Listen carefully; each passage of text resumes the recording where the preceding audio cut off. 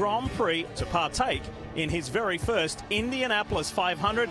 It's a really important opportunity for us. IndyCar racing is growing in its fan base, and Fernando's entrance into the picture for this year really gives us another big opportunity. The world was interested in the Indianapolis 500-mile race from its first day, and Fernando's presence will make it even bigger this year.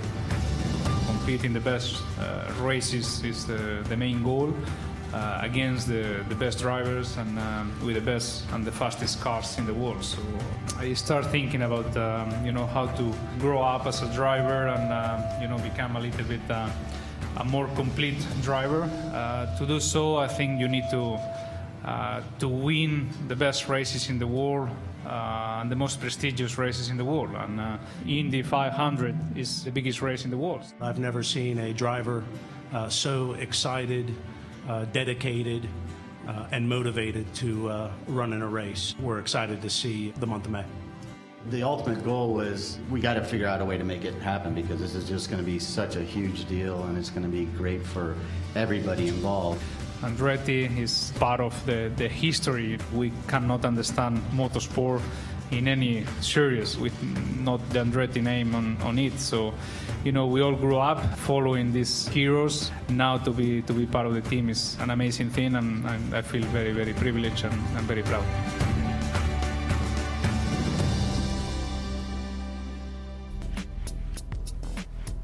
He's won the Formula One World Championship 2 times. Only 5 other drivers have won more Grand Prix than Fernando Alonso. 32 in his career, but now he's a rookie at the world's greatest race course. Looking live at Fernando Alonso getting set to make his debut, sitting in the McLaren Honda Andretti. And we are here to bring it to you. Thank you so much for joining us from the Indianapolis Motor Speedway.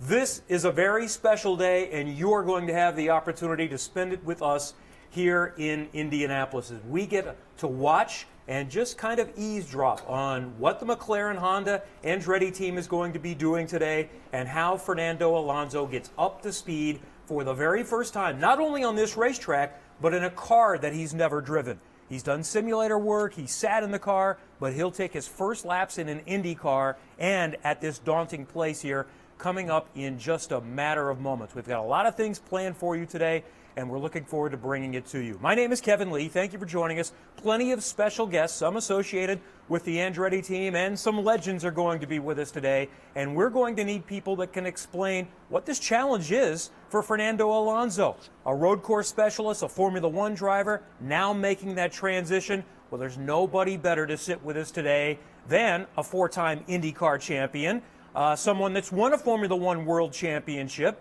and done everything there is to do in motorsport, including winning this great race. And the 1969 500-mile race is on. It's Mario Andretti in the bright red number 2. AJ Foyt in second. Bobby Unser third. And here's the checkered flag. Mario Andretti, winner of the 1969 500-mile race.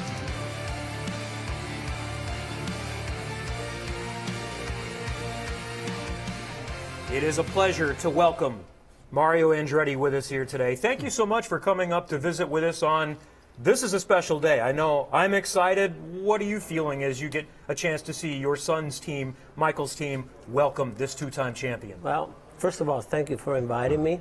I'm going to be seeing things from a different perspective.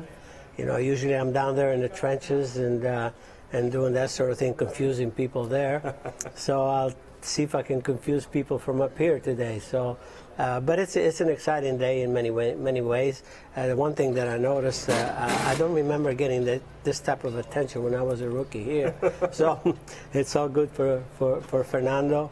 I just hope he doesn't come up with too much of an information overload. What's going on, but again, everything is well prepared. As you can see, Marco's in the car. Is going to do some shakedown for him to make sure that the car obviously is feeling good. For Fernando, the first impression is going to be very important, and obviously the car is going to have plenty of downforce, and so you should be able to go out and feel comfortable pretty quickly. And then, based on what he learned on a simulator. He's going to start obviously looking for the line and see what feels the best, entering the corners and the exit and all that sort of thing. And then he's going to have some questions, you know. And but at first it's best for him to just go and do his own thing and formulate, you know, what he sees and start giving some feedback. But you know, it's a beautiful day today, by the way, and the wind is, you know, is not a factor, which can be a big factor. So we're very lucky about that, and so it should be really a very productive day, the way I see it. We were a little bit concerned about the weather. It's a little cool this morning. That's why we're about 30 minutes behind. As you mentioned, Marco is in the car, so he's going to shake it down first and make sure that it is to a driver's liking and tell Fernando what to expect. And then I suspect we'll see Fernando Alonso in the car within about 30 minutes because Marco's only scheduled to do about 10 laps or so. So much more coming up with the legendary Mario Andretti. We need a man down on the ground, though. We'll bounce him around throughout the day, and we need someone with perspective who was here in the 60s during the Formula One invasion. Nearly 50 years of motorsports experience. He's still a young man at heart. It's our friend Robin Miller. Hello, Robin. Yeah, Kevin, I feel pretty old, and but Mario makes me feel young, too, so that's cool. As you can see, Fernando standing behind us here getting ready to go. This is the most anticipated ROP program since Nigel Mansell back in 1993, and I got calls today from old McLaren and Lotus mechanics in England saying, do we really get to watch Alonso run his rookie test? I mean, this is an international story. Mark Miles, the president of IndyCar, has already said he was just at a press conference in Spain. It's unbelievable. And I think the thing that's interesting is that so many people are fired up that the most popular driver in Formula One has taken on this challenge. And I think that's what's so cool about the 60s when you think about Clark and Hill and Stewart and Rent and Brabham. They came here to take on the challenge of Indy and also to make some money because they didn't make much in Formula One back then. But that helped elevate this race to the stature it is today. And that's what's so cool about it, is that the best drivers in the world competed in the mid-60s. And Alonso is one of the best drivers in the world, and he's going to be competing this year. And I think what's really cool is that Marco's going to take the car out, shake it down. And I asked him, is it tough to shake it down? He goes, no, you don't want to put too much push in it. And don't want to make it loose for sure. But he goes, the guy will be just fine. He's going to be comfortable. It won't be tough to run 210, 215 miles an hour. And he says, I think by the end of the day, he'll be smiling because he goes, I'm going to put the good setup on for him. So as we go on today, he's got 3 phases to take. We're going to cover them all. We're a little bit later because the temperatures, as Kevin mentioned, but right now it's 100 degrees. When you took the track temperature and the air temperature, it's 100 degrees. So it's going to work here. All right, thank you, Robin. And don't stray far. We're going to make this very informal throughout the day today. It's a television broadcast, but it's not going to be your typical television broadcast. So, Robin, chime in as often as you want. We're going to continue to include you in the conversation, and feel free to interrupt us when you have someone down there that wants to talk with us. And Mario, this is exciting to see this process going through, and you did it the other way around. You came up through the USAC program, you became proficient on ovals, and then you adjusted to European-style road racing. What is the challenge for him going the other way around, first time on an oval? Well, obviously, I think for one thing, it's a lot easier to come from road racing and adapt to an oval than vice versa. Mm-hmm. So, and you know, I don't know whether I can really parallel what I experienced, because the first time I came here, I never ran, you know, anything bigger than a mile track. So it was just, everything was thrown at me at once too. And but it's just a matter of having the good frame of mind and being lucky enough to have a car that's working. So a race driver has a certain feel. When Fernando gets in that car after Marco shook it down, he'll have his own feel, you know. If the car feels right, he'll go, no question. When I came, I never sat in a rear engine car before. And I arrived there and I figured everybody's telling me, oh God, you're going to do this, the usual information overload, you know. And and then you go out there and all of a sudden figure, oh, this is what it is. And I was lucky that the car Clint Bronner and Jim McGee gave me, you know, was already in the ballpark, the setup. And I figured, you know what, this is going to be okay. You know, so I was lucky about that.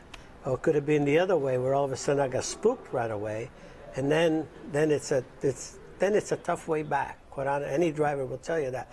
So the preparation at the beginning is so important, and And I think Fernando is getting all the right attention that and the preparation that I think anyone could ever hope for. And you mentioned getting spooked, and there have been great drivers that have come here before and said, you know what, this is not for me.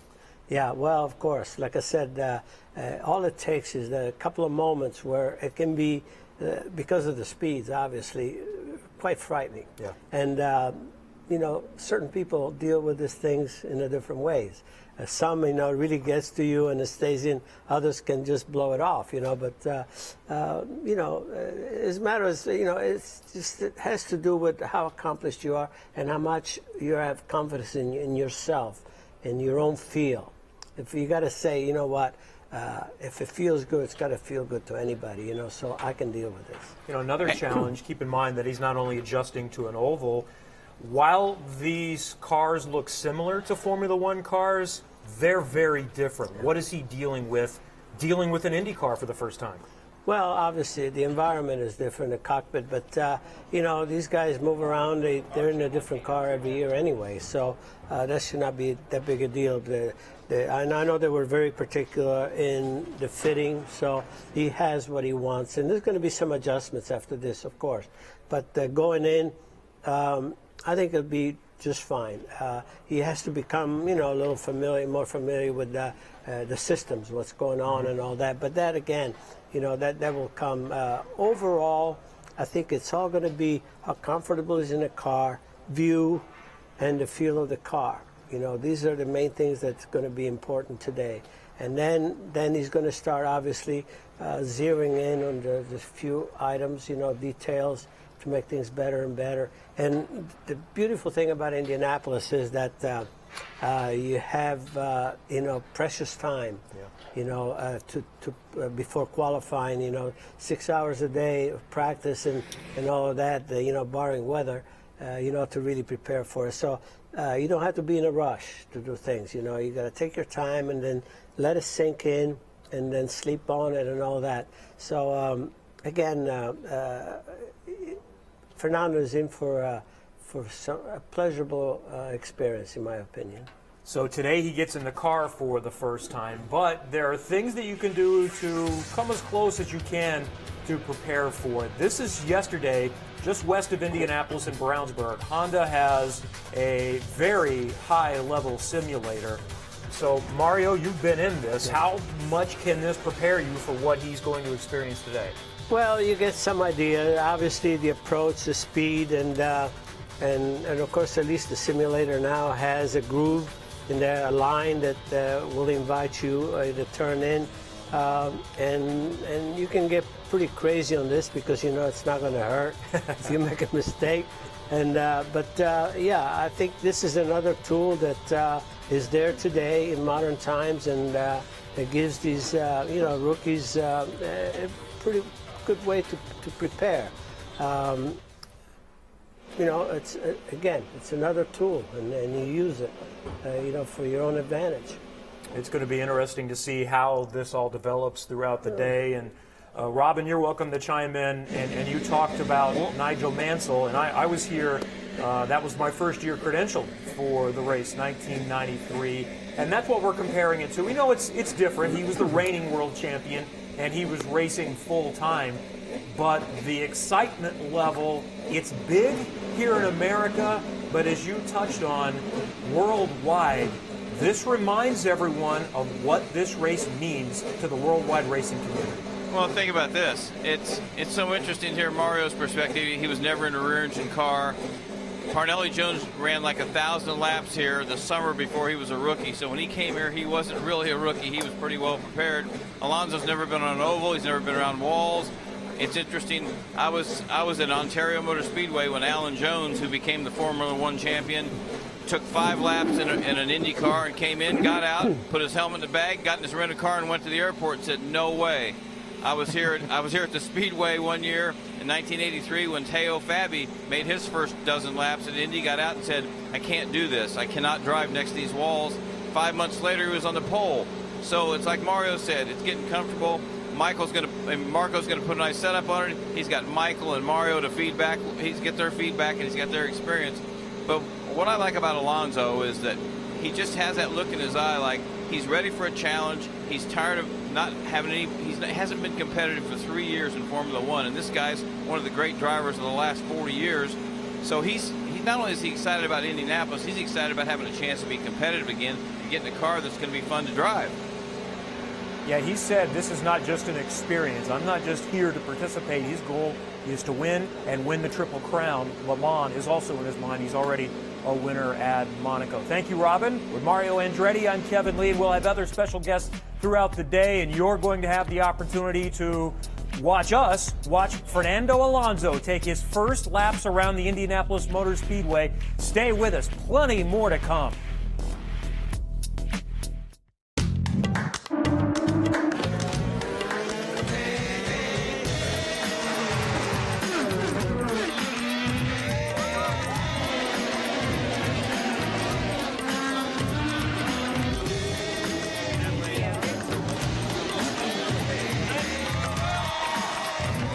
At the IndyCar Grand Prix, you've never felt closer. Saturday, May 13th. Tickets start at $30. Get your tickets at IMS.com. Firestone presents Legends Day, featuring Grammy-winning artist Keith Urban, live in concert.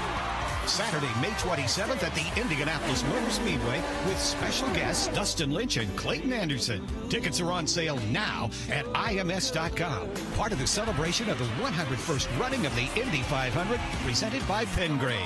Don't miss the greatest music in racing. Keith Urban, live May 27th, the day before the Indy 500.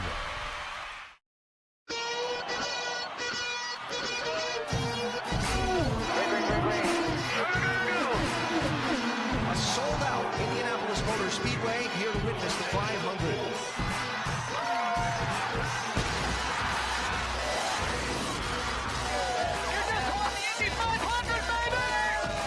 What makes it the greatest for you? The Indianapolis 500, presented by Pengrade. The greatest spectacle in racing. Seats still available. Get yours at IMS.com.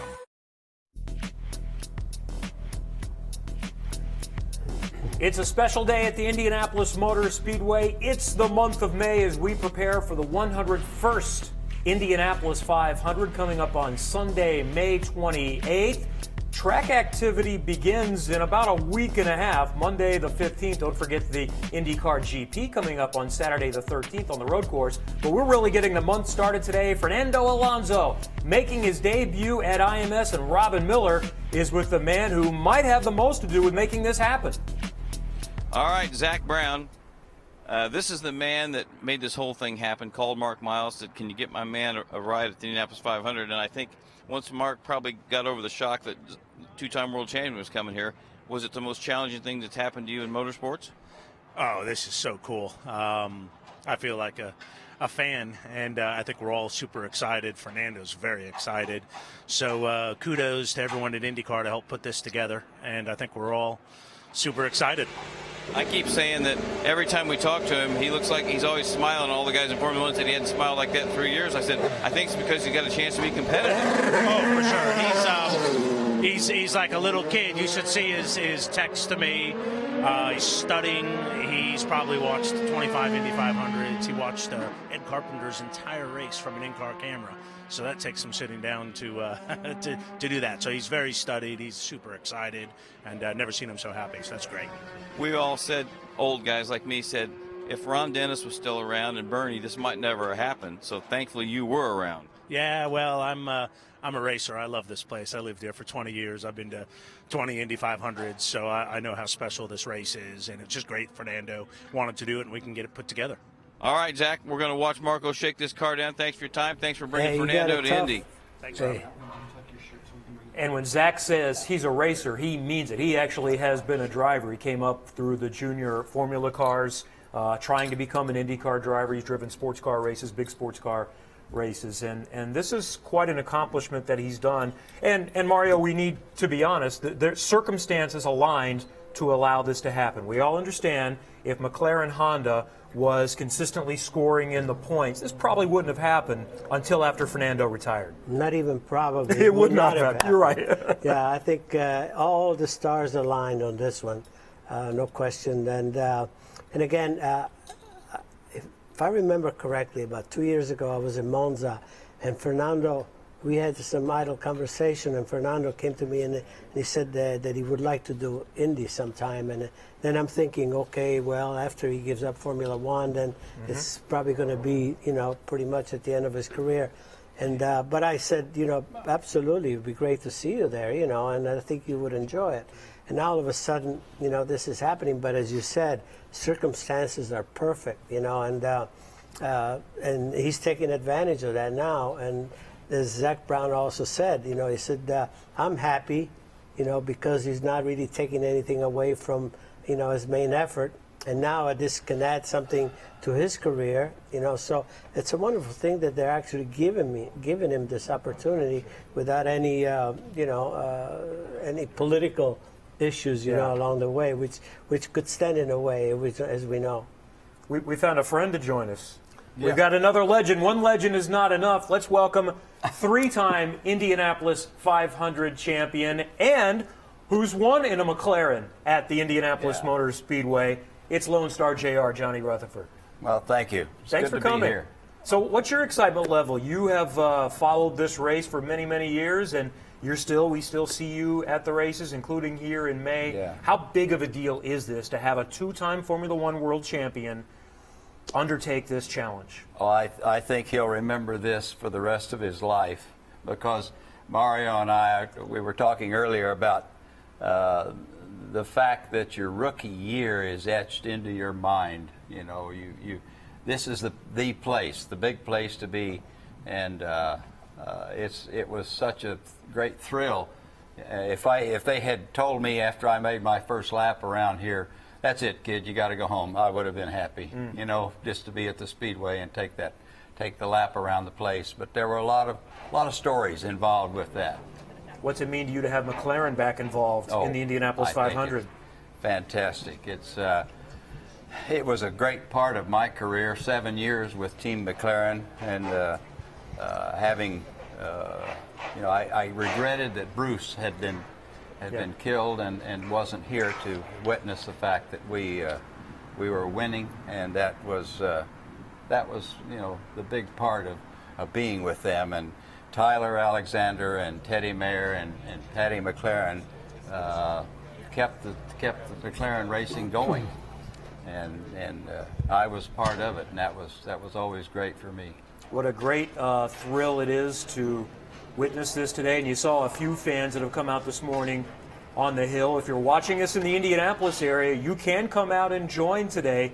The south end of the track near the museum is always open for testing. You can sit on the hills in the Turn 2 area in the infield. There's a little grandstand over there that's available as well, park at the museum lot. So it's free to come and join in today and get to experience the early stages of Fernando Alonso's career in an IndyCar at the Indianapolis 500. And we've gotten a look at that car. We haven't commented on that. That McLaren orange is really special to look at. Look at this. JR's got it. JR saved this. Yes. So many years, He's got the orange shirt going for us. Coincidence or not? Coincidence or not? Were you planning this? I found this shirt. There you go. I thought this would work fine. But it's great to see the car. It's a little bit faded, but other than that, it looks pretty good. Well, you'd notice that, wouldn't you? But to see the car in McLaren orange, they call it, what are they calling it now, papaya orange? I think I've heard that. Something like that. No, it's McLaren orange. Exactly. It'll always be McLaren orange, and it's it's good to see that back on the racetrack at Indy. So we would welcome your questions too for any of the esteemed panel, Robin, or for JR, for Mario. Just hashtag Alonso Runs Indy, and you can participate via social media here today, whether it be Twitter or Facebook, and we'll have some of our best people working on that to submit the questions to us, and we'll do that throughout the day. We've seen Marco Andretti. Let's kind of explain. There's Michael and there's Fernando. Marco is just simply shaking down the car, and we'll get a replay of what he's doing in a moment and preparing it for Fernando. Now here's what's going to happen today. He's actually getting the opportunity to get rookie orientation out of the way today. And then when we come back on the 15th, if this is all fully finished, he'll be able to run up to full speed. JR, you have overseen this program for many, many years, and you're one of those involved.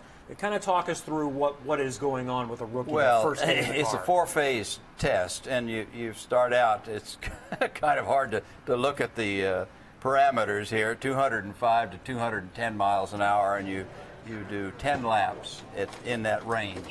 You can't be under or over, so it's a car control practice is what it is, and you step up. And usually we'd let them put enough fuel in the car to do the first one and then just kick right off into the second phase, then stop and think about it a little bit, and then go on to do the third phase, or the last one, which is whatever she'll do. And it's always interesting to see how far they progress. Mario, I've had drivers tell me that 205, 210, 210, 15 is difficult. It's difficult to hold it down. That may not apply, though. Will that apply for someone that's never been on an oval?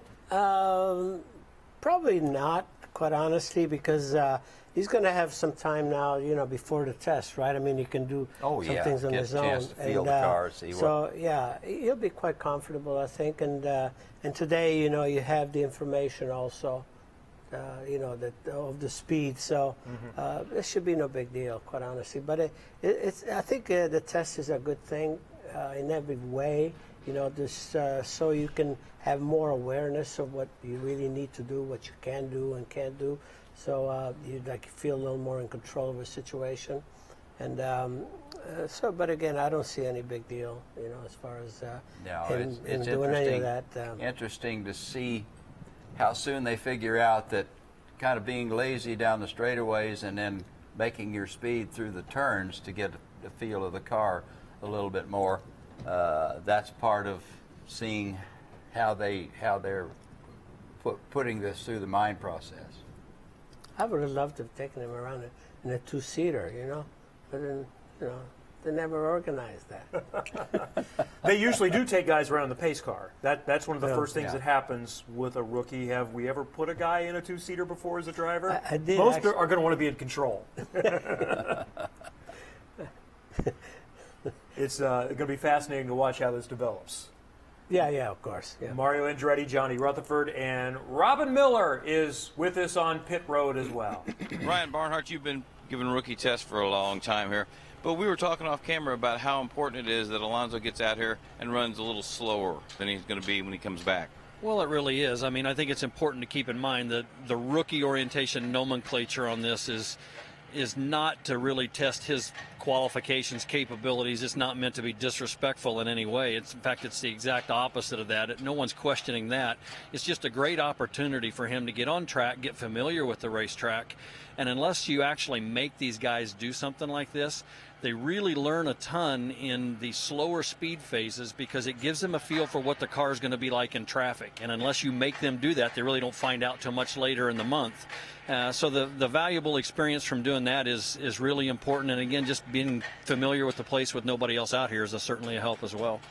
The other thing is he's probably never been to no warm-up lanes and no walls. So there's a whole new learning experience for him. Yeah, absolutely. And we talk about that stuff a lot in the meetings, and the people that haven't been around the place, there's no place to hide at this racetrack, and the speeds are obviously incredible. And you'll leave pit lane, go hard through the south end, and if you don't go hard enough down the backstretch, you'll find yourself making a decision at the end of that backstretch. Do I get down on the warm-up lane again, or if I stay on the racetrack? And you may think, well, I'm running 180. You got to think that guy coming up on you is running 230, and with a one-groove racetrack in the corners, there's nowhere to go. So that's just the kind of stuff you focus on them and tell them, that's what you got to keep in mind all month long. Now, obviously, in the race, everybody's going as hard as they can all the time, and it's really not an issue there. But in the month of practice, if you're not paying attention, you can hang somebody out pretty easy up there. There was Mario and JR know this guy. Maston Gregory ran here one year, and after the drivers' meeting, he asked Carlin Fingler, who was the chief steward, and you just said the pits were part of the racetrack, and Fingler said, of course they are. And then Fingler got to thinking, why did he ask me that? So he went back, and Maston Gregory was going to start the race going through the pits and try and pass as many cars as he could. So you've probably had some pretty funny questions during the years, but I'm not sure anybody's ever wanted to go through the pits starting a race, and I'm sure Alonso won't either. Well, but it was funny there when Marco just went out for his install lap and you guys watched him leave. He left pretty hard, and I just standing out the wall with Rob Edwards, and he came around and Rob and I were talking. I said, I guarantee you he had a feeling of turning right and going straight up on the track in turn one. So when he came back in, I asked him, I said, don't lie to me. You thought about going right up in turn one? He smiled. He said, yeah, I did. So, might be a way to do that. But there's a lot of times starting around here, coming through the pits might be the safer way of doing it. You think, have you got to talk to Fernando much at all yet, Brian?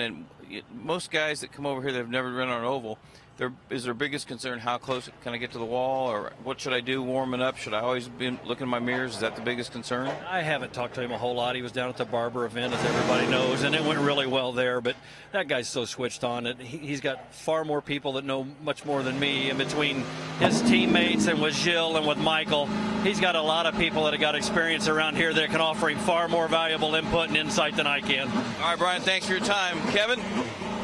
All right, thank you, Robin. Good stuff. Keep seeing what you can find then there and offering your observations. And you're welcome to chime in with questions for our panel as well, Johnny Rutherford, Mario Andretti, and questions from our viewing audience around the world. We welcome all of you watching in the late afternoon in Europe or wherever you might be. It's just after 10 o'clock, about 10 o'clock local time in Indianapolis this morning. And via social media, you can send us questions via Alonso Runs Indy. That's the hashtag, via Twitter or Facebook.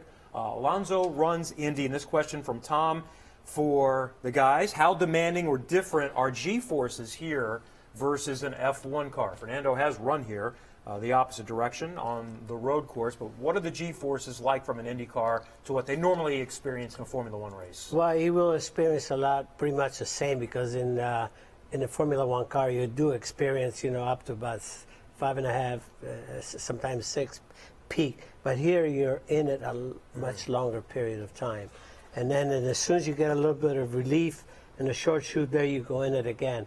So it's, obviously you're in that element for a lot longer period. In Formula One, usually the corners are very quick. Very seldom you have really long corners. But again, the G-force are not going to be an issue with him at all. I don't see that an issue whatsoever. Again, I think it's as soon as you'll do about 10 laps or so, you'll start being in his own element. Because right now he probably has his head full of instructions and information that everybody's trying to give him, which I would say, get away, And so after about 10 laps or so, he'll start formulating his own thing, Leave me alone. Let me ask the questions now, type of thing. We can hear Marco Andretti on track right now, shaking down the number 29 McLaren Honda Andretti. Johnny, you have worked with many drivers over the years that have come over with a road racing background, getting used to ovals. What do you try to tell them? What's their biggest challenge getting started? Well, you try to keep it to a minimum. Like Mario says, you can tell them enough stuff that they really get confused. And so it's for them to learn. They're race drivers, and they go out there and experience it themselves. But the big thing between actual road racers and oval racers is the fact that road racers like to have understeer. They like to feel the front end and push a little bit, and that's not good around here. You want it to be as neutral as you can stand it, so you don't put drag on the car and slow it down. And that's the part they have to work on, I think, is getting used to not having a little understeer to be able to feel the thing. Loose is fast, as loose as you can That's it. take it. Yep. Well, I have another, I think, very valuable, I think, if anything, suggestion to any road racer here is because the high speed obviously magnifies the movements. And there's going to be a time when you're going to be on edge with the car. And in road racing, you have a tendency to to really correct. Here, you don't do that. Yeah. And we have seen that in the past. Unfortunately, an overcorrection here could be lethal. Yeah. So that's the one thing that you would say to them: don't try to save the car too much. Yes. Because you try to save it too much, the car would grab a bite somewhere else, and you'll head on into the wall. So that's really the one thing that I would really instill in a road racer, specifically one that's where the specialty is just that. Other than that, I'm not sure I agree totally with Johnny as far as the understeer, because in road racing, especially Formula, the pointing in is really what you want. You don't want any understeer on these today's road race cars. Here you need some understeer to have the feel of things. A slight understeer is really what you're trying to obtain, because the worst thing is to be, and actually in my opinion, to have the car with a slight understeer, you're faster than when the car starts being a little looser, because the car binds more today when it's looser than when it's got a slight understeer. So he and I better talk about this. We're different. Yeah. No, loose is good. Okay, well, we'll work that out. And obviously, there are two different ways to get it done, because both these gentlemen have had a lot of success. And Fernando Alonso is trying to join them as a winner at the Indianapolis 500. For the friends and family that we have coming out to the Indianapolis Motor Speedway for the Grand Prix, it's a different vibe. Very welcoming for families. You can sit anywhere you want, on the grass verges. It's very action-packed too, especially through the infield and going into, the hairpin in the middle of the track, which is exciting for kids to see. For me, it's action-packed, great racing, and very, very family-friendly.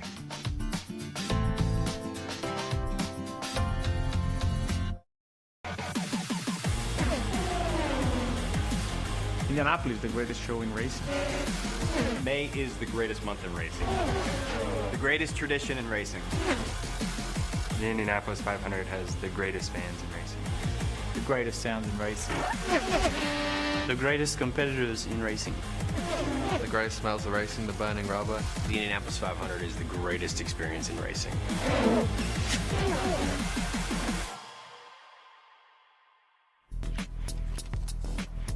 The month of May is here, and we're already preparing for the 101st Indianapolis 500. A special day today for a two-time Formula One driving world champion. Fernando Alonso is about to get in the car in the next 15 minutes to 30 minutes for the first time and prepare for his maiden voyage on an oval in an IndyCar. I'm Kevin Lee.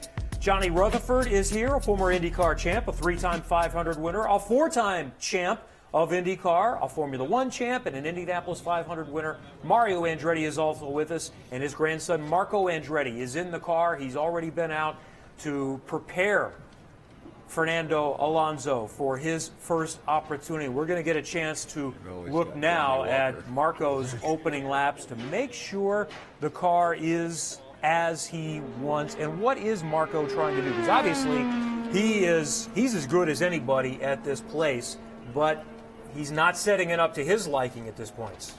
Well, actually, in some ways he is, because he doesn't know what Fernando will like. But quite honestly, a good feel of a race car is a good feel for any driver, trust me. As far as the refinements, they will come later. But Marco wants to make sure that, as we said earlier, that Fernando goes out there, that he doesn't spook himself. Yeah. That the car is something that he gets enough feedback, and and that's it. That's all you can do.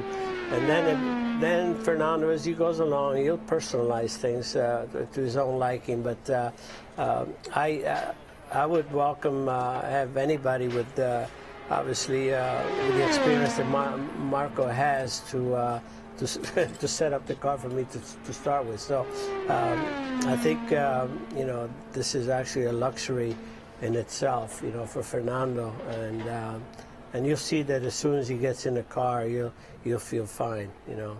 Marco will not hand it over to him unless he felt, as I said, that the car it's good to start with.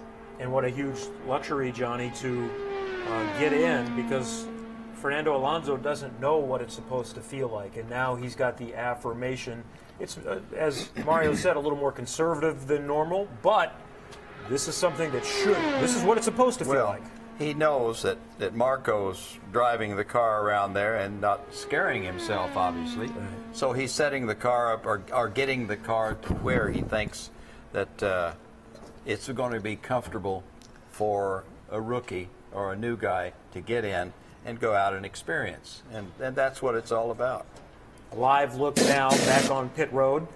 Marco Andretti has done some shakedown laps, and he's going to do at least one more stint. The plan was just a couple of short stints, make sure everything is okay, but it's just a guideline. There's no set number of laps that he can run. So if they feel like he needs a little bit more time to make sure the car is as it should be for Fernando, then he'll take more time. And Marco Andretti is obviously someone that's going to be advising and helping Fernando Alonso, and his other teammates also involved. We think Alexander Rossi is going to be around today. Gil de Ferran is also a former Indianapolis 500 winner, working along with him as well. In fact, Robin Miller has found Gil.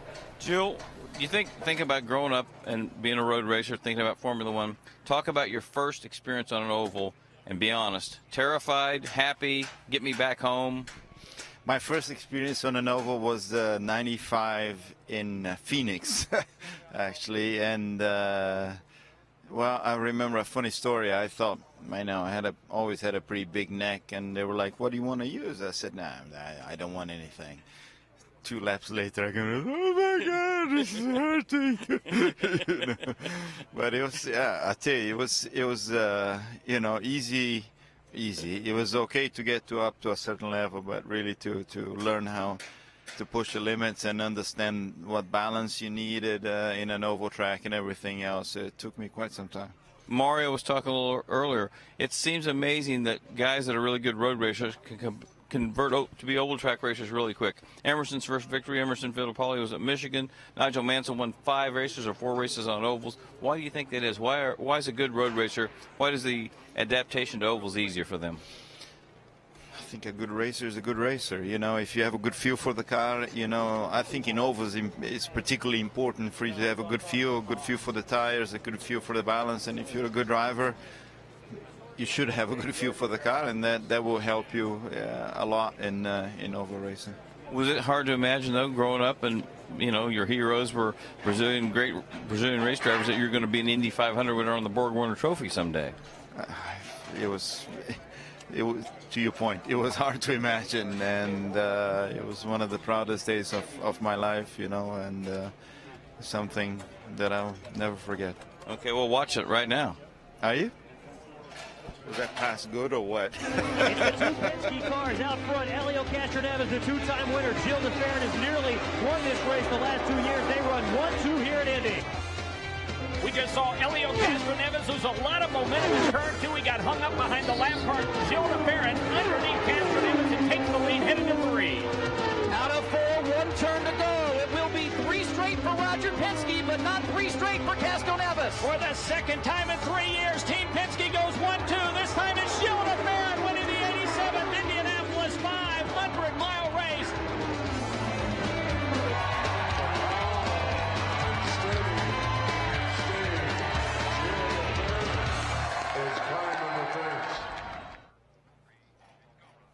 Gil showing off his hardware here. I was going to bid on that on eBay, your Indy ring. Did it change your life winning the Indy 500? In a way, I think it did, you know, and in other ways, it didn't. It certainly, I guess, you know, you can feel how people that love the sport globally actually look at you in a different way, and that's nice, I guess. Okay, you're helping Fernando this month. Just talk about his personality and how you think he might adapt to this, and he just seems so enthusiastic about this whole project. Well, I think for me it's clear to see that his success in motorsports so far doesn't come only from talent. you know, even his early days in the project, but he's applying himself a tremendous amount, you know, paying a lot of attention, asking a lot of questions. He's very intense about everything, and his work ethic is pretty impressive, you know, and he's got intelligence to go with that too. So it's clear to me that he's a very intense man, and that one is taking the project very seriously and wants to do well. Plus, it also looks to me he knows he's got a chance to be competitive where he hasn't been the last 3 years in F1. I think every racing driver wants to be competitive, you know, and And to your point, I think both Honda and Andretti did very well here last year. I mean, I think it's fair to say they pretty much dominated the race. And, you know, you can never say that will happen again, but I think certainly my expectation is they'll have a competitive package from a team and a manufacturer standpoint. All right, thanks for your time, Joe. Kevin, back to you. All right, thank you, Robin. Fernando Alonso continues to watch. We saw Rob Edwards, one of the team managers from the engineering department there, down on pit road. It's all hands on deck for Andretti. And 6 cars, some people have wondered about that situation. But as we were talking about before we started, they were planning for 6 cars, whether Fernando Alonso did this or not. So the infrastructure was already in place. Yeah, for sure. I mean, Michael has had this experience, you know, running 6 cars before. He runs 4 cars throughout the season. So the infrastructure, as you said, is there for sure. So there's no real extra pressure, you know, to try to just get that extra car in there. And again, so that's not a factor in the sense of having enough people around, engineering-wise and otherwise. Again, they're as well geared as anybody. The thing that I'm noticing here, you know, we're very anxious, obviously, to see Fernando in the car, and in racing, nothing ever happens the way you expect. This is what a test day is like. Yeah, right. You know, it's there, and you have, okay, you start out the day, okay, we got this, and planned. It never goes as planned. You know, so today is no different. As you can see, Marco is not totally happy the way he was showing. I think there's maybe a little bit too much understeer in the car. You know, so he's trying to get that adjusted before he hands it over. But, you know, that's the way it should be. You know, you just, you don't do things just because you have a schedule, you know, to meet. You got to do it just, you know, to do it right. And fortunately, they have the whole day. The weather looks good. Looks like the weather's cooperating. So that's a plus. And again, probably another run, and then he'll probably hand it over. That's what we're all waiting for, as you can see. But we have to be patient. Are you patient? Yeah. Yeah, you got to be patient. Yeah, we have to be patient. All right, there's a lot of hurry up and waiting. Yeah. No, I'm JR's ready. Yeah, I'm set on, ready, rocking on, go. Let's get on. Let's get on with it. Fernando's ready as well. He's been planning for this for a few weeks. Most drivers that get to race here are thinking about it for years and years. And he admitted he's been thinking about it for years, but it really got into motion thanks in large part to Zack Brown and conversation that he's had with Fernando throughout the winter. Looks like Zack is praying there or something. No, he's checking Twitter. Oh, he's checking Twitter. He's checking Twitter. Okay. And you can reach us via Twitter with the hashtag AlonsoRunsIndy. Send in your questions via Twitter or Facebook. And here's a question from Alex in the Netherlands. After Marco runs, will Alonso change much in the car? How much do they need to adjust from one driver to the next? Well, Alonso will change whatever Alonso wants. And he's not going to be at the point, you know, at the beginning. But because I don't think anything's going to be that drastic, quite honestly. So I think he'll do a few runs and get familiar, come in, and then maybe discuss things. And then, you know, as soon as he gets the lay of the land, then he'll start making some changes. But for him to change immediately, you know, would not be the way to go. From Leo in Pennsylvania, what is something a rookie at Indy should not do in his first few laps, Johnny? Well, go out there and try to set the world on fire. You know, you want to go out there and learn, and you want to sneak up on it. If you go out there and try to do it all at once, you get in trouble. And these are not Alonso's first laps at Indianapolis, first time on the oval, but he's been here before when Formula One raced here with the United States Grand Prix. This is the last time a decade ago. And this was also with McLaren Mercedes at the time. And he finished on the podium that day. And for those that are American viewers, that the European community obviously knows of his credentials, but you know, we throw out the two-time world champion, but this one really sticks when we look at 32 wins. Here's the list of Formula One drivers that have won more than Fernando Alonso. Ayrton Senna, who has just slightly more wins. Then Sebastian Vettel, Alain Prost, and Lewis Hamilton. That's it. That's the list. 6 on the all-time win list. He's won more than Nigel Mansell, Jackie Stewart, and so many other legends. This guy's as good as it gets. He's definitely part of the elite group, no question about it. And again, he's so well liked also, which that's important too. You know, he's definitely a fan favorite. So because of that, he's going to have you know, the whole world following him, and that's a good thing. A driver of that caliber will love that kind of pressure, quite honestly, because in this business, if you can't deal with pressure, you don't belong.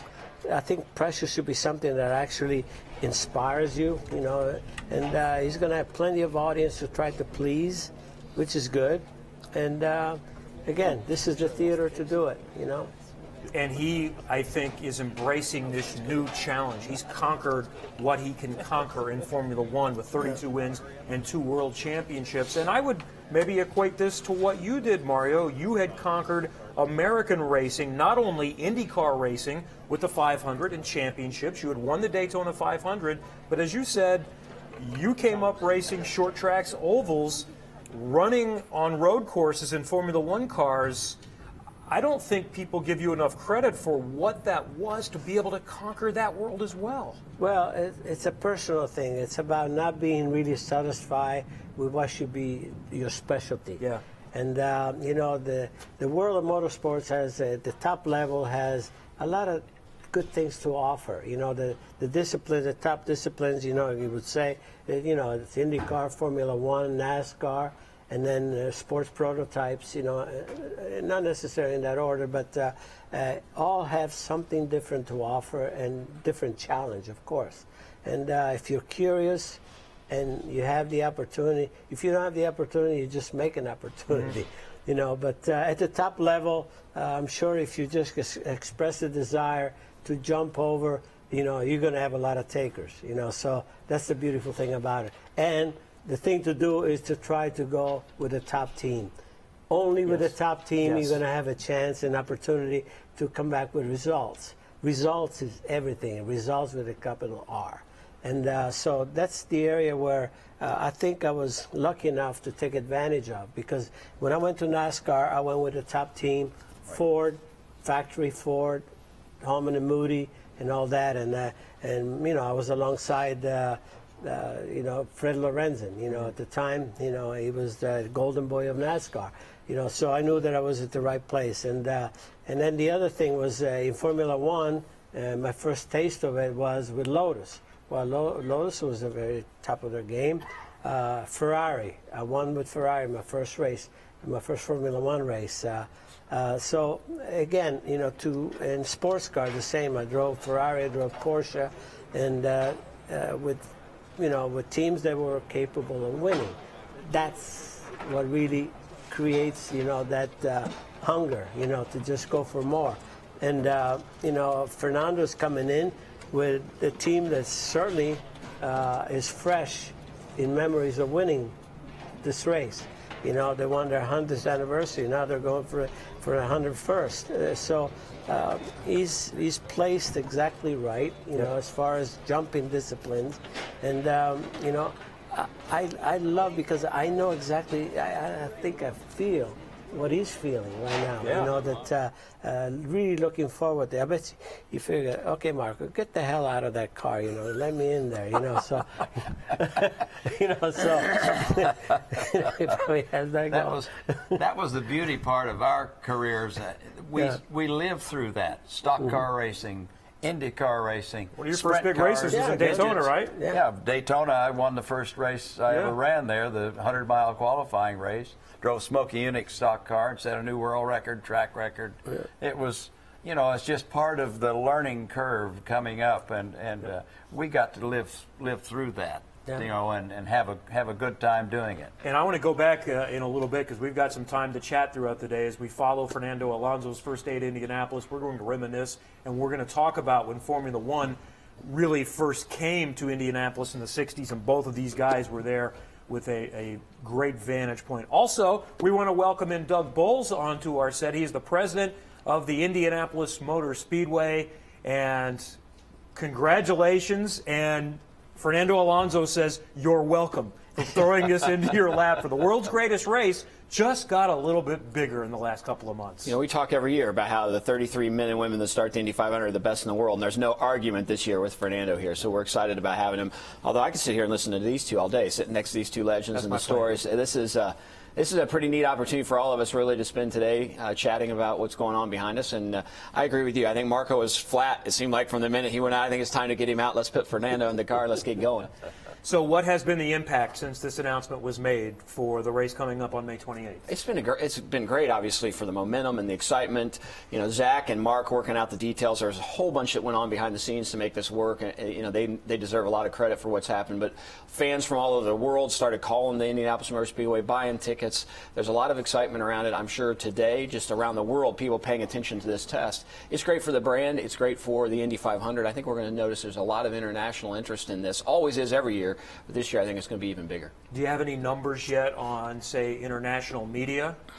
International media is going to be a lot bigger. And so in terms of ticket numbers, we already were trending much higher than we'd ever been in the last 20 years, with the exception of last year, which was exciting.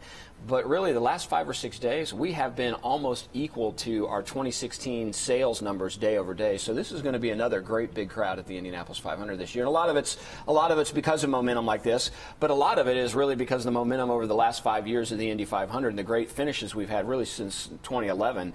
They've been amazing every year. Last year was no exception with one of those surprise winners. And really, last year is what the Indy 500 is about. It's about teamwork. Yeah. So it didn't just take the driver; it took the entire team to make it work, and that's what makes this place so special. Well, we're into the month of May, and it won't be long before we'll have all of the cars on track. And a reminder, especially for those watching us worldwide, there is another race at this fantastic venue coming up in a week and a half. It's the IndyCar Grand Prix on the road course. The Verizon IndyCar Series will be racing late Saturday afternoon. I think a 350-ish green flag for the IndyCar Grand Prix. So IndyCar is on track with the entire Mazda Road to Indy.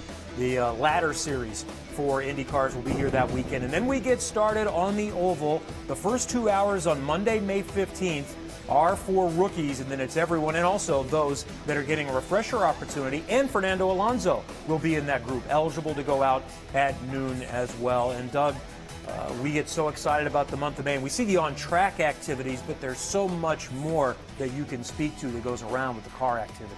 Yeah, absolutely. The neat thing about the Indy 500 is an event. It's not just the racing, and the whole month really becomes that. So when you kick things off with the IndyCar Grand Prix, there's all kinds of activity. We're going to camp in the infield for the first time ever at the Speedway around the IndyCar Grand Prix. So we've got about 200 folks, or 200 campsites that are going to be taking place here. That's going to be new for us this year. We've got a new spectator mountain for folks. We've done some track improvements. The race is going from 82 to 85 laps, so we're giving people more opportunity just to kick things off. And then obviously, as you lead into the month of May, just the excitement around practice qualifying, and then race weekend. When we moved Carb Day several years ago from Thursday to Friday, it's an entire weekend of celebration. So you get that last practice, you get the Freedom 100, you've got the music with Carb Day with the Steve Miller Band this year, and then Saturday we go into Legends Day. We get to honor folks like Mario and Johnny and the current field that's going to start, and then we end it with a Keith Urban concert, and then we roll right into Sunday in the 101st running. It's a packed month, but it's more than just on track. It's certainly an event in and of itself. Oh, we can't wait, and it means so much to this community, and it's not just a community event, it is clearly a worldwide event. Well, we referenced the Formula One invasion of the 1960s. There is some history with a Formula One world champion coming and conquering this place. Jim Clark, driving a Lotus in the 500, dominated the 1965 race and A.J. Foyt by leading 190 of 200 laps. On lap 114, Foyt retired with gearbox problems, which allowed Clark to pull away and dominate the event. When he crossed the finish line, he was 2 minutes ahead of second-place Parnelli Jones and scored the first win for a rear-engine car in the 500. I get so impatient. We're excited. Mario's excited because we have activity. Marco is back on track in the number 29 McLaren Honda Andretti. That's what we like. So we want to see affirmation. We want to see a few laps, come in and say, that's it, boys. That's it, We're boys. ready. Okay, Fernando, now you're on. Now, for someone like Marco, who is one of the favorites to win this race, what can he get out of this that can help him when he comes back in a couple of weeks? And are the other drivers probably not real pleased that Marco's getting this extra opportunity? Yeah, you're right. I think, I'll tell you what, every time you're in that race car, you're learning something. I mean, I'm in a two-seater, I'm still learning, you know? So it's amazing, really, how complex our business is and the changing situations. And every single lap is valuable. And, yeah, Marco, he's welcoming this opportunity, I'll guarantee you. And some of the other drivers are not too happy now. Well, yes, you get a chance to get out there. You know, it takes you a couple of days to blunt your nerve endings so you can stand going flat out into turn one and all of the corners around here. So the speed is something you have to sneak back up to, and then once you get it, you're on. You know, it's good. It's good for Marco to have the time. Did either one of you do something like this for someone over the years? Who's the biggest name that was trying to get this place figured out? Never had that opportunity, no. And I don't think I would have even done it. Because you don't want to help the competition. I let them worry about it themselves, you know. I said, nobody did it for me. You didn't help Michael? No, he did it on his own. But this goes back to your philosophy, right? Yeah, I mean, but the other thing is too, I mean, okay, this is good. It's good for, you know, for Alonso, of course, for, you know, Fernando. But would he still be okay? I think he still would be okay. This is a bonus. It's a bonus that he's having, and it's a bonus for all the rookies. The rookies have a bonus now. They have rookie orientation and everything. There's plenty of time. Really, as I said, this is the only place where you can really properly prepare for. You know, he would have a tougher time going anywhere, any other oval during the season, you know, because you got 2 days or something. You might have another day of testing, but here you can go day after day after day, and also acclimate yourself to different temperature, different track condition. I'll tell you what, this track can be very fickle, let me tell you. And I mean, from day to day, from morning to evening, you know, it can change. Then there's a wind factor. The wind factor here is huge. The wind can actually intimidate you. It has intimidated, you know, some of the best. So you got to learn that aspect. Learn how to look at the wind socks going into turn 3, going into turn 1, because you have to change your line. And if you don't do that, you know, you're going to have to surprise yourself. Then there's a good wind, there's a not so good wind, and there's a bad wind. You got 2 different winds here. You know, for me, the good wind was straight going tailwind into turn 3. The not so good wind was, the bad wind for me was tailwind into turn 1. The not so good wind was the crosswind. Stay that way. That's a big time there is that he's coming out. I think he's satisfied that we have what we wanted. Yeah. So that means we, shaking his head affirmatively, we're going to see Fernando Alonso in the car. It's probably 15, 30 minutes before he can get out. It's going to take a little while to get him set up. I have tested here on any given day, but I remember one day that I went out 6 different times in the same race car, McLaren, and it was different each time that I went out. That's how this place can change, and you have to learn how to handle that. But not only that, you're right, you're totally right, but the other thing is that, as you say, okay, the race car probably felt really good in the morning, or sometime during the day it felt good. And then because the condition it changed.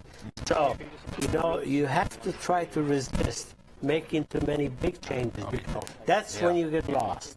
Sometimes you're chasing that particular condition at the moment, and all of a sudden, you know, you come back an hour, 2 hours later, oh no, you know, then you get lost. Yeah. You know, so okay, today you have that you can go back to, but you know what? you have to really resist that. We all know that sometimes you can just drive yourself right into the the oblivion.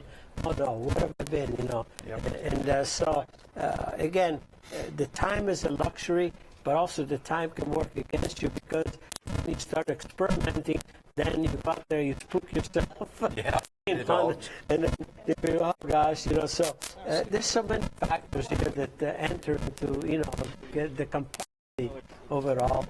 So one of the advantages I think we have, you talked about, is the fact that we get to run for a long period of time, so he doesn't have to rush into it. But is that also difficult? Because 9 days of on track before you get to race day can feel like 9 years when you're a race car driver, especially when you're used to 3-day weekends. So I would think mentally there's a part of it that's tough to know that, hey, today's just a practice day. Oh my gosh, we're open. It's 6 hours of on track practice for all these days. You learn how to regulate that. So is it going to be for him? Having never done it, use it when you need it. Right. You don't go out every day.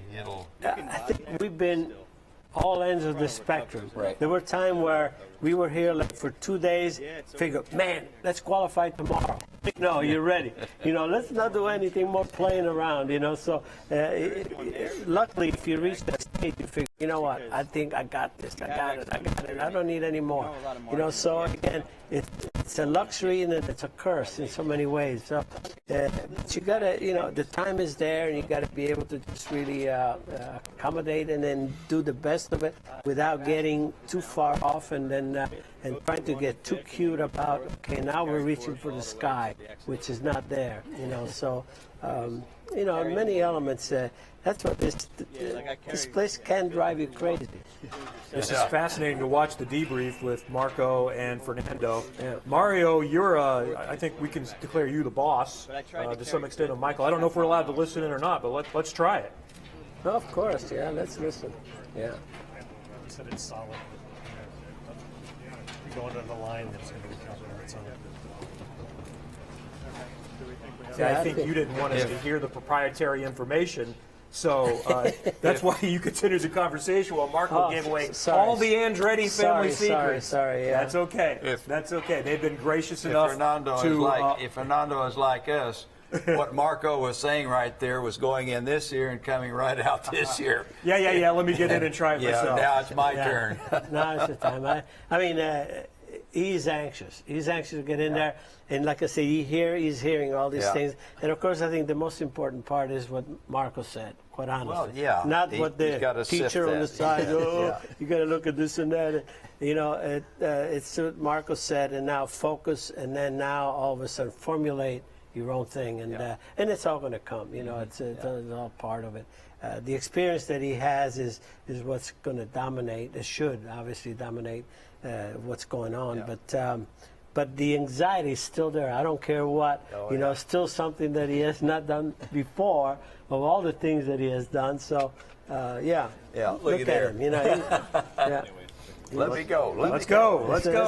It's time. Mario Andretti is here. Johnny Rutherford, Doug Bowles, the president of the Indianapolis Motor Speedway. As big of a fan as we are of this place, thank you, Doug. Enjoy the month. Stay with us. We've got plenty more to come from the Indianapolis Motor Speedway. Fernando Alonso's debut at Indy.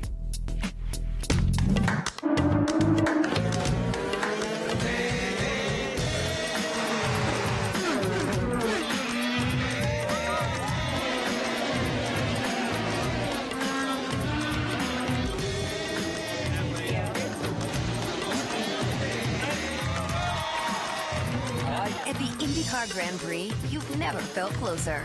Saturday, May 13th. Tickets start at $30. Get your tickets at IMS.com.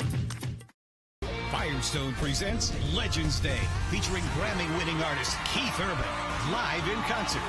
Saturday, May 27th at the Indianapolis Motor Speedway with special guests Dustin Lynch and Clayton Anderson. Tickets are on sale now at IMS.com. Part of the celebration of the 101st running of the Indy 500 presented by Pengrade. Don't miss the greatest music in racing. Keith Urban, live May 27th, the day before the Indy 500.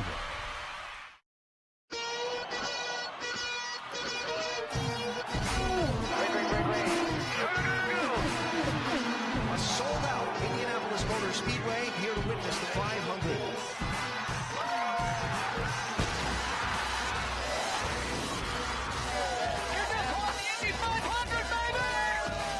What makes it the greatest for you? The Indianapolis 500, presented by Pengrade. The greatest spectacle in racing. Seats still available. Get yours at IMS.com. It's been a long time.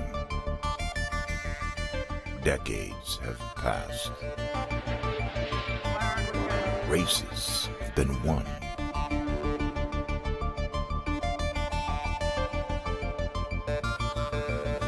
But the challenge looms. Two worlds apart, but united in speed. The time has come. We must answer the call. The only question is, what's next?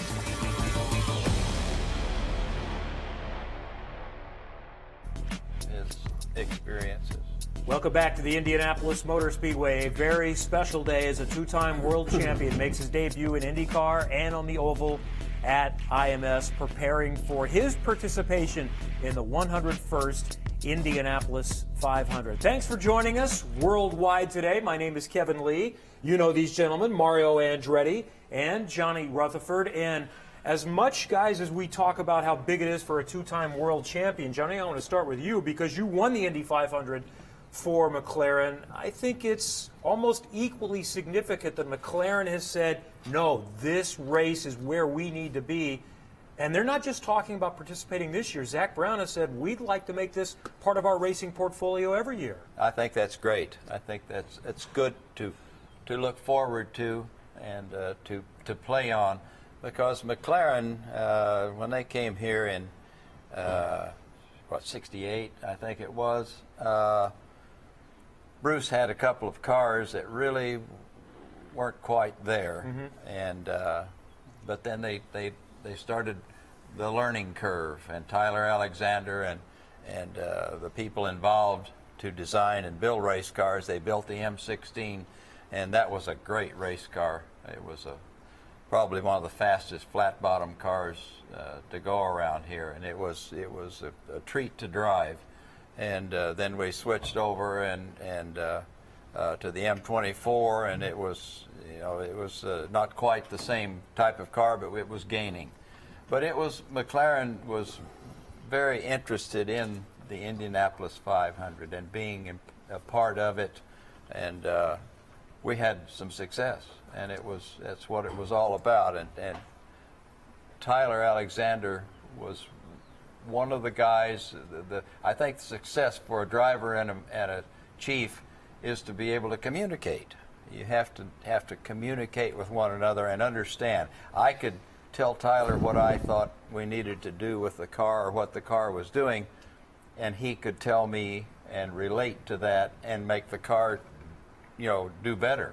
So it was part of the and we did a lot of testing, a lot of tire testing, and that is a really a great thing to be able to go out and run lap after lap after lap and experience different types of test tires and the things that happen. And I got to do that with McLaren, and it was good for all of us.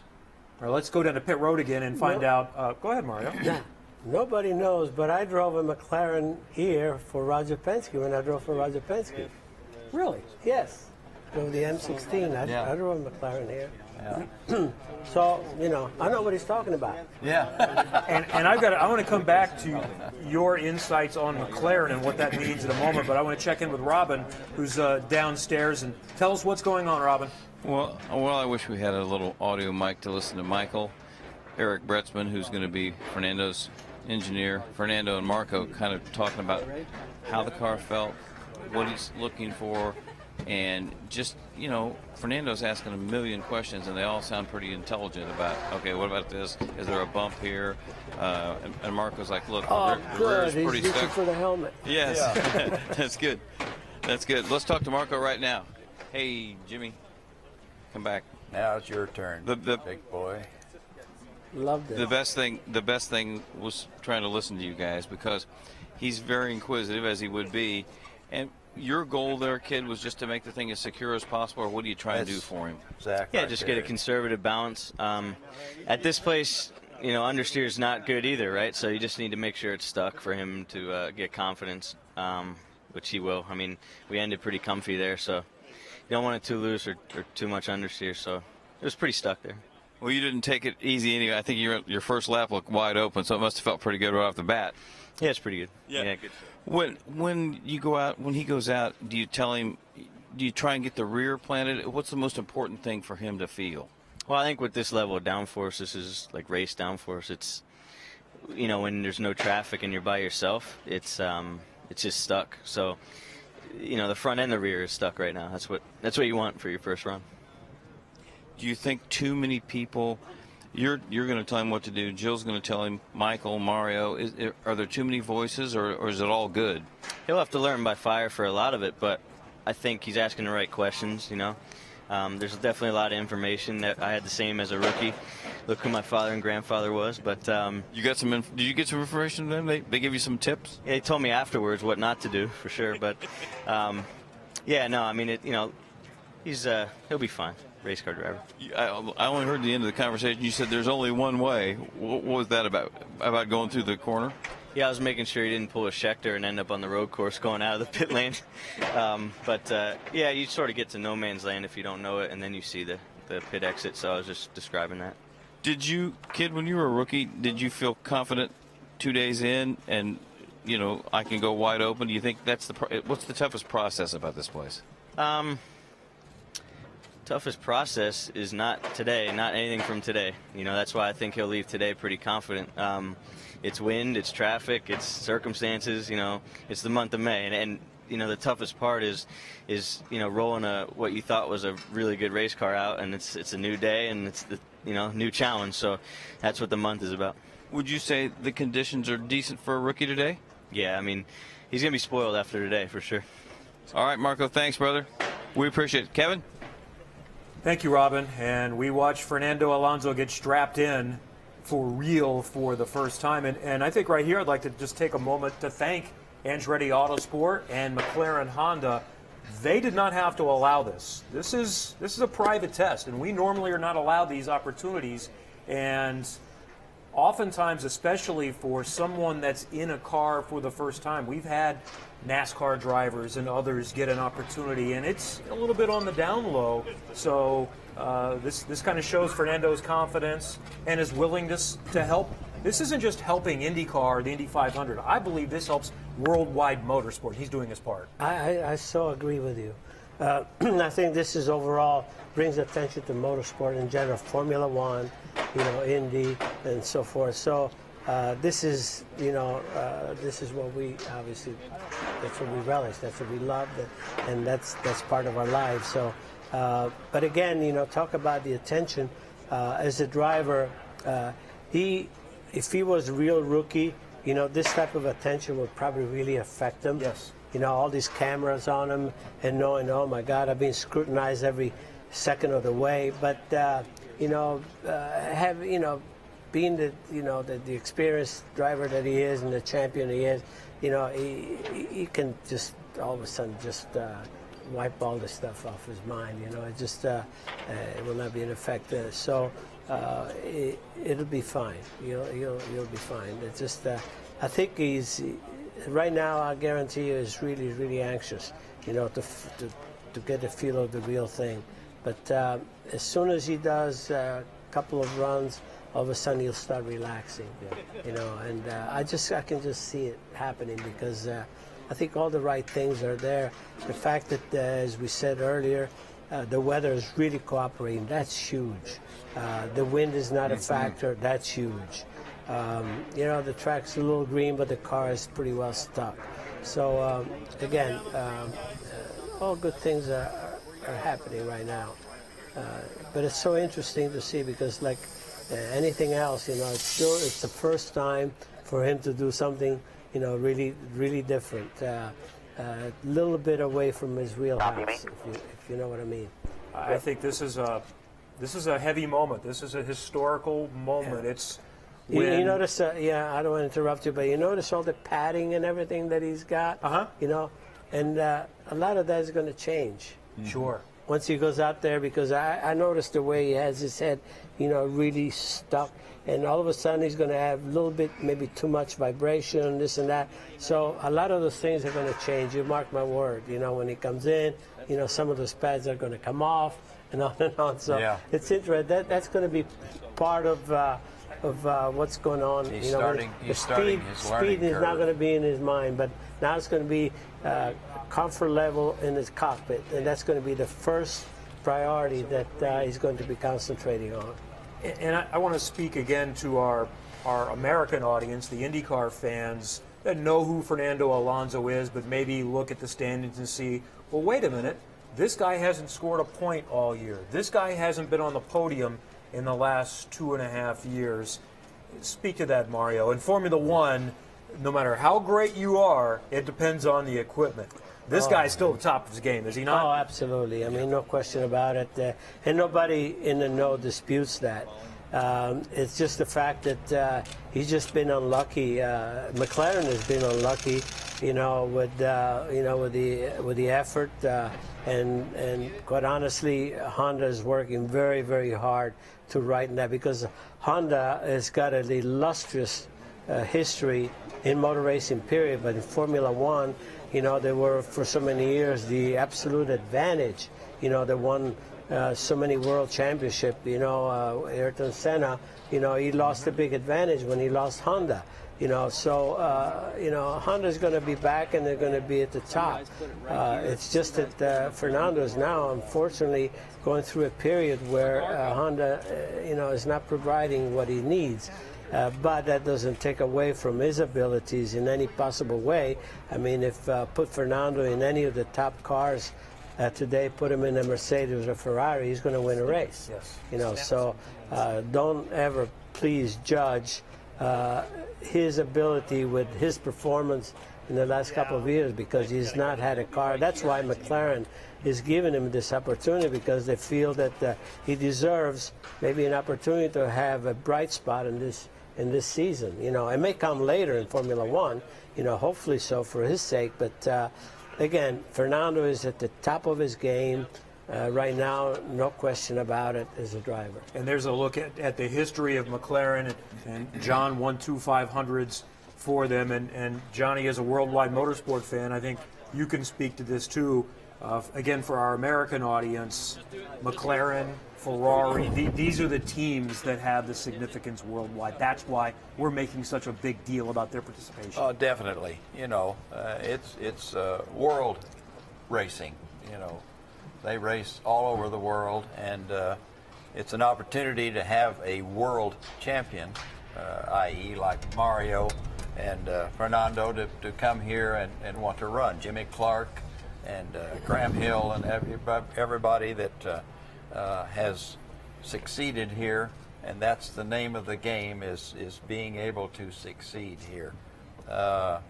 This is the beginning of the giant learning curve that he's going to go through, and being a world champion, being a great race driver is going to help him a lot as far as learning how to cope with this racetrack, that car, and be able to be successful. One of the other reasons why we are celebrating this moment so much, because it is so rare in today's day and age for high-level drivers to do what both of you did and try something outside of your comfort zone. Contracts, schedules, and other issues align, and the biggest one for Formula One and the Indianapolis 500, Mario, is always going to be Monaco. How we wish there was a date change, because there would be others that would like to try this. Oh, believe me, I mean, I've been through this, because I've had this, twice that I had to have a driver. Dennis Firestone qualified for me, and then Wally Dallenbach qualified for me. That was good. Did he do a little bit of a burnout? You want to get on the track? That's what I would have told him. I was wondering whether the teachers told him. That's one thing, that whenever you have new sticker tires, always do a burnout, get the glaze out of the rears. We've got in-car radio, so we're just going to sit back, watch, and listen. Perfect.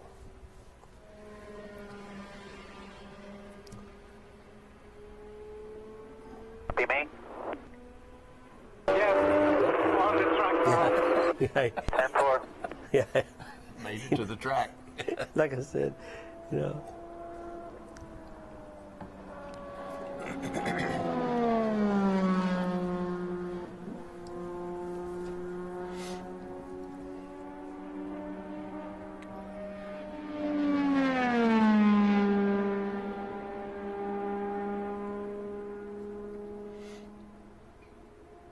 Wheel 2.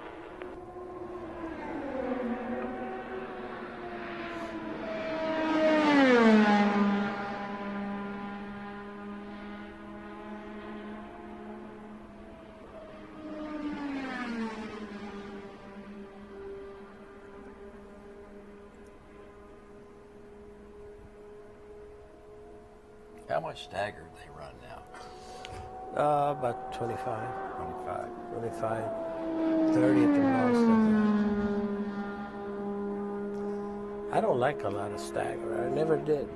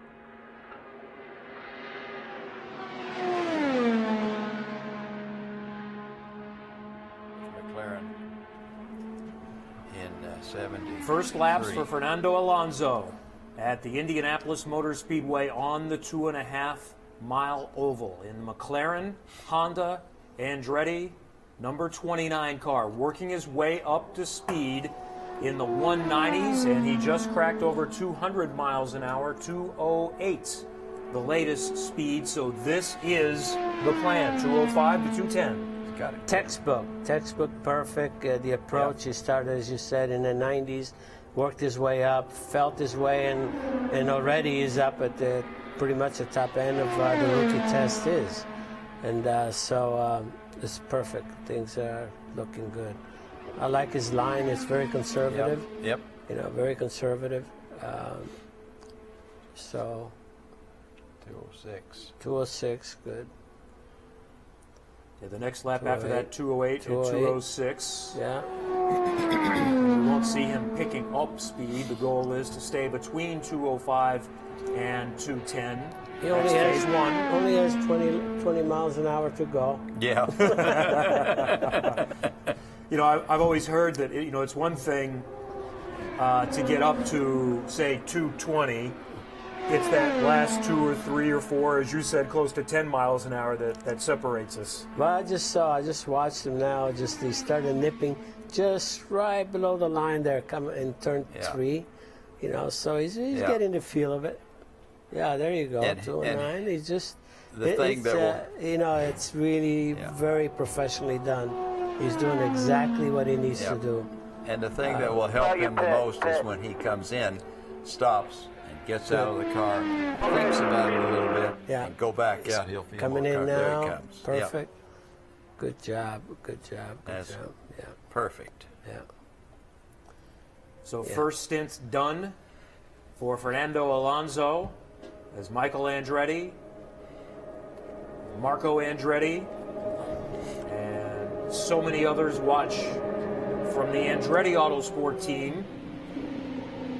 And there is some mixing. Zack Brown told me a couple of weeks ago that he will bring in some people from McLaren that he thinks have something to offer to this team, but mostly we're talking about an IndyCar-based team that will make up the bulk of this number 29 unit. And Robin mentioned that. His engineer is Eric Bretzman, who won 3 IndyCar championships for Chip Ganassi's team with Scott Dixon. Speaking of Robin, let's check in with him again on pit road. Okay, Cap. Barnhart, he said if he had a couple laps at 2:04.9, they were going to pass him because in about an hour huge headed this way. So they're going to run all the way through lunch. They're going to try and get all his phases done and then get that and let him run as fast as he can because they're pretty sure by 2 o'clock this thing will probably be shut down for the day. So that much track activity as they can for him, and it sounds comfortable on the radio. Okay, Robin was breaking up a little bit, but what he was saying, if you missed any of it, is that there is some weather coming, so the planned noon lunch break is not necessarily going to happen. They're going to try to get through the program and continue this, and we'll continue as well. We were scheduled to finish at noon, but we're not breaking away while Fernando Alonso is in the car. We'll continue to keep you up to date with what is going on. Who needs lunch? Well, we're going. This is a very casual setting. We're going to have a catered for you guys, right? That should be coming. No. You can make that happen. And we'll just watch along. Well, I have my donuts. We did have. Robin always brings donuts, doesn't he? Yeah. All right, Robin. I think we've got your microphone fixed. Although that might have been a plan. But no. we want more Robin Miller. We need more. The problem is I wasn't supposed to stray away from my area, so I got electric shock, and now I'm back where I'm supposed to be. Yeah, okay. What Brian Barnhart was saying was McLaren orange race car out. They're going to let Fernando run all his segments and run through the lunch break, and then because weather's about an hour and a half away, that's probably going to shut the track down the rest of the day. They want him to get all his rookie test out of the way and then go out and run as fast as he can because it's going to be his last opportunity. So I think they're going to probably pick the pace up here pretty quick. That's good.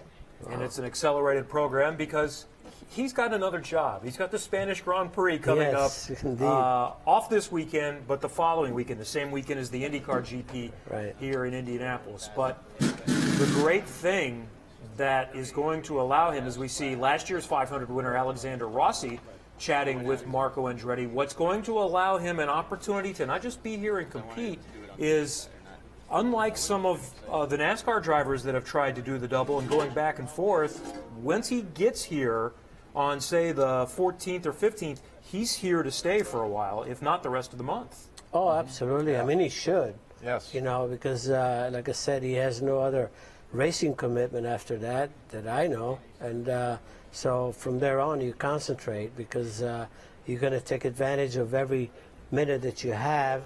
On a track, as I say, you always have to bring into possible play weather. You know, weather can rob you of a day or day and a half. Who knows?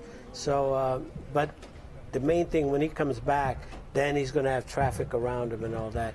But I tell you what, I cannot stress enough importance about the fact that he'll go away from this test. I'm telling you, and really feeling good. He says, you know what, I got this behind me. You know, this is probably the worst part. Could be the worst part, and it's going to turn out to be probably the best part. Because he'll come away, then sleep on it and everything else, and really look forward to coming back. And when he comes back, he'll probably be just like he's been here forever. Another advantage, Johnny, that he has with 5 teammates is that they can simulate as much as possible in a controlled environment running in traffic. Oh, yes, yes. Go out together or, one other one and get the experience of how much turbulence is going to be behind a car when you run up there and what they do to you from behind or any. And it's part of that learning curve, part of the big learning curve. Yeah, I can do overtaking, slipstreaming, overtaking, drop to the back of the group, work your way to the front, and you know that everybody's going to be kind. It's not going to be like that in the race, but at least you get to try all these things. So again, yeah. I mean, that's the beauty of having 6 cars in a race. They've done that in the past. They have their own little race out there during practice, and that in itself, trust me, is huge. We're going to continue our conversation while Fernando Alonso goes on his second stint, but we're going to, when we hear the in-car audio come up, we're going to try to stop talking. Johnny doesn't have an earpiece, so I'll just wave at you when Fernando or Michael or Eric Bretzman have something to say. We'll try to eavesdrop because it's a unique opportunity as he learns the intricacies. Position 2. That's simply setting the getting fuel gauge. He's getting the fuel mapping. Yeah. Guarantee he's used to all that. Yes. Formula One, they just. But that is a nuance that is more in play here, and Alexander Rossi spoke to that. He won the 500 because he figured out how to save fuel. How difficult is that to do? Well, that's another thing that is going to come into play as far as when they talk about strategy. But here's another thing that we didn't talk about that he's really going to have to learn to deal with. That is a spotter. That's one thing that probably he never experienced before. So how much of that will he be able to stand? How much of that yak, does he want during the race? So all during the practice days, he's going to have, a spotter out there to get used to what it's going to be during the race and get used to all of this talk while he's doing his job, while he's driving out there. Again, that's one thing that's going to be very, very foreign to him. Did you ever have a spotter? Never had a spotter. Neither did I. No.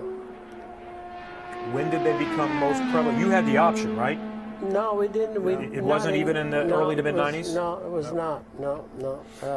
If I would have had the option, I would use it. The spotter is a great tool, no question about it. I mean, from a safety standpoint and everything, yeah. But at the same time, it's also something you want to get used to. Did we just see a little bit of a wiggle there? A little bit of a wiggle, yeah. They'll do that. Not, nothing.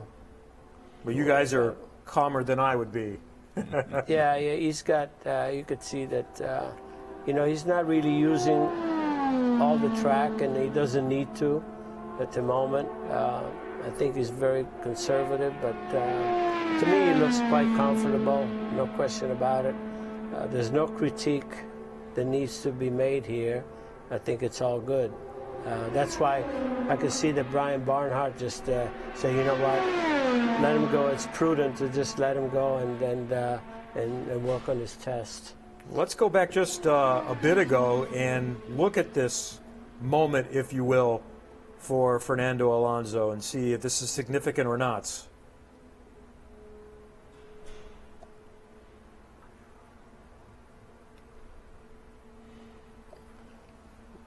He was just making an adjustment.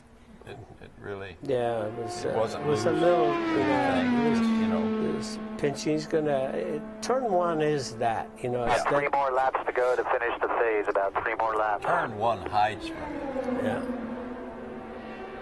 I think 3 more laps is what we just heard. Yeah.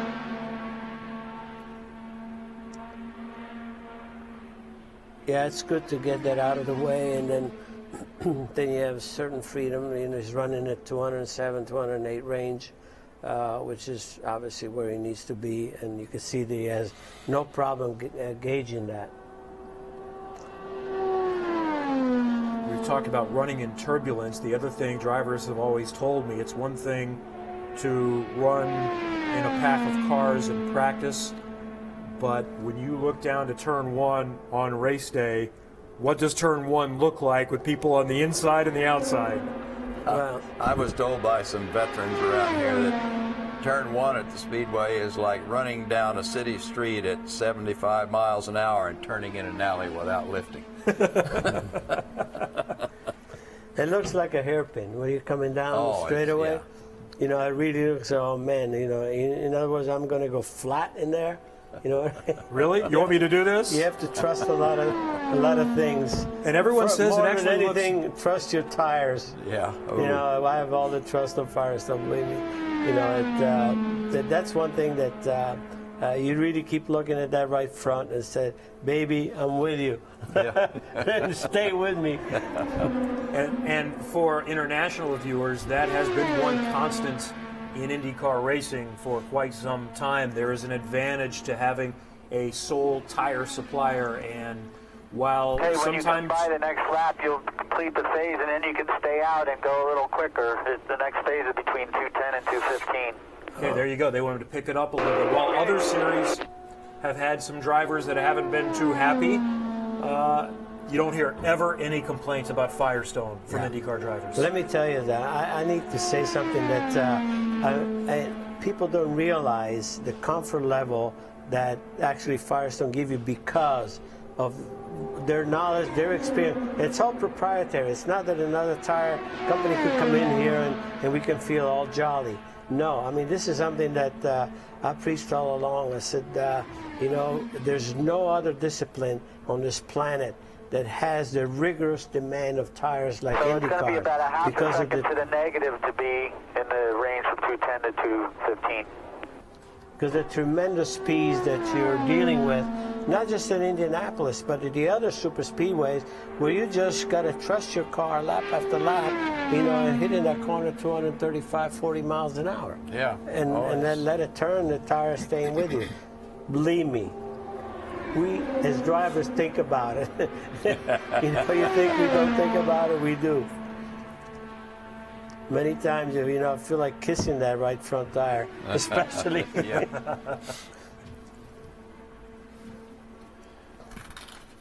You know, the other thing about turn one that I've always been told is the track actually looks skinnier. It looks more narrow. As we see Alonso busting above 210 to the 213 range. Yeah. And just because of the people on the inside and the outside. Yeah. He's testing, right? He's on his driver's test. Yes. Yeah. Putting laps away. Well, that's good. Into the phase two. And you can see you got to pit for fuel. the faster he goes, the farther out he goes. Yeah, he's come in for fuel. And you don't have to run the 10 laps in succession. You can take a stop and come back out and continue where you're at. So that's all part of the process as he works his way through his program. And the goal here again is that when practice opens for the 500 on May 15th on Monday, the noon to 2 area is reserved for rookies and those that aren't full time. Then he can be let go, while some others will still be going through the process. And, you know, some would say, well, that's not fair. He should be treated like any other rookie. You know, I think some common sense needs to be used at times and look out for the greater good. And this is for the greater good of not just here, but everywhere. Yeah, well, his schedule is, you know, with the Grand Prix. And this is not taking anything away from the other rookies. The other rookies are going to get the same amount. So it's not that, you know, he's going to have any unfair advantage. You know, I think Indianapolis has always been fair to the rookie community.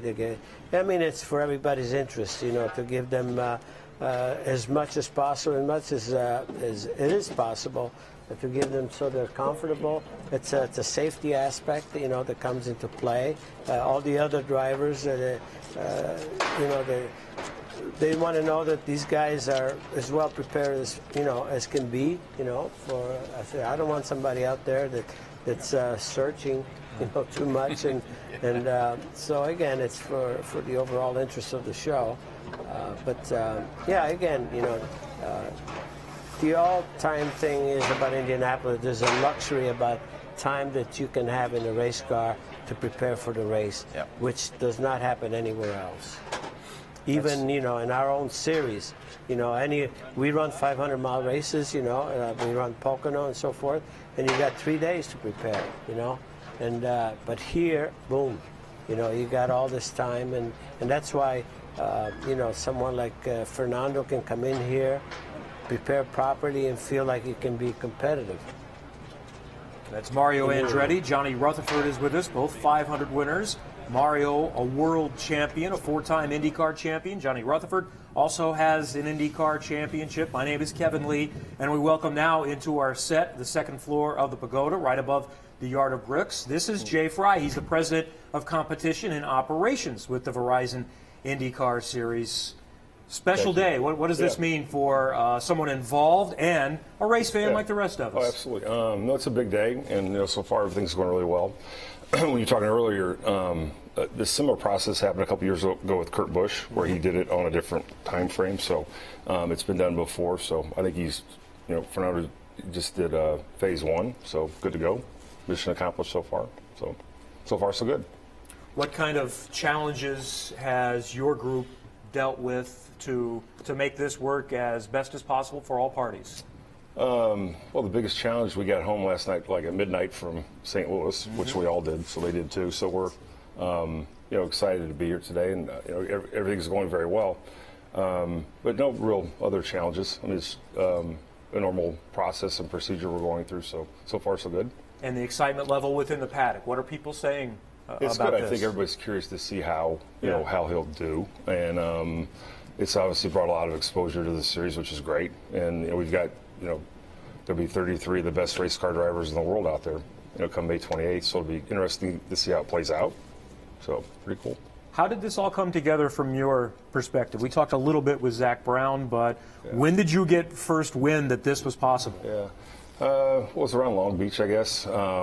Again, we have there's 21 full-time entries in the Verizon IndyCar Series. So for the 500, there's 33 cars, obviously. So there's a lot of things going on in the last month behind the scenes to see who's going where and who's doing what and that type of thing. So we're actively involved in that to a degree, as much as we can be, so that there's a lot of dominoes. So when that domino fell, then some other dominoes happened, and we're going to have a really great field. It's going to be pretty exciting.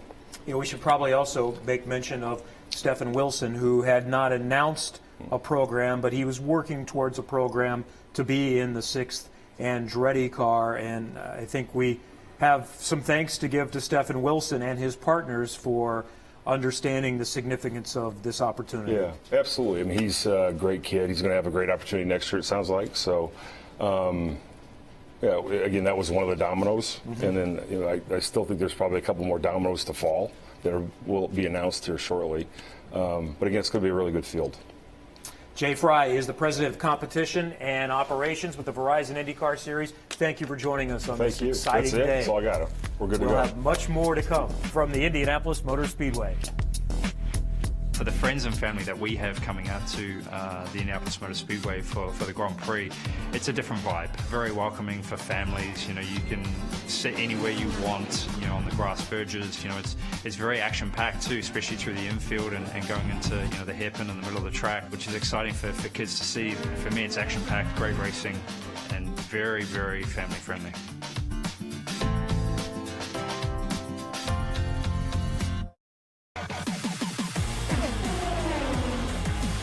Indianapolis, the greatest show in racing. May is the greatest month in racing. The greatest tradition in racing. The Indianapolis 500 has the greatest fans in racing. The greatest sounds in racing. The greatest competitors in racing. The greatest smells of racing, the burning rubber. The Indianapolis 500 is the greatest experience in racing.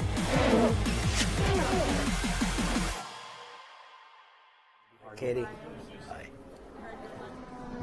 Well, welcome back to the I can't even talk, I'm so choked up. Fernando Alonso's rookie test. We got Alex. We've got. I'm having a brain. Alexander Rossi, Brian Herta, and what we were just talking about off camera was how many people are watching this nationwide. That Alex, what I wanted to talk to you about first was what Fernando talked to you about, maybe coming here, and what kind of advice did you give him? I mean, he was just asking the simple questions, and to be honest, I didn't spend a whole lot of time with him because when I first saw him, we were in Barber during a race weekend, and then I spent the day in the sim and talked him through a couple of very simple things. But the main advice that I gave him was actually what Brian passed on to me, and it was just that if it doesn't feel right, it isn't, and you can't drive around issues here at the Speedway. So I explained that to him, and he's one of the best racing drivers in the world, so you don't have to give him too much advice, just things that you've learned and people have taught you, and you can pass that on and share the information. Was it tough running slower? When you look back last year, did it feel more comfortable the faster you went? Yeah, for sure. I mean, This downforce, you can get away with a lot of things, but with that being said, lifting is not really your friend around here. You have to do it in the race, obviously, but the car is much happier when you're full throttle, and it's a stable platform throughout the whole corner. So I think that when he finally gets flat, he'll realize that it's probably a bit easier than ROP. He seems to ask a lot of intelligent questions. I was talking to Marco, and he said the guy's really switched on, even though he's never been on an oval. Oh, yeah, for sure. I mean, like I said, he's one of the best racing drivers in the world. He's a two-time Formula One world champion, and I mean, he'll adapt. I have no question about that at all. And he has the best team in the business around him, and a very special group of people who are very talented at the Speedway to help talk him through it.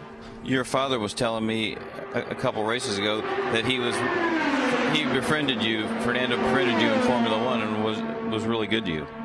Yeah, no, I mean, Formula One's a pretty closed environment, and him and Sebastian were the two that kind of saw me as this guy coming in to take my first start in Singapore, kind of 3/4 of the way through the season, and just, you know, talk to me before the race, which was pretty cool of them, being of the status that they are. So it's great to be his teammate. I mean, he's someone that I've looked up to for my whole career, and to be able to get the opportunity to work with him for 2 weeks this month is pretty special. Thanks, Alex. Brian Herta was the mastermind of Alex's victory here last year at Indy. Said, save fuel, let your teammates help you. When you look at this whole process, Brian, think about when you drove back here in the 90s. Is it the same old deal, just get comfortable as fast as you can, or is there so much information now and so many, you know, computers and all these guys telling you what to do? Well, he's got a great baseline. We obviously had good cars here last year. The aero kit hasn't changed. Nothing's really changed. So, you know, we know he's getting into a good, fast race car. That helps a lot. And I think through the month of May, having the teammates to lean on, there's no question he can drive the car. That's not even an issue. But there's a lot of things that are unique about this place and how it changes with the wind and the temperature, and being able to just talk to guys who've done it before and say, you know, my car's doing this in turn one, is that normal? And, you know, to have somebody say, oh yeah, no, that's normal, or whoa, dude, you need to fix that, you know, and those are the kinds of things I think that he'll be leaning on the team for. But I also think he's going to be a very formidable competitor, and I think he's got everybody's attention already.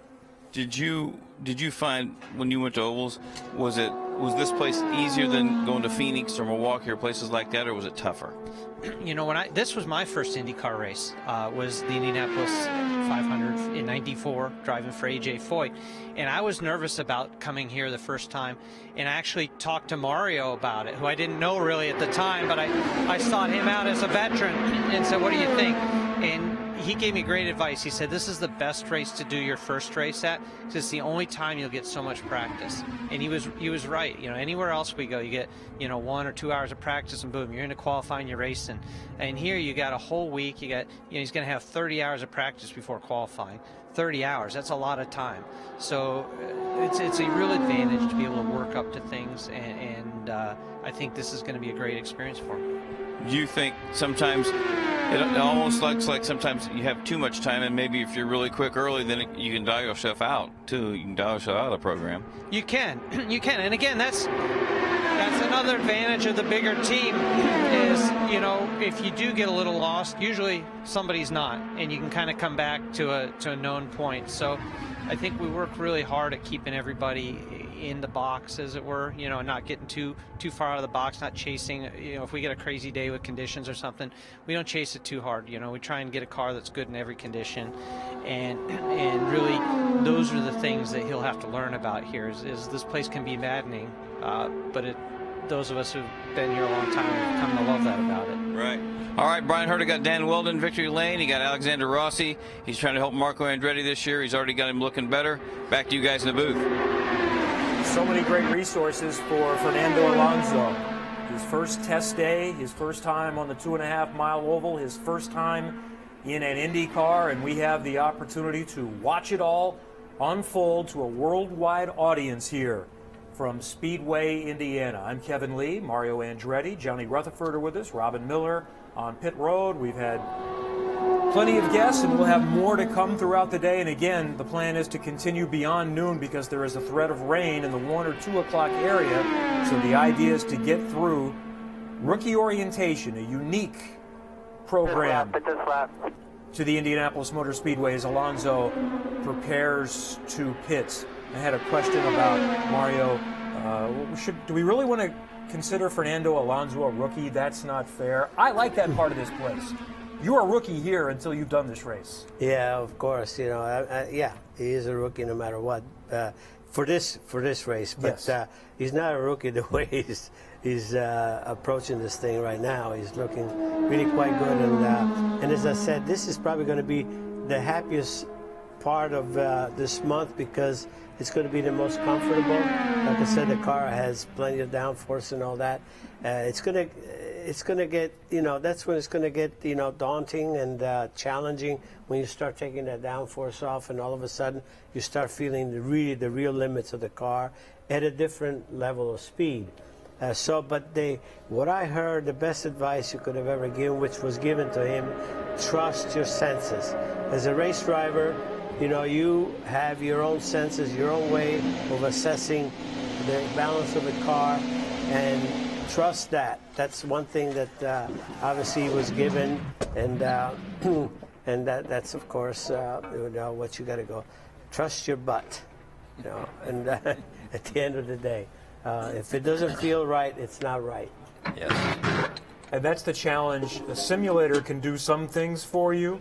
Yeah. It's really good, obviously, on road courses to learn the course, but you don't get that butt feel in the simulator. That's right. No. That's right. It's a different ball game.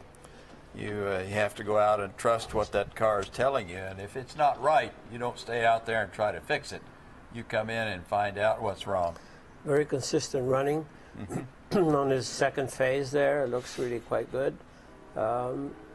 Again, you know, this is all good stuff for him, no question. I don't think it could, at the moment, I'm keeping my fingers crossed, couldn't be any smoother. Yeah. You know, all around. Like I said, they're probably working against some weather, potential weather, you know, but he's getting the important factors in there. So I think we're looking pretty good right now. And they're also limited on tires. 5 sets of tires from Firestone are allowed throughout the day. You know, normally in the 500, you might say we're going to do 30, 32 laps, maybe a couple of more. But in this situation, you want fresh tires. So what I've been told is expect, you know, what, 20 to 22 laps on a set of tires. Yeah, that's about it. I mean, obviously, you know, toward the end of that stint, you know, you're going to start feeling a difference even with downforce, which is good for him to feel, you know. But as soon as you put a new set on, say, oh, I like that, you know. You know, and then he'll want more. Yeah. He said, I'll give you a checkbook. Go buy some more Firestones. You know, and when he goes out on a fresh set of tires, or if they've been sitting for a while, he's used to tire warmers. Yeah. What's that challenge for him? How long before he feels comfortable? It's not a challenge here, and I'll tell you why. Because as soon as you exit the pits, turn 2, and you pick up speed on the back straight, you got enough downforce that the new tire, you know, the cold tire, is not really a factor. So by the time you get to 3, you're... Yeah, I've done this, you know, millions of times, and by the time you get to 3 with the downforce, you're okay. I mean, you don't want to be, you know, sensitive, but just the fact that you're running on a straight, that in itself, even believe it or not, brings some temperature in the tire. And but the main thing is, I always said here, at least for myself, with a new set of stickers, when you leave the pits, just do a good burnout. You know, get you know, all of that the shine off of the tires, if you will. You know, and then as long as the back end, you feel the back end is already burnished in a little bit, then the front end you can feel it. You know, you feel a slight more slippage going into 3, but it's okay, it's manageable. But he'll love the new set, believe me. We were talking about his place in worldwide motorsport history and Formula One history, and this is what I get for reading a list and not going to the next line. I do know that Michael Schumacher has won more races in Formula One than anyone else. I had forgotten what the number is, though. I did look that up because it's so staggering compared to everyone else. 91 races. 91 race wins. It's amazing. We got to see him up close here at Indianapolis, but that list is still daunting when you consider the legends in the sport, And this guy's not done yet. And he's gone through hard times the last couple of years, and he's still 6th all time. Yeah, of course, like I said, Michael had an enviable record. He had something like over 60 races without a DNF. So as a race driver, you dream about that kind of, reliability in the car. So he can thank Ferrari in many, many ways, just how that played in his favor. So he came right into the proper, the proper era of reliability, and but again, it's just still phenomenal feat. It's a record that probably will never be broken. This is only step 1 for Fernando Alonso, and we don't want to get ahead of ourselves, but he said the goal is not just the race here. He wants to win this event.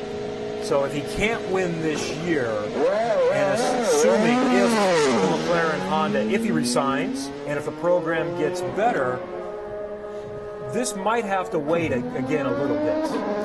Kevin, you talk about mindset, he's talking about winning. Absolutely. He's not here just to ride. Yeah. At this level, at this point in his career, okay, you got to be realistic, of course. You're new at this and everything else. But at the same time, even if realistically your chances of winning are not really that strong, your mindset needs to be there. If your mindset is, okay, well, I'll be okay, I'll just learn this year, then you're just going to do that. But no matter whether it's realistic or not, your mind has to be set to, what, I can do this, this can happen to me, and you know what, it could. But if you give up before you go in, you have no chance.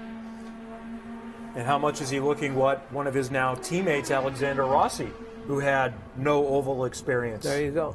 Came up and did so. Why not me? Why not now? Yeah. So going to take a little bit of luck, no question. It always does. Do I know that? Ooh, yeah. Yes, it does. He's liking these new tires, I guarantee you. Yeah, he's opened up his entry a little bit. Yeah. Notice he's just off of the line. Yeah. Johnny, does a driver feel the difference between 213 to 217? Oh, yeah. Yeah, 3-4 miles an hour, you're feeling. Oh, yes. Yes. Oh, yes. Timing. You're in different places at different times, so you have to adjust. You'll probably run 215, on this stint. So we believe he's in phase 3 now. We're not sure. He had a few laps left in 2. Did he? Yeah. I didn't know that. Had 3 or 4 laps. You're the official. No. It's just what I remember seeing. So a couple more in phase 2 before he moves on. And then he's fueled up so he could step right off into the next phase and go faster. So he's still not using the racetrack coming out of. No, he's 2 and very 4. conservative. Very conservative. And that's good.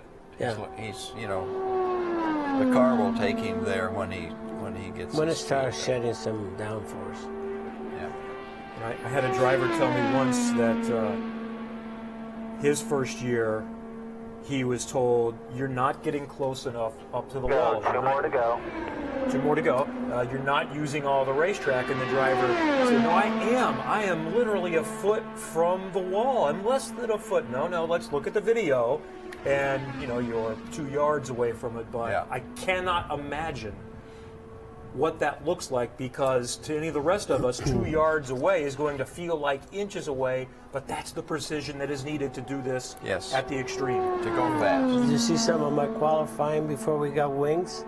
I used to raise the dust on a short shoot, down an inch away. You had to really use every inch of it. I've come in. The guy said, "You got a little close up in the north end, didn't you?" I said, "What do you mean?" He said, "You scrubbed the Goodyear off of the sidewall of the tire." Yeah. But where he's at now is where you want him today. Today Yes. is not the Yeah, day no, learning. to get there. 100%. Yes. Learning. 100%. Yes, that's good. 100%. Don't get cute today. Yeah, right. There's plenty of time for that. Fernando Alonso on the final lap of Phase 2 of the Rookie Orientation Program, unique to the Indianapolis 500. No Going matter through- how many oval races. So now you can go. Oh, So he's now going you to can stay out and go. Now you can go, yeah, okay. Now you can. All right, let's see what.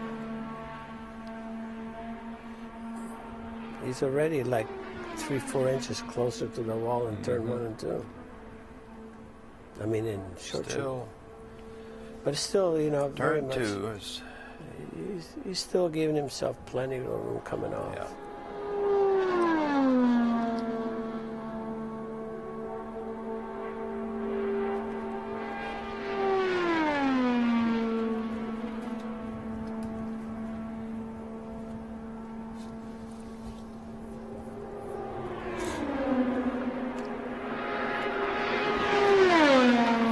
We've also been inviting questions via the hashtag Alonso Runs Indy from Matthew in Halifax.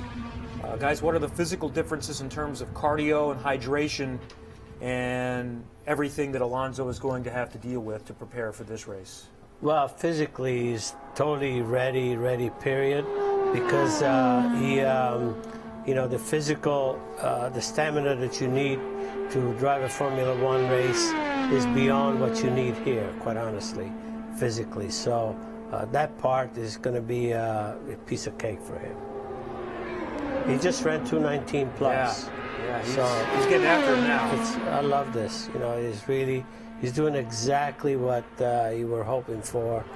And again, it just shows, you know, the quality of individual we have there. You know, it's just wonderful to see. And again, he's supposed to keep it below 220, so he's on the brink as fast as he can go. Yeah, right. And then once he's done with that, he can, within reason, turn it loose today. Yeah. Within the team's choice. Well, right now he has the luxury of lifting a little bit to keep it, you know. I don't think he's lifting with that kind of downforce he has. I think he's flat.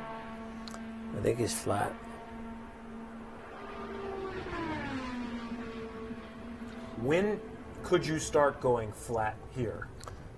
The third lap. No, I'm sorry. I mean, when in the...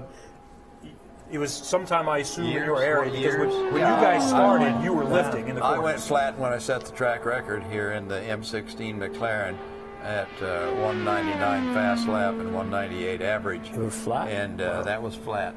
Right. But that was a flat bottom car with a wing on the back the size of a picnic table, you know. But it had over 1,000 horsepower.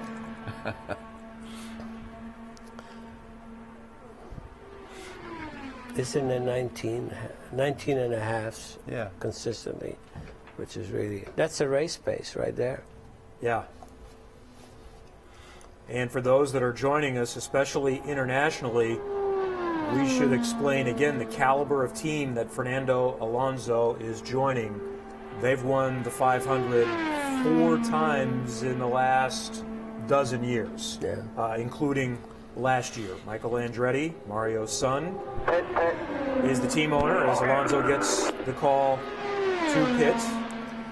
Well, I think, quite honestly, I know it's my son Michael, but I think the team deserves some credit for the preparation of this car to put something under Fernando that he totally deserves, something that it's immediately competitive, you know. So I think it's mission accomplished in many ways there, you know, and I had no doubts about it, quite honestly, myself. That's why I was making the statements that I was making when there was slight criticism along the way about him undertaking this.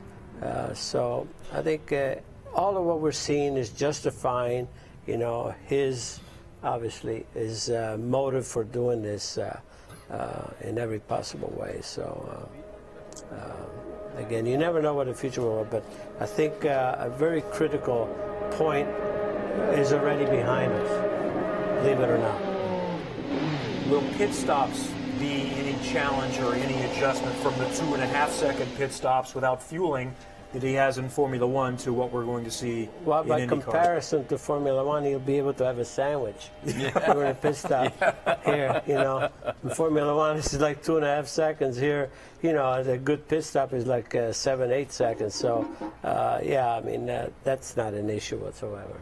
All right, let's bring Robin Miller back in, our veteran reporter who has been on the scene since the late 60s here at the Indianapolis Motor Speedway. And you've had the opportunity this is pretty good what we're watching, but you're within a few feet of all of this going on. Give us some observations as you not only watch Fernando Alonso, but watch all of those watching him go through this process. Well, they were showing us the Twitter feed, the Facebook feed, the streaming feed, all stuff that John Rutherford, Mario, and I are really up on. We're pretty hep on all that stuff, you know.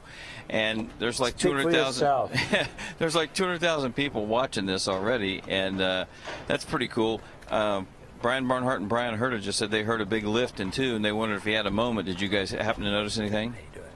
No, maybe not. Yeah, no, we didn't see anything. We didn't see that one. We saw one earlier. Yeah, but I don't know.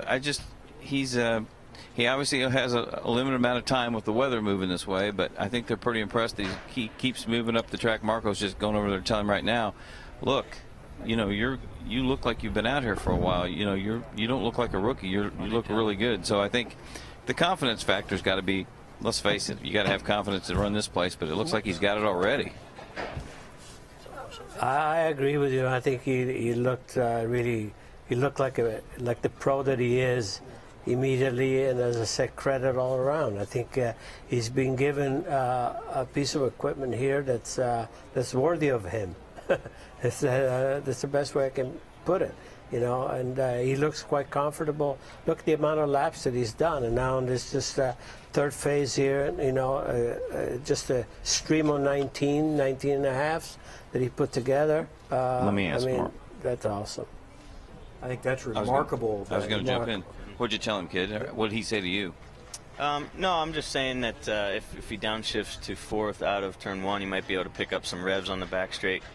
You know, I was able to get almost half mile an hour doing that. So, does he feel comfortable?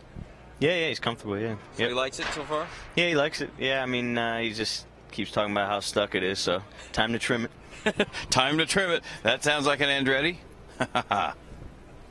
And they're going to try to hold him back for a little while. And Johnny, you were involved in this, and I've again talked to drivers that got slapped on the hand that are going a little bit faster than they're supposed to be going through ROP. Well, yeah, he wants to go. Yes, exactly. They all want to go. The fact that, you know, the car's capable and he's into that learning curve, and he wants to see what he can accomplish. But you know, he's already accomplished more than a lot of people expected him to. So, yep. I mean, this is all icing on the cake as we go. This is so totally awesome. I'm just so happy to be witnessing all this. So positive, and I'm happy for him, and I know he's happy himself. I know that you know, overall it's gonna come down to a very successful day. With Mario Andretti and Johnny Rutherford, I'm Kevin Lee, and we welcome into our booth here on the second floor of the Pagoda above the Yard of Bricks. We talked to him earlier on pit lane. It's Zack Brown from McLaren. Welcome back home. You're home for 20 years here. I'm excited to be here. I know this place. Yes, yes you do. And I don't know like they know it, but I know it. Yeah. You are, I think, most responsible for helping make this happen. What are your emotions as you see it now get put into use? It's great. There's a lot of people that made this happen. First and foremost, Fernando is such a racer. And to bring a legend to the Speedway, to be sitting next to two legends. I'm a massive fan of the sport. McLaren, obviously with Johnny, we won here a little bit before my time. But I watched. And I just think it's great for motorsports. And Fernando is so happy to be here. He's been very welcomed by everyone. And it's just great to see the camaraderie of the IndyCar series, and I think that's something you don't get in Formula One, and I think that's a missing. So he's going to enjoy his time here, and McLaren's going to enjoy their time, and So to do it with the Michael Andretti is fantastic, who obviously raced for us in the 90s. Do you have any concerns about this project? What are the biggest challenges that you go through? Well, obviously the equipment's capable of winning.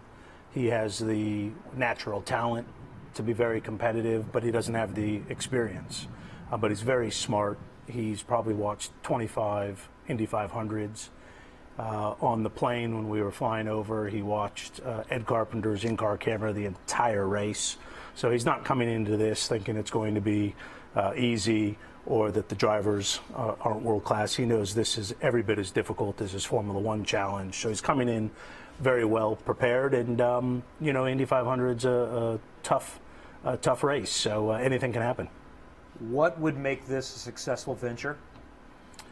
Running at the front and having a good finish, whether that's top 10, top 5, top 3, or the top step. Andretti did it last year with a rookie, but it's a tricky race, and so I think just a good quality race. We've not been able to give him a good race car this year, so that's what we want to see at McLaren Honda is Fernando running at the front, because that's where he deserves to be. You've said that this may not just be a one-time situation. Give us an update. I know it's still very early days, but how might that continue with McLaren's involvement in the Indianapolis 500 and their continued focus on Formula One? Well, we're a big organization. We have a few thousand employees, so fortunately we've got the resources to be able to race in multiple series, but obviously Andretti Autosport is running the team, so it's not taking a lot of our resources, but I would like to see us here on a regular basis. I think when McLaren goes racing, we have to make sure we can be competitive, which I think we can be, that it's commercially viable, which I think IndyCar is, and that it fits our brand. And we've got a big automotive business, so the North American marketplace is important to us. So it ticks all the boxes, and we're racers, and so I'd like to see us here on a regular basis. That's fantastic. This has been exciting, not only to have the two-time world champion here, but also to have McLaren back involved. I know you would like to get back down to pit lanes. We're going to let you do that. Thank you, Zach, for coming up and visiting with us. Good to see you. And we'll see you throughout the month of May back in Indianapolis. I'd like to add to that, actually, to what Zach said, that, Fernando is so fortunate to have the blessing of a team that is obviously fielding his Formula One effort, that he doesn't have that resistance, because a lot of the drivers that they like to try to jump disciplines usually have resistance from the team that they're obviously contracted primarily with, and I was one of them. I always had to fight something, and but here Fernando has the blessing of the top man at McLaren, which is again good for him, and so we're seeing a lot of good things here. Yeah, this is great. This is great. I really think the motorsport world can, obviously I'm thinking of it from the Indianapolis 500's perspective, and it can benefit the Indianapolis 500, but I think they can use this race to benefit themselves and their partners with the attention that it gathers. Absolutely. This is overall good for our sport, no question. I think one of the healthiest things you could have in our sport is to have interchange with drivers of the caliber of Fernando Alonso to try other disciplines. We've seen Hülkenberg, go to Le Mans and win Le Mans. How good is that? Finally a Formula One driver stooping down to go into Le Mans, and then winning it. So all of these things are very, very positive things for the sport. And as you can say, there were times where they were more popular, and now it was almost, a rarity. Now we like to see these things come about again, because again, it's our sport is so diverse that you have certain individuals that probably derive a lot of satisfaction out of having these opportunities. And today is a great opportunity to celebrate worldwide motorsport. As we mentioned, we have Honda and Andretti Autosport and McLaren to thank for inviting us into this private test. And I'm told there are over 500,000 people watching on the worldwide web stream today. So we thank all of you for taking a break from work today. We'd like to pass out a note to all of your bosses. Here in America, it's still late morning. Thank you You're about very done much. with work or off of work in Europe. But this is a fantastic opportunity, and it is a privilege to allow all of us included, just to eavesdrop on what McLaren Honda Indy is doing here with Andretti Autosport. Yeah, make sure you give me the slip so I can show my boss, too, where I was.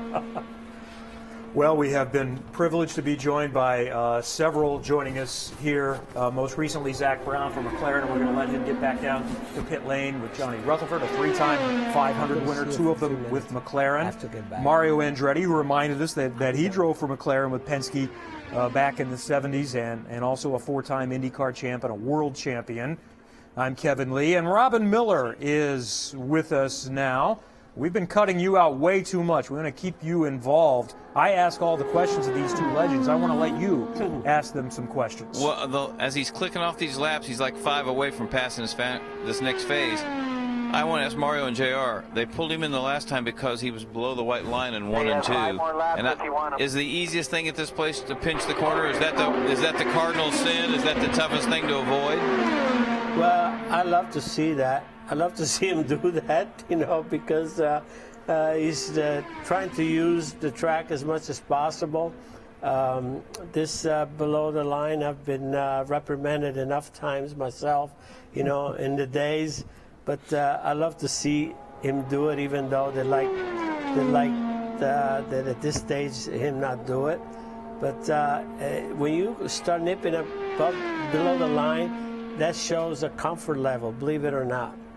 And, well, did you used to run the Lloyd Ruby groove through the grass through 1 and 2? Lloyd Ruby had no idea, how much grass I mowed in my days here. Johnny, is he starting to get a little bit closer to the wall? Yes, you can see the speed as exit it comes up. Exit out of 4. Yeah, he's using the racetrack now. Hey, Kevin, nobody ever got closer to the wall than John Rutherford either, because I saw a lot of people move their seats and move their picnic baskets and all that when he was out running. He ran so high in the corners, that was just part of his, that was your groove, wasn't it, JR? He always liked to be on the cushion, you know that. That's right. Yeah, JR can't hear us, but that was your groove down by the grass. Yeah. No, up by the fence, up by the wall. Oh, by the wall. John. Yeah. Yes. Ooh. So here's just moments ago as he gets down below that white line. How close? Oh, he'll eventually come a lot closer. Ryan Hunter-Reay did a couple of years ago. Yeah, well, that's one thing you got to be careful right now, that you don't have much leeway down there before you get to the ripple. Yes. Yeah. And to the rumbles, I should say, and those are not very pleasant. 2 more laps. So working through the final portions of Phase 3 of rookie orientation. 2 more laps and he gets the diploma. Yeah. The first diploma. So will they want to pit and refocus and talk a little bit before they turn it free, or just say keep going? I guarantee you they'll make some adjustments now. Some aero adjustments, no question. He had the feel of the new tires already, so I'm gonna suspect they're gonna send him out with a new set for sure. And but he's gonna have, I'm sure, some input as to what he needs now to be able to go quicker.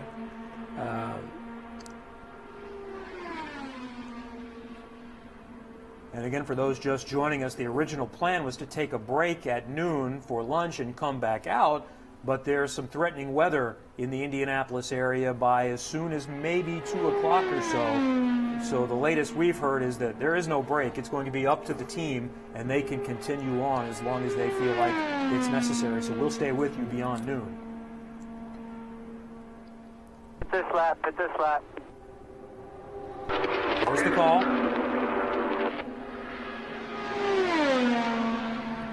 Oh, wow. Oh, that's for real. Yeah, we just saw a radar, and it is coming. And when it comes, it looks like it might stay for a little while. We still got a little bit of time, but This is going to pick up the pace of the program here today.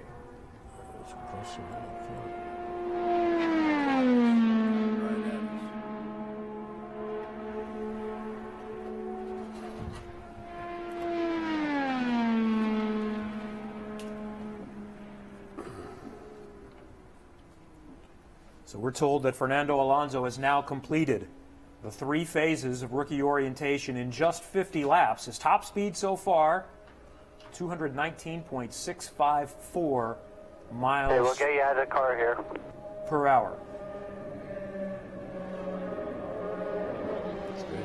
Saw some of the Andretti Indy Lights drivers there in the background. What an experience for them. That was Nico Janine, who just recently won at Barber Motorsports Park. I saw Dalton Kellett back there as well as a young driver. I bet they just wish to be able to they were experience there. this. Yes, they're hoping to be there maybe by next year. Yeah, absolutely. Yeah.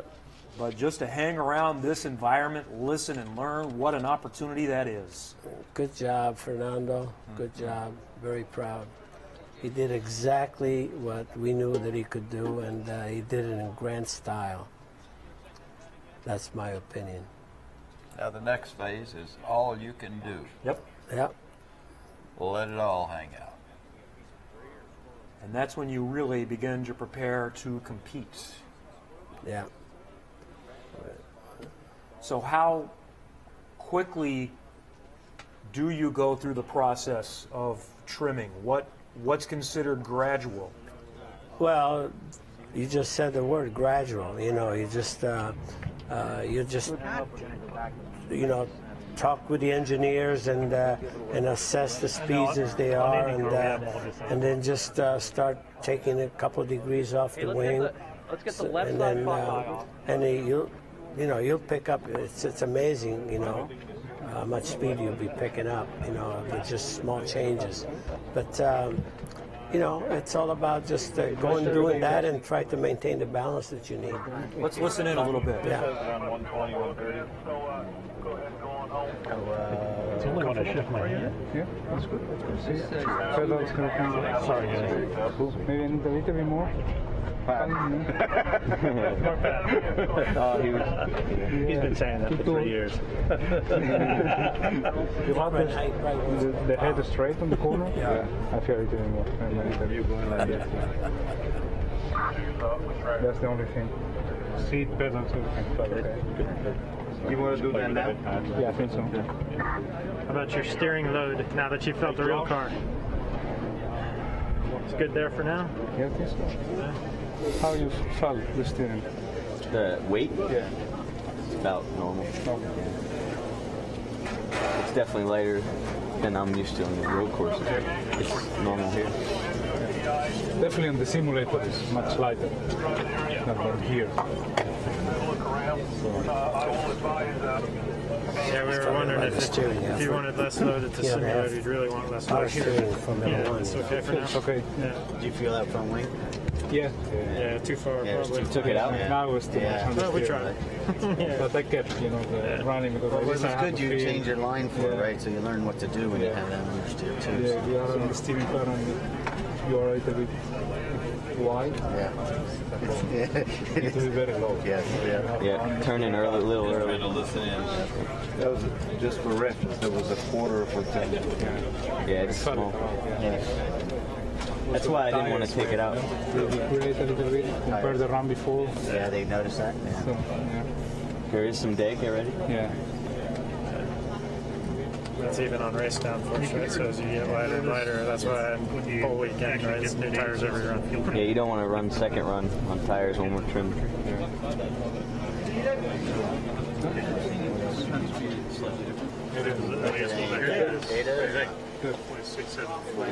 Yeah, we can get through some laps if you want down here. Yeah, Nick can probably help you out the best down here. Looking through some data. I ended up getting behind. I haven't noticed. Weather's an hour? An hour, yeah, I think 1:30. An hour to 2 hours.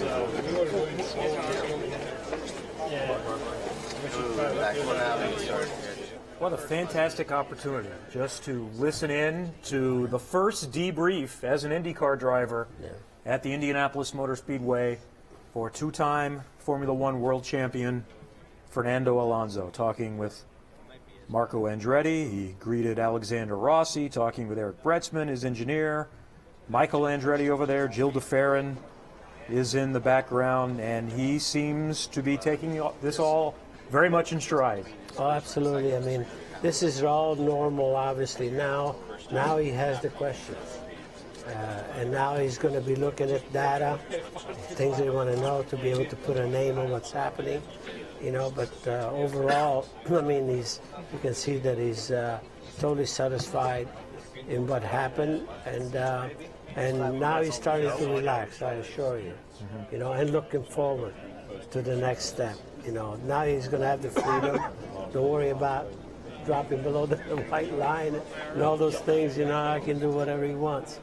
And but it's it's a great moment right now to see what's happening, because this is the way it's supposed to happen in the best possible way. Johnny, what does getting out of the car do for you to regather yourself, reset, take it all in, and then get back in? Well, you're in another world. You're relaxed. You're thinking. You know, you're comfortable, and you're thinking about what you've just done. So you have the opportunity to figure things out, think about this, think about that, and that's that's the name of the game. You just want to sort out what was good and get rid of what was bad. What kind of information is he getting from looking at data? Well, that's the point, you know, exactly. It's about steering input and all that, deflections. He's just looking at all of it, you know, and he wants to see the percentages of a COP, so he starts understanding the numbers that you're looking for. And, you know, it's all about, you know, putting a name on what's going on. And this is going to be a work in progress as far as getting the knowledge of the data, you know, just to see what he's feeling and what he's seeing on the screen there on the laptops. Let's go downstairs to Robin Miller and Michael Andretti. All right, Michael. As rookie tests go, that looked pretty smooth. That was great. Yeah, he did perfect. Everything he was supposed to do, and got through all three phases. So now we can go play a little bit. So we're gonna, you know, he's looking at data right now, see what's going on, you know, so he can put it in his head, so he can see what's on the data compared to what he's feeling out on the track, and then, you know, we'll probably get into a couple of trims just so he can get a feel of that, and then probably we're gonna have some weather to deal with after that. But so far, everything's really perfect. When you start making trims, though, not big steps, right? Baby steps today. Yeah, well, that's why we did with Marco. You know, we had one trim that he started with, and then we put wing in it, so we have a reference of, you know, where we need to go and how good the car could be at that spot. So we're going to probably go somewhere in between that. When you put wing in it, did he feel it right away? Well, he's only felt when Marco put the wing in. No, we haven't put it in yet. Not yet. So no, he's had the wing in since they started. So we're going to start trimming after this. So. Do you remember back when you were a rookie? Was it day 2 when you were wide open, or was it even sooner than that? Were you comfortable right away? Yeah, it was. We did a test. I was here with Mike Mosley, and we I was flat in my first. I think my second run I was flat. Yeah. But he just seems, all the questions he asks seem to be spot on for a guy that's never been on an oval. No, he gets it. You know, he's one of the best in the world, and you can see why. So, you know, he watched what he was doing with his line. He was changing up lap to lap to get a feel, and you know, he had a little bit understeer that run, and he was adjusting his line for the understeer. So, you know, he's the real deal. I think he's going to be really strong this month. He was working the Mario Andretti line between 1 and 2 a couple times too. The low, I'm going to cut the grass line. Well, that's what I mean. He was experimenting, yeah. So one time I thought he was a little low, but then the next lap he got it back up there a bit. So it was good. Is this running 6 cars at Indy? Is this and Fernando Alonso? This has got to be You're probably not going to get a lot of sleep this month, brother.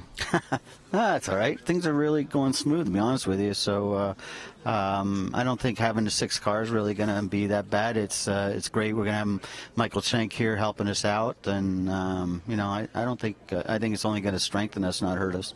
Well, I think everybody that's watching, and there's a lot of people watching right now, are beholden that you gave them this opportunity, because I think it's been the best thing that's happened to IndyCar in about 30 years.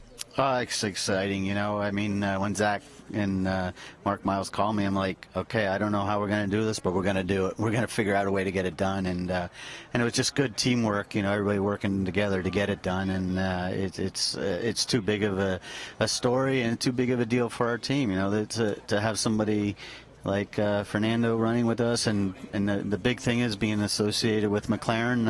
It's just a fantastic opportunity for us that we were not going to let slip by. I can tell it's a big deal because Mario Andretti got up at 3 a.m. to fly here to be a commentator. Dad, I know he's very excited about it. Anytime there's any sort of crossover like this, he's all about it, because that was his whole career. So yeah, he's very excited. All right, Mario, I think your son's pretty happy with how the day's going. Yeah, it was worth getting up 3 in the morning for sure. I'm so happy to see this, because this is what you're hoping for, that things go smoothly, and so it's a good beginning of a good program. That's going to be a long program, obviously, but it couldn't be any better than that at the moment. One thing I want to speak to is the transition that your son Michael has made from a legendary driving career to becoming a fantastic businessman, not just with IndyCar, but in so many other forms of motorsport. He's figured out how to make this work, and he has worked hard at it. Yeah, no question. You can see with Michael, he has his second career now as an owner, which he feels, okay, God willing, I can be in this in a long, long time. And he's satisfied with what happened with his career as a driver, and he's going to be able to, God willing, just be in the sport, for a long, long time in different disciplines. I mean, motor racing is his business. So he relishes this. He loves these challenges. It's not a small thing even to field 4 cars for the entire season. You got to remember that. Again, this is one of the things, and he says some of the key things too, that the number doesn't detract from the effort. I think it makes him stronger because of the engineering inputs and everything else, and then also the driver talents that you have working, and all this information goes in one pool, and then everybody can just draw from there. It's again, it's an amazing way of doing this business, because usually it's very proprietary. Everybody hides behind, I found this and that, and that's the way I was. And then all of a sudden I see Marco, for instance, he got something and he shares it with his partners right away. I said, Marco, keep it to yourself. He said, well, that's my way of thinking. No, Michael has this policy, strong policy on the team. We share, and I would have to really, really reprogram my brain, to go into that as a driver. But it's working as a team. It just makes them stronger. That's why, as you could see, that they've been successful championship-wise, and at Indianapolis, their success has come because of that. I don't know how many times I've seen one of the Andretti Autosport drivers after their qualifying run down to the other end of pit road just to share information to their teammates. Well, it's a quick break for Fernando Alonso. We'll get an update on what the next plan is, and plenty more to come. The month of May is here in Indianapolis.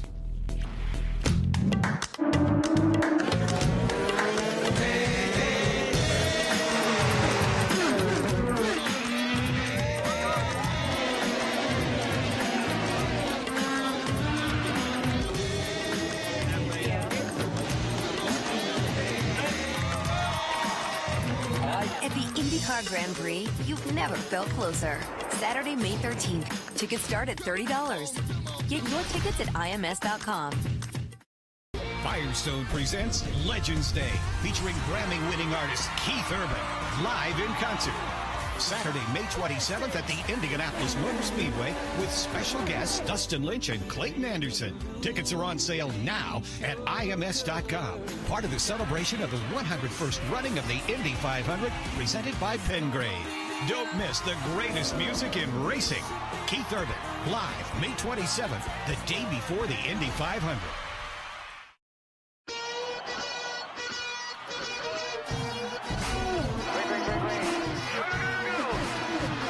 A sold-out Indianapolis Motor Speedway here to witness the 500.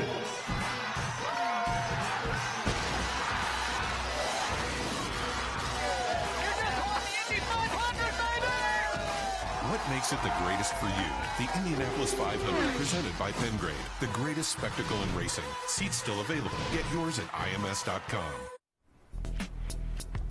Good afternoon from the Indianapolis Motor Speedway. It's the month of May. Preparations are officially underway for the 101st Indianapolis 500, and batting leadoff is the two-time Formula One world champion. A private test today with his McLaren, Honda, Andretti Indy team.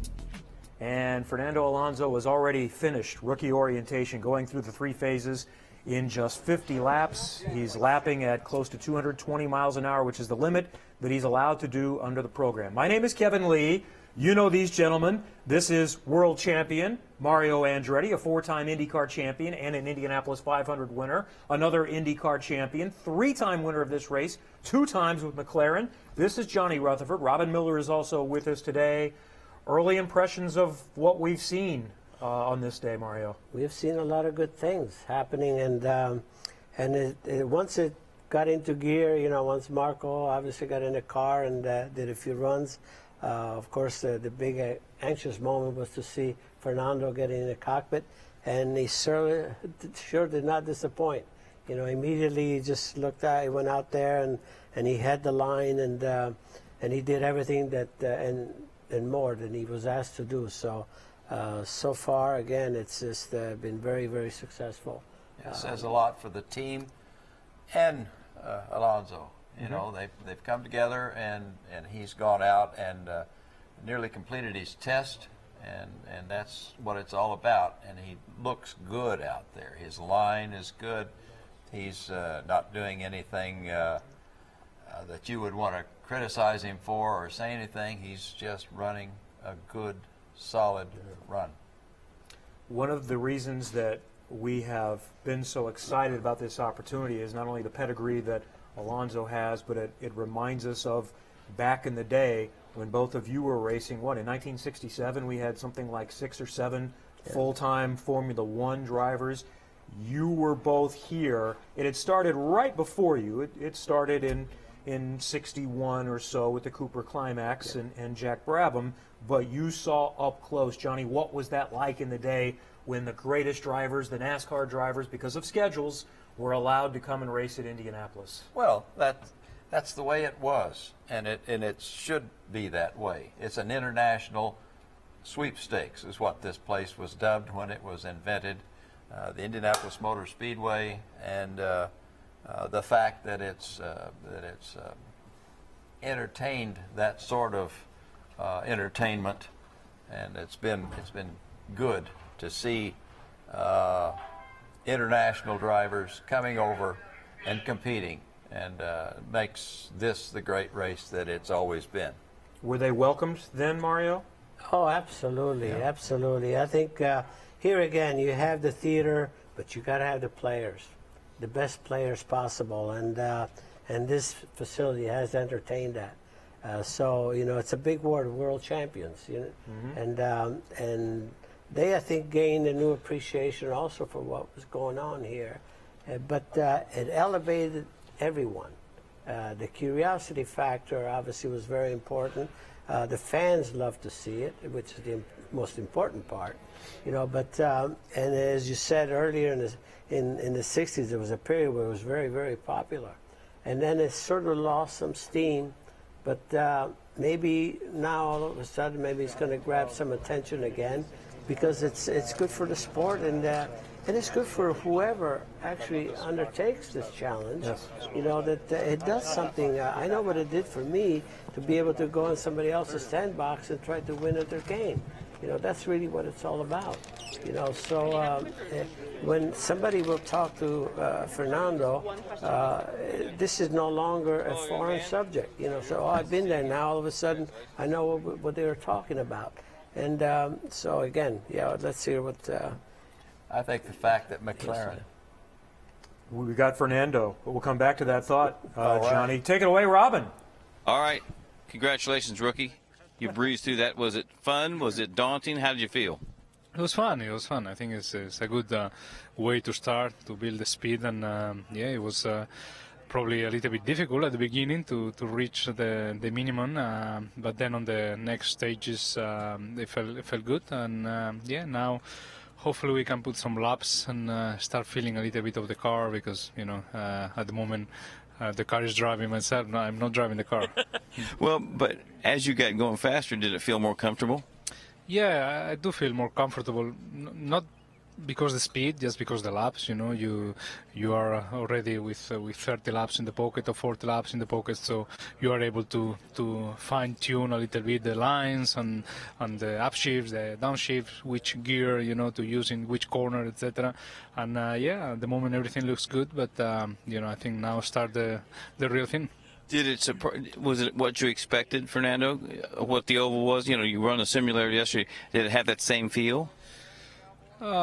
Yeah, I think the feeling on the simulator is quite realistic, and you have the first touch, the first impression of how it's going to be. But then the real car is just a unique feeling. So when you have to go flat out in the corner, it's not the same in the simulator than the real car. But yeah, so far has been good. The team, amazingly helpful with everyone, Marco this morning, etc. So yeah, running alone, I think is quite okay. We'll see later on the next weeks. It's kind of cool when you see the pit board says 220. I mean, that's in 50 laps. You went 220.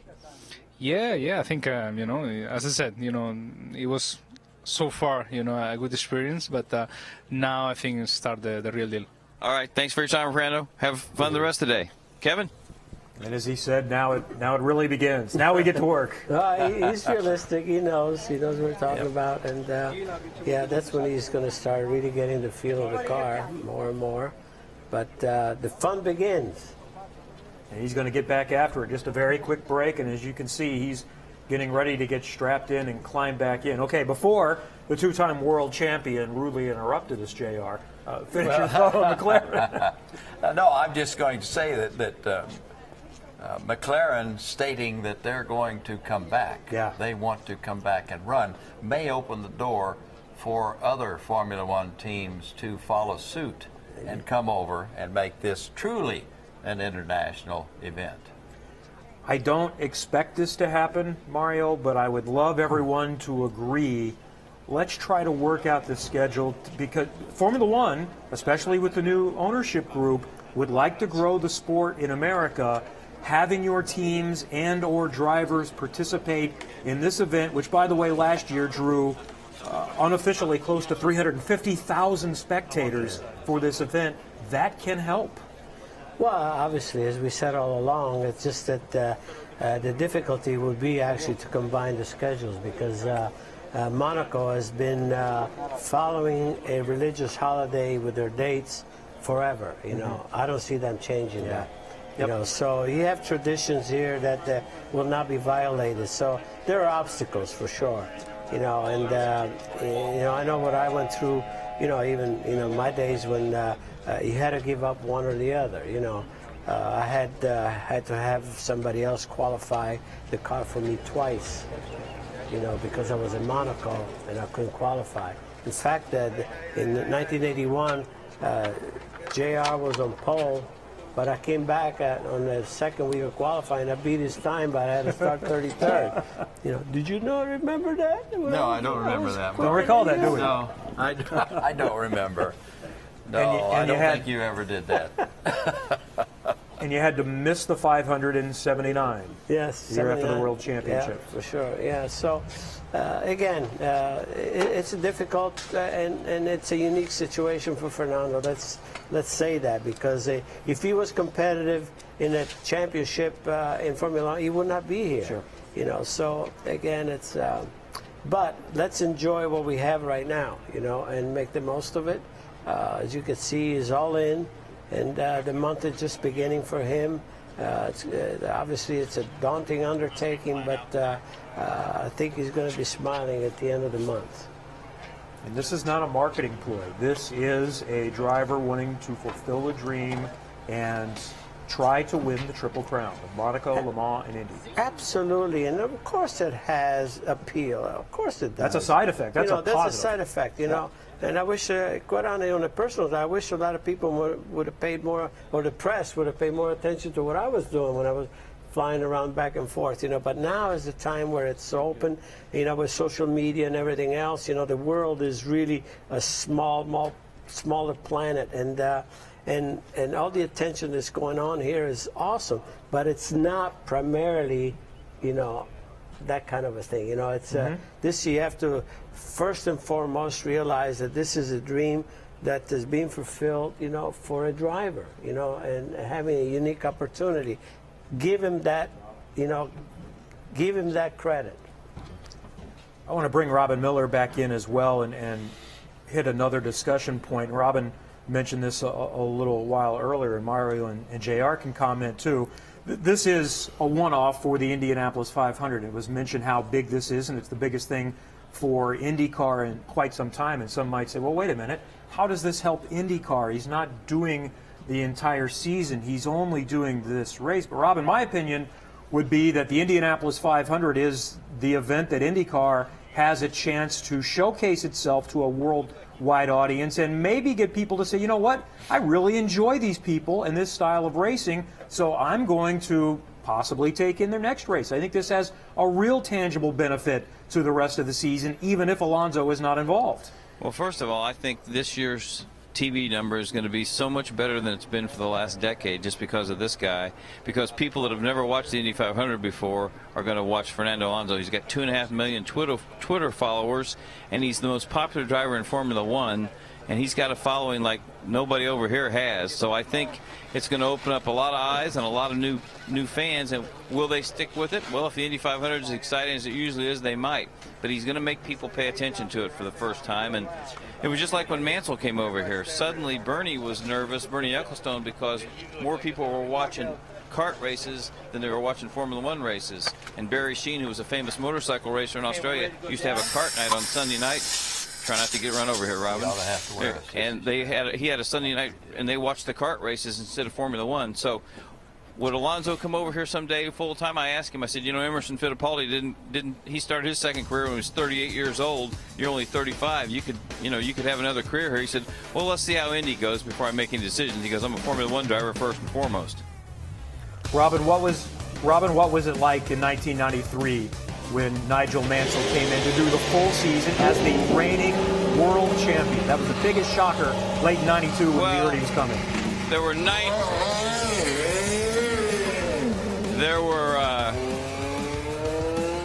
at his first test in Phoenix, I'm sure Mario remembers, there were 90 international media there, and it was a zoo. I've never seen anything like it. So the press room, there's not that many people here for the test today. There's quite a few media, though. There's more real media here today to watch Alonso's rookie test than have been at most the races the last couple of years. And I think on race day you're going to see a lot of people that are going to forgo the Monaco Grand Prix to come cover Alonso at Indy, and that's exactly what you want for IndyCar racing. Robin Miller has been on the scene in IndyCar racing for close to 50 years, and I trust him when he says this is a big day, this is a significant day. My name is Kevin Lee. Mario Andretti, Johnny Rutherford are with us. We've had the opportunity to visit with others, and guys, here we go. The reins are off. Rookie orientation is complete. Fernando Alonso is an Indianapolis 500 driver. Indeed, and he has no restriction now. They just go for it. And so this is a very exciting moment for any driver, you know, to all of a sudden just open it up.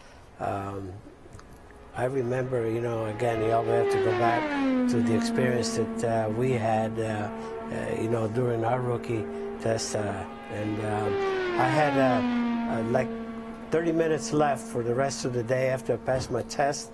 And the team was saying, the mechanic, the Steve mechanic, Clint Bronner and Jimmy Guido said, well, tomorrow we go. I said, no. I said, we got to go out today.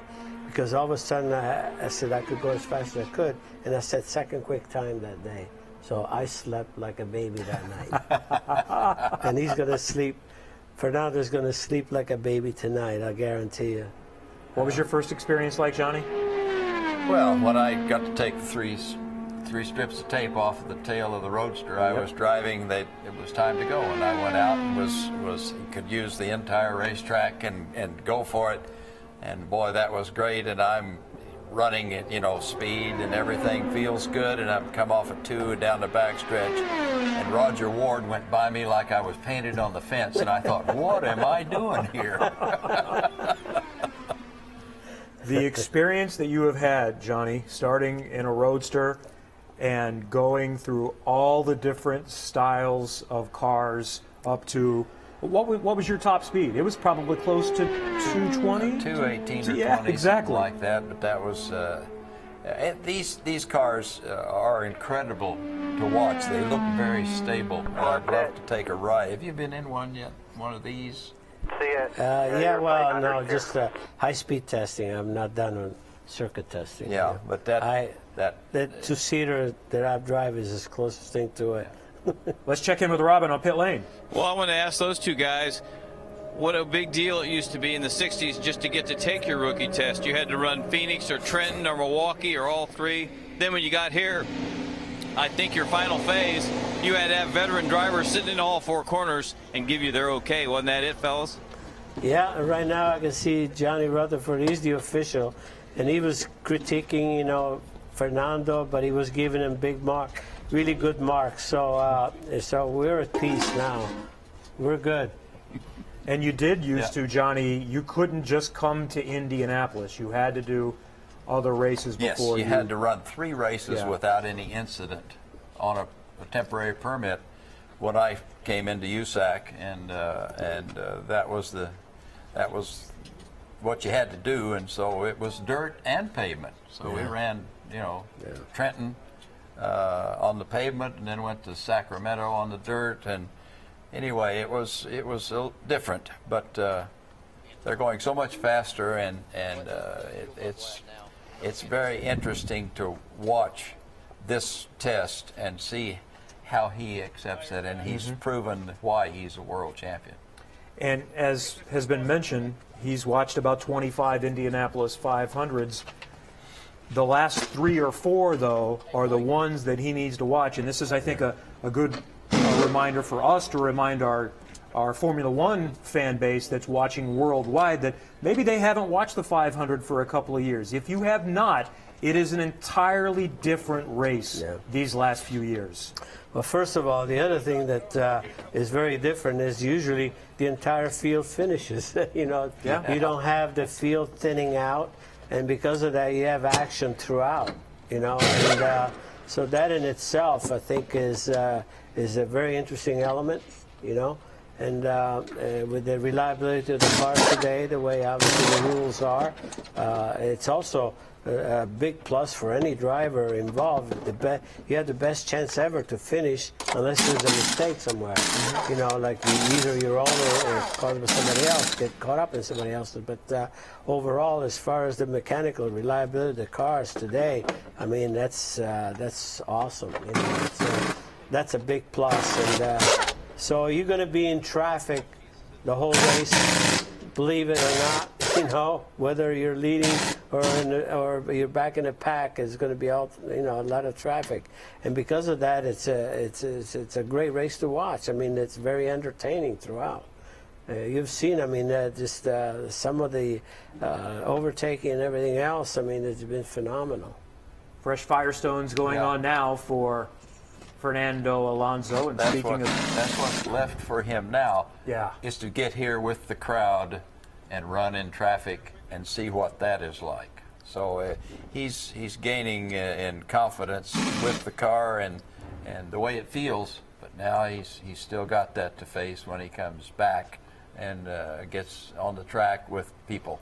As recently as a few years ago, it could be a bit processional. You had to really work to make up positions and to do overtaking. Well, now it's every time going down to the first turn and the third turn, we are seeing changes for position, 60-plus lead changes. It has been breathtaking the last few years. And speaking of the 500, we are in the month of May, and all that is coming up, it gets started very shortly. First, the month of May begins in Indianapolis for the Verizon IndyCar Series with a road course event, the IndyCar Grand Prix. Mario, this has become a very good event and pretty good racing on this course too. Oh yeah, I love the course, and I have firsthand opportunity to judge it because I drive that two-seater car, and it's really fun to drive. So yeah, the course and the thing for a road course also, the viewing factor is just phenomenal. You can see so many corners. You got the berms up in the back part of the course where you can really experience, just probably a variety of corners.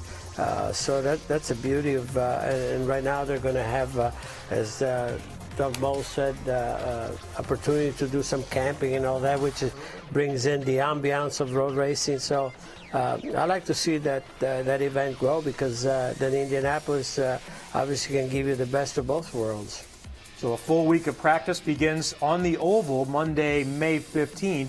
And as we get to 500 weekend, Miller Lite Carb Day, it's the final IndyCar practice. The Indy Lights presented by Cooper Tires, Freedom 100.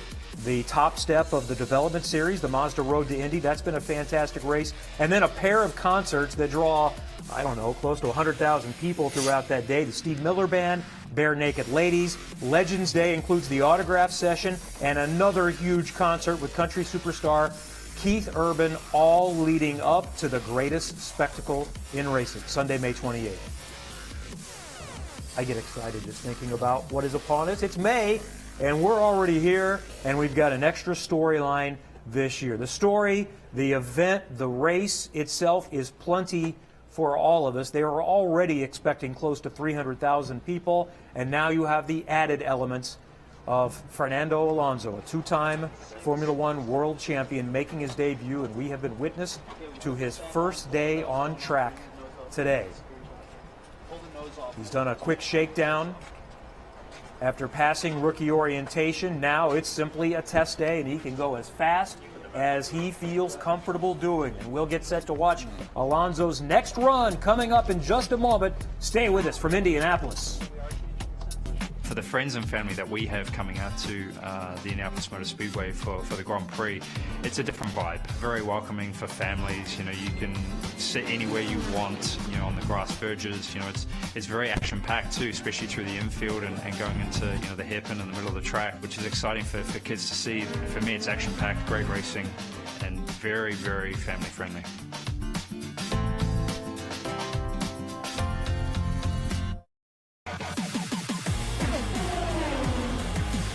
Indianapolis is the greatest show in racing. May is the greatest month in racing. The greatest tradition in racing. The Indianapolis 500 has the greatest fans in racing. The greatest sounds in racing. The greatest competitors in racing. The greatest smells of racing, the burning rubber. The Indianapolis 500 is the greatest experience in racing.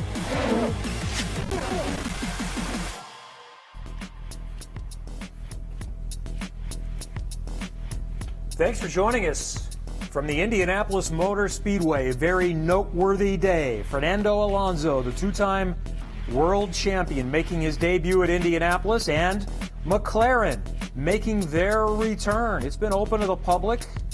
The viewing mounds at the south end of the course near the museum. And we have seen Fernando Alonso quickly get up to speed, pacing at just under 220 miles an hour.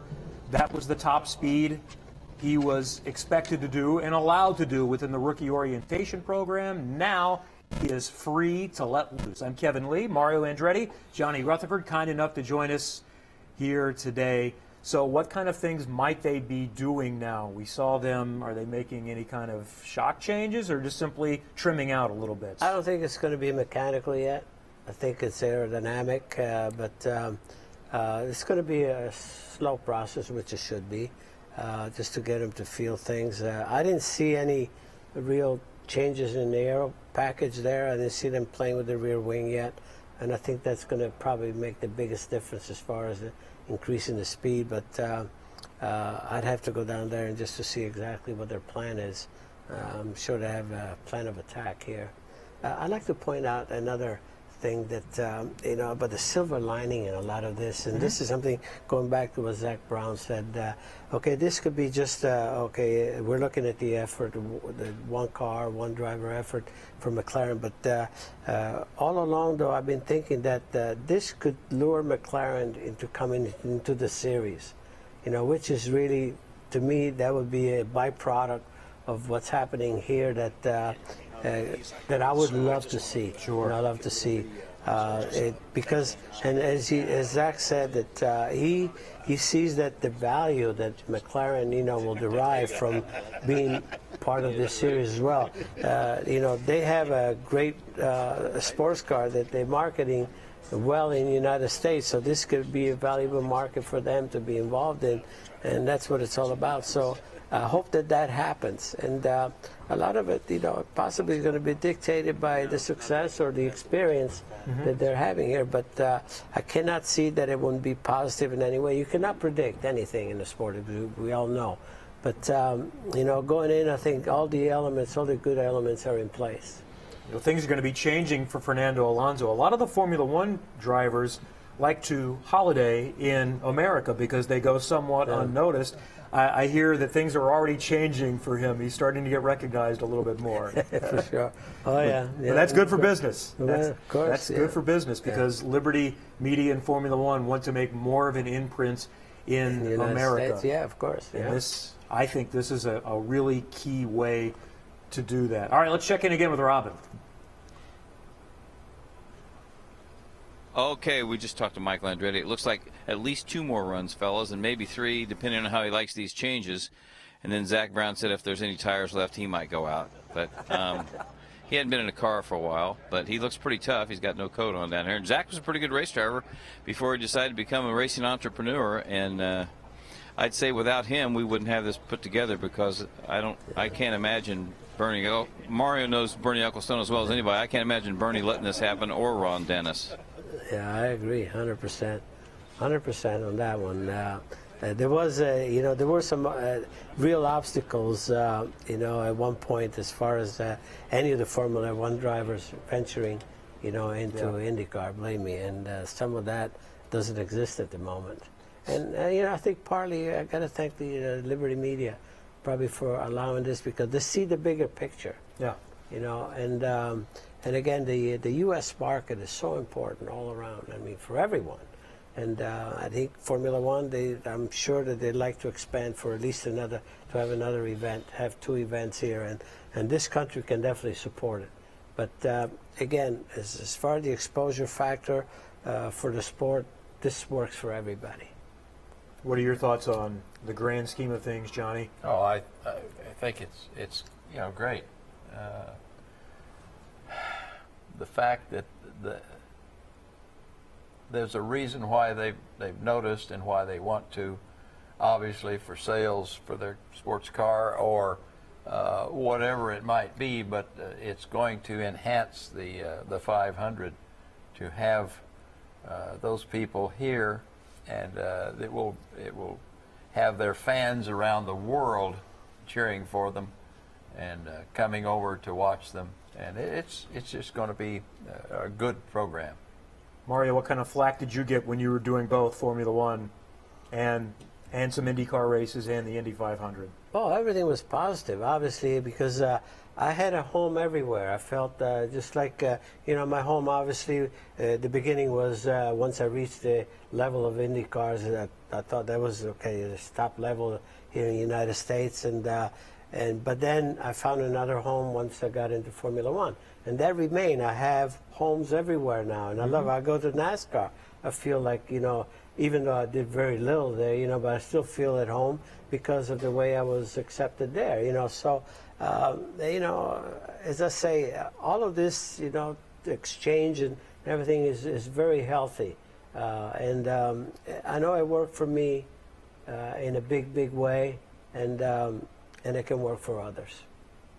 We have been privileged to just kind of eavesdrop into what's going on with the McLaren, Honda, Indy, Andretti Autosport program here today as Fernando Alonso gets acclimated, and Johnny Rutherford and Mario Andretti have been kind enough to join us today to give us some insight. And I know, Mario, you've got other schedules. We greatly appreciate you, as Robin spilled the beans, and coming up at 3 a.m. We're going to let Robin offer one more question before we let you get on with the rest of your day. Robin, what do you got for the champ? It's always good to see JR and Mario, and the fact is they're the guys I grew up idolizing and watching them run Terre Haute, Winchester, Salem.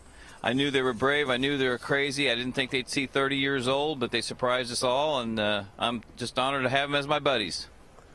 Okay, buddy. Thank you. And thank you both for joining us. Johnny Rutherford, the three-time winner of the Indianapolis 500, including 2 with McLaren, kind enough to join us. We'll see you throughout the month of May, right? You won't miss it. That's right. And Mario Andretti, we'll see you back here very soon as well. Thank you so much. The Formula One world champion, 4-time IndyCar champ, and 1969 Indianapolis 500 winner. We'll take a quick break, but we'll be back. We see Fernando Alonso is back on track, and we'll have plenty more to come from Indianapolis as we get prepared for the 101st running of the Indianapolis 500, and Fernando Alonso and McLaren are entered in the world's greatest race.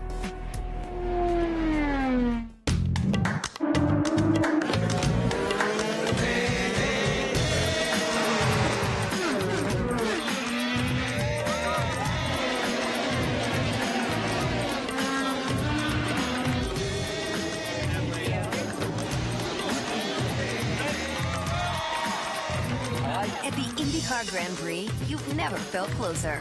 Saturday, May 13th. Tickets start at $30. Get your tickets at IMS.com.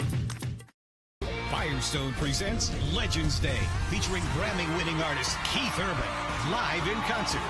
Saturday, May 27th at the Indianapolis Motor Speedway with special guests Dustin Lynch and Clayton Anderson. Tickets are on sale now at IMS.com. Part of the celebration of the 101st running of the Indy 500, presented by Pengrade. Don't miss the greatest music in racing. Keith Urban, live May 27th, the day before the Indy 500.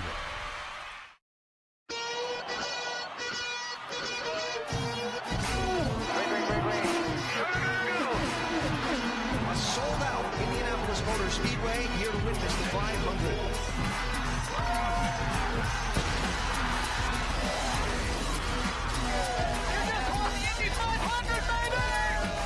What makes it the greatest for you?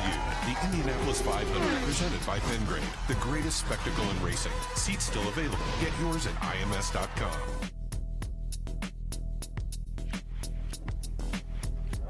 Welcome back to the Indianapolis Motor Speedway. The month of May is upon us, and an extra treat a week and a half before we would normally see activity on the 2.5-mile oval. Today we are witnessing the IndyCar debut, the oval debut, and the Indianapolis Motor Speedway oval. First appearance for 2-time Formula One world champion Fernando Alonso. My name is Kevin Lee. Robin Miller, veteran reporter, is with us. He is pit side. We'll have other guests coming up and joining us in our Pagoda booth as we continue throughout the day. Some weather is threatening in the early afternoon in the Indianapolis area. It is just before 12:45 local time, Eastern time in the United States in Indianapolis. So the scheduled noon to 1 break has been put off to get as much done as possible. And Robin, you mentioned this a little bit earlier. What is the plan? How much running might we still see from Fernando, which is also going to be based on how many tires he has left? Yeah, he's got another set, Kevin, it looks like, but they have him planned going at least 2 more runs, and then they're making one more change, and they said if he likes that change, then they'll try and get a 3rd run snuck in here. But you got to remember, now he'll be back in a week after he runs the Grand Prix this weekend. He's coming in right now, so it'd just be interesting to hear his mindset on Go to wheel one. Go to wheel one. Yeah, hear that? We're not sure what that means, but like they were messing with the front wings, and you heard Mario say it's going to be more about aero. They're not going to do a lot of mechanical changes right now until he gets the car a little more underneath him and feel a little more secure. But I think the guys from talking to the engineer Eric Bressman and talking to the mechanics, he seems to know what he wants pretty quick. That's pretty cool. I saw a lap time there of, 2:21.5, somewhere in that range. That is hauling the mail on your first day in a very new environment. New car, new type of track, new people that you're working with. That's also something to keep in mind as we look at Eric Bressman, who's in charge of Andretti engineering overall, but is handling specifically this car. You know, and Robin, another big benefit that Alonso had, there's always a challenge with one-offs, that you have people that haven't done this in a little while. Well, there's nobody better than Eric Bressman, from what I understand, and I think key that he's got Michael Andretti calling strategy for him, who's done it full-time as recently as last season. Absolutely, and he's got Dave Poplars as his chief mechanic, who's been around racing for 20 years. Rob Edwards, another guy that's an old warrior that's been around, and I just asked Rob a little while ago, I said, you guys have enough good people to run 5 cars? He said, yeah, we've run 5 cars the last couple of years. It's not that. He goes, our pit stops, Townsend Bell's pit stops were just fine. It was just a miscommunication last year between the spotter and the team, and he got involved and pulled out with Ryan Ray, but his pit stops were spot on. So maybe in the old days, running more than 2 cars was a handicap, and it hurt you in a long afternoon, left 500 miles. But I just think Andretti seems to have it down pat. Penske's going to run 5 cars this year. I've just been texting back and forth with Juan Montoya. He's been watching the test all day, and he's a buddy of Alonso's. So I just think that it's a pretty. If you're going to have a one-off, I mean, I think it was pretty obvious that it had to be with Penske, Ganassi, or Andretti. Those are the 3 teams that Fernando felt most comfortable with, and Michael stepped up to the plate. You know, as an aside, I know we're focused on Alonso and Andretti Autosport and McLaren today, but you mentioned Juan Pablo Montoya, and just a thought on him. He tested at Gateway yesterday on the 1.25 mile oval. He tested at Barber a month and a half or so ago. I think he might be the most prepared one-off. He's going to do 2. He's going to do the road course race here, too. I think he might be the most prepared program in a one-off type of situation that we've ever seen. He seems highly motivated. I think Tony Kanaan put it best. He wants to kick everybody's butt, and that's, if you know Montoya, I mean, he's not very happy that he's a part-time driver, no matter what he says. And I mean, he won the Indy 500 2 years ago. And I told him the other day I was going to borrow as much money as I could to bet on him, because I think he's going to be tough to beat on race day here. He's a hell of a competitor. He was second quick at Gateway yesterday. Yep. And he's just, the guy's still got some of the most talent, the fastest hands. I mean, Montoya is one of the great race drivers we've seen in the last 4 decades, and he really likes Indianapolis. Obviously the first time he showed up here, he led almost every lap, and he was so. The great thing about Montoya was that he was so unintimidated by Indianapolis, and it was great. I remember sitting on the pit wall with him when Greg Ray knocked him off the pole, and he said, and everybody was cheering because that was the height of the IRL Champ Car kart war, and Montoya said, why are they so happy? Why was everybody cheering? Why are all these drivers coming down and high-fiving Greg Ray? And I said, because they knocked you off the pole. And he goes, so what? He goes, I'm going to kick their butt in the race. And that's exactly what he did, because he's one of the most exciting drivers to watch, and I think you better keep your eye on him on race day here, folks, because he's got something to prove. Even though he doesn't really have anything to prove, I think he wants to prove to everybody that he should still be out here full-time. Yep, no doubt. That's Robin Miller as we watch Fernando Alonso on pit lane at Indianapolis, set to go back out once again. Joining us now in our booth is Brian Barnhart, who is a longtime IndyCar official, a chief steward, serves as the race director for the Verizon IndyCar Series. You have helped administrate many rookie orientation programs over the years. What were your observations of what we saw from Fernando Alonso? Well, it certainly met expectations. It's not the traditional rookie program, if you will. There's certainly no questions about his qualifications and capabilities. It's mainly a familiarization and an opportunity for him to get out on the racetrack, and clearly he's exceptional talent and seems to be adapting very well to it. So with a great race team and a solid setup with the car and the engine package that he's got, so he's doing really well, and acclimated very quickly. Is it sometimes challenging to keep the speeds down for these guys as they go through it? Well, a little bit, and that's a really tough situation because you've got the phases there for a reason, but on the other hand, especially when you get a guy that has this much experience coming over and what he's doing, you want him just to be comfortable, and you don't want to back him up and make him run useless miles or in a phase where he's not really comfortable. But in this case, he performed exactly what we needed, and it progressed him through very quickly.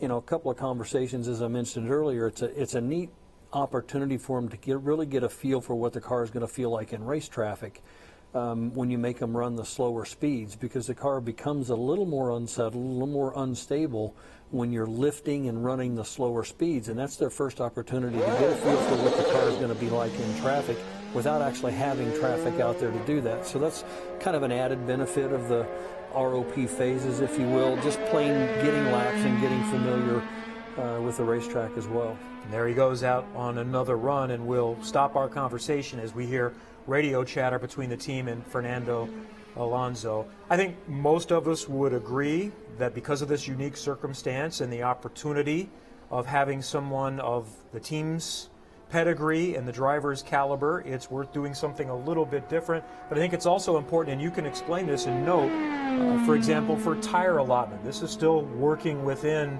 rules with IndyCar of how you get to 5 sets allowed today. Yeah, absolutely. It is consistent with what we've done, and we've had an occasional driver do ROP phases prior to the official ROP during the May event itself. I think Kurt Busch was the last one we had do it, but the allocation of tires comes out of what's available for testing. An Indy 500 only rookie is allowed a super speedway test prior to the Indianapolis 500. The one thing that is different is in the years prior, the Indianapolis Motor Speedway Oval was not listed as an approved test facility. It got added back on this year, so the opportunity for him to do his test prior is actually at Indianapolis. Previous years, a lot of guys would go to Fontana or Texas for another super speedway. He's able to take his here. He's going through his phases today.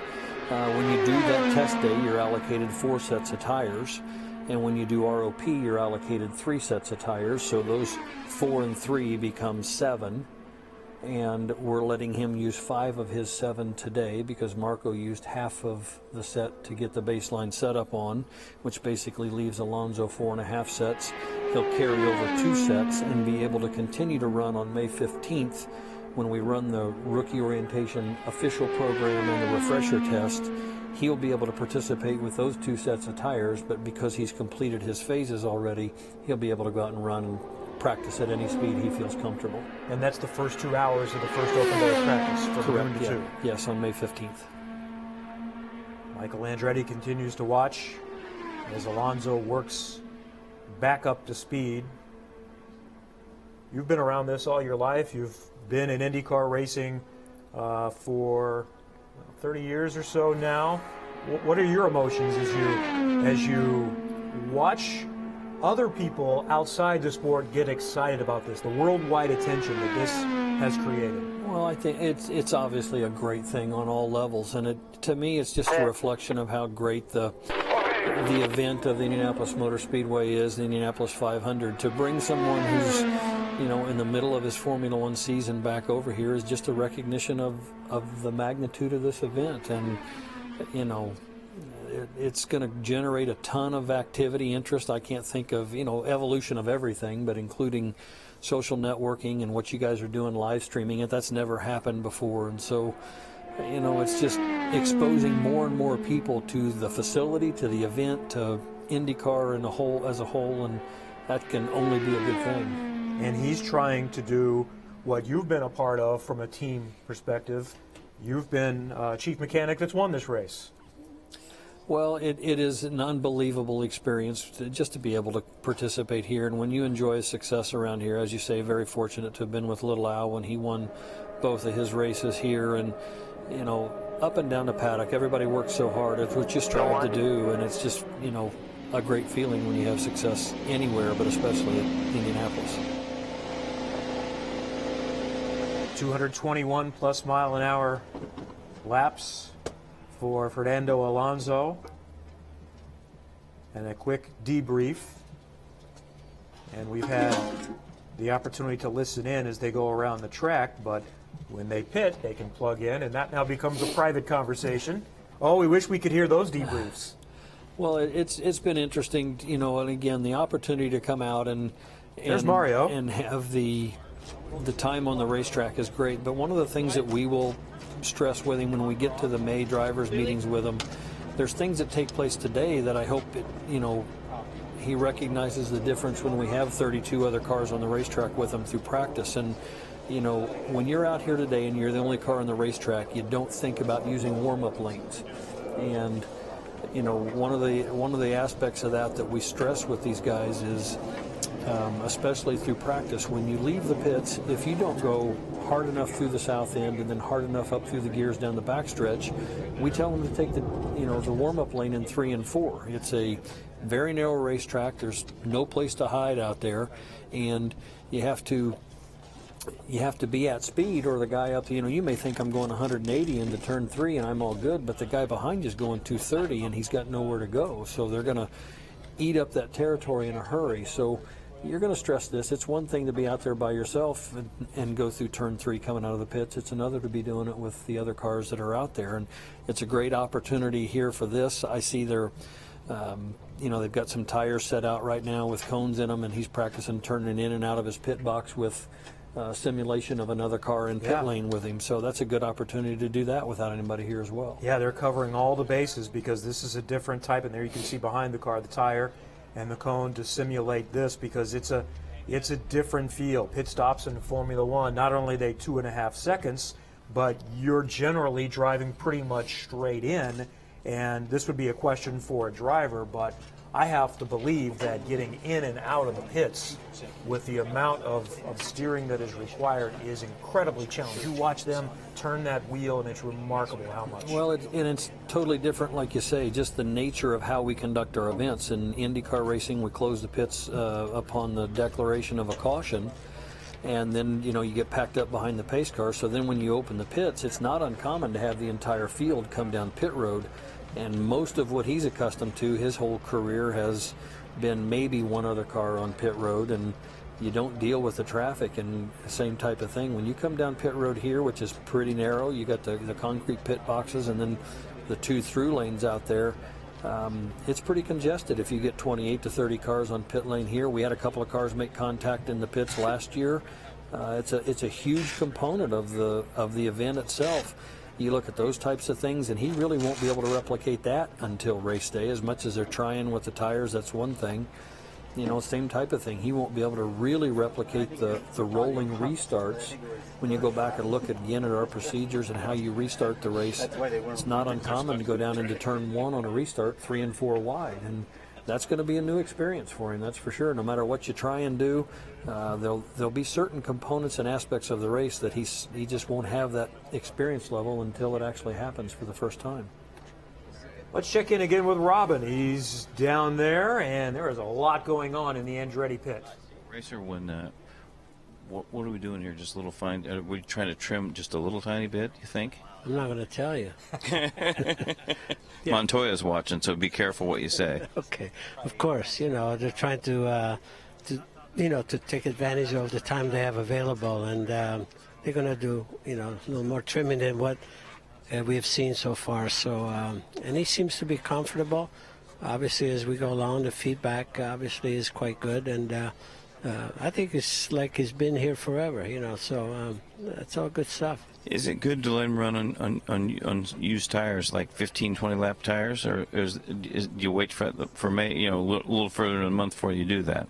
Well, again, right now you do what you can to try to take advantage. Like I said, the time is going to be limited because of weather. So, but as far as running on used tires, he'll have plenty of time, to do all that. Well, the wicker's still on the back, so he's still got a little comfort zone. Oh yeah, no question. I mean, when that comes off, that's when it gets serious, right? Things change dramatically then. Yeah. Then you give your wife your keys and your wallet and say, I may see you in a while, maybe not. Well, not that bad, but this starts going in that direction, yeah. Thanks, Racer.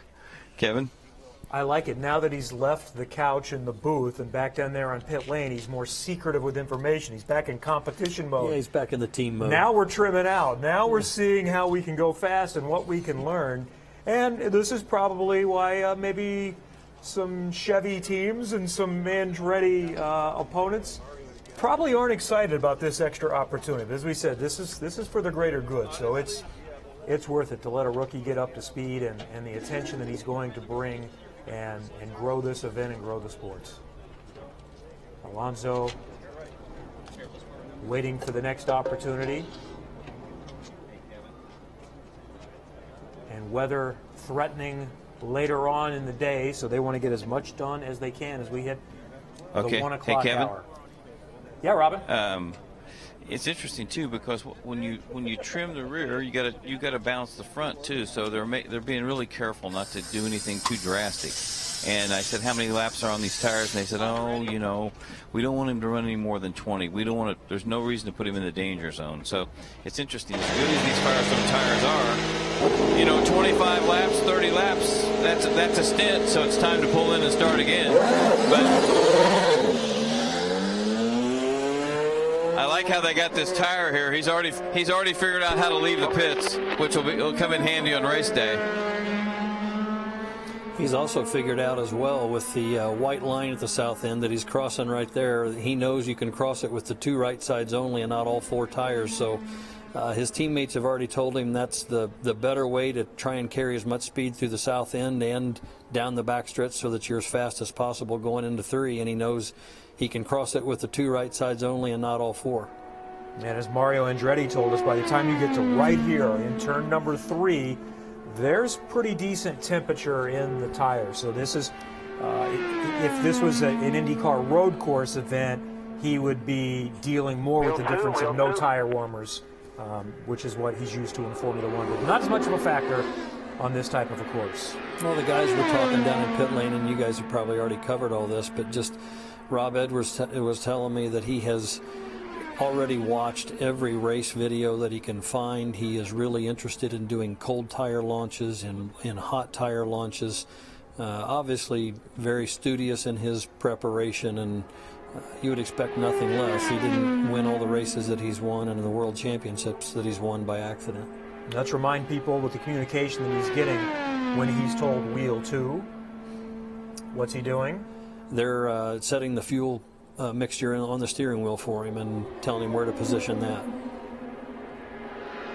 And he's going to have more tools in the cockpit than he might be used to, or at least certainly different. There's some different things that he can do to impact the handling of the car. Well, definitely I think the inner roll bar adjusters will be a tremendous tool for him on the oval track racing there, and being able to adjust the front and rear inner roll bars and the proper settings of those will be a big assist to him as he goes through a full fuel tank run from full to light and empty, giving him the ability to help adjust the car with that as well as the weight jackers.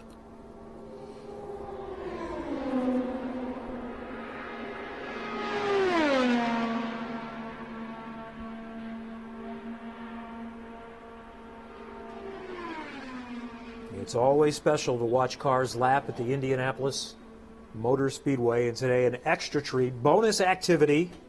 We normally wouldn't see anything in the month of May on the oval until May 15th after the weekend of road course racing, but a special circumstance with an active Formula One driver, the 2-time world champion Fernando Alonso, getting his first taste, and it has gone swimmingly so far.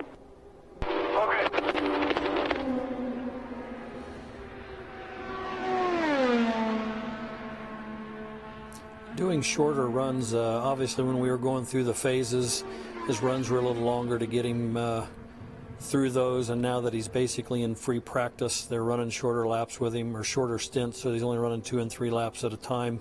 They've already called him in for this one, so he'll be pitting again here.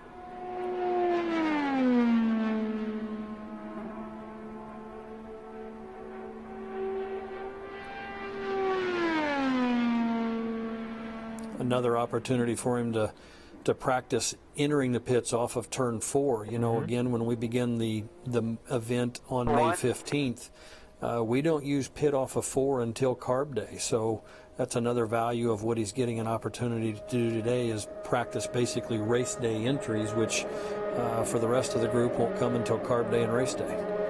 Brian Barnhart is joining us. He's the race director for the Verizon IndyCar Series and the Indianapolis 500. He'll lead the drivers' meeting for this event. And we talk about all the things that are special with Indianapolis. The other thing that's most unique and that you're talking with the drivers about is the way we start this race. 3 abreast, 33, and the challenges, especially if you haven't done it before. It's one thing to be inside or outside, which is going to be new for him, to potentially be in the middle, going through 1 and 2. Well, yeah, you say the 11 rows of 3 is a very unique start, and especially with a front straightaway that's only 50 feet wide, it is congested. All the draft as you basically get sucked along into turn 1 on an initial start is going to be another unique experience for him. And again, as much as you try and practice it and prepare for it, you really won't have any opportunity with it until that takes place for the very first time. Pushing mid 221 miles an hour, we continue with Fernando Alonso's debut at the Indianapolis Motor Speedway. Stay with us.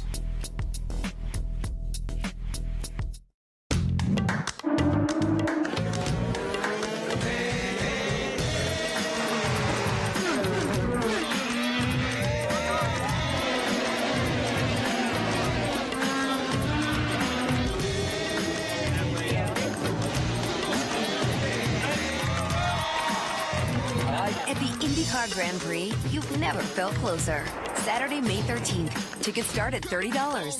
Get your tickets at IMS.com. Firestone presents Legends Day, featuring Grammy-winning artist Keith Urban, live in concert.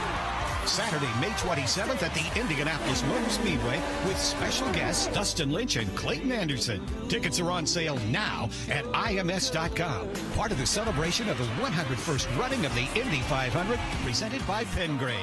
Don't miss the greatest music in racing. Keith Urban, live May 27th, the day before the Indy 500.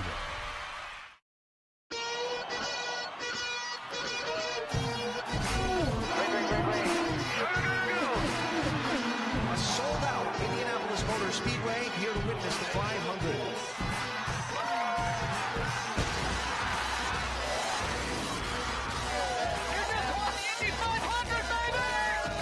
What makes it the greatest for you?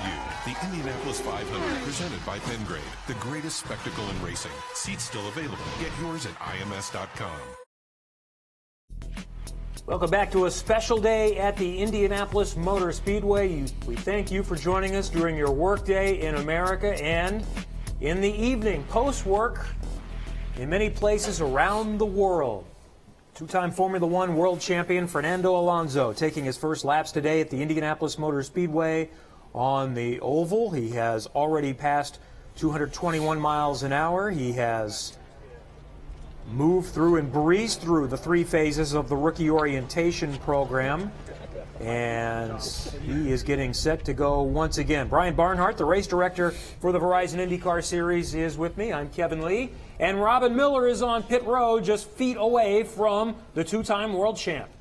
Well, so much for let's take it easy. They just took the rear wicker off and made a couple more adjustments. So I think speed, and they put a new set of tires on. So I think we're going to try and go as fast as we can here on this run. He's about halfway trimmed out to where Marco was this morning when he hot lapped the car. So Brian knows from being a mechanic on Indy cars, I mean, there's really conservative setups, and then I think they're starting to feel a little more comfortable and trust things a little more, it looks like to me. Yeah, absolutely. They had the car planted pretty solid there with all the wickers from the baseline setup. And again, that's the beauty of letting the veteran set the car up and shake it down for the first 10 laps to give him a good solid baseline so that the car is planted on the racetrack. And now you can slowly start trimming it out, as you mentioned, balancing the front and the rear together. Obviously comfortable enough that he's doing that. And with sticker tires and a little more trimmed out, you should expect some more speed.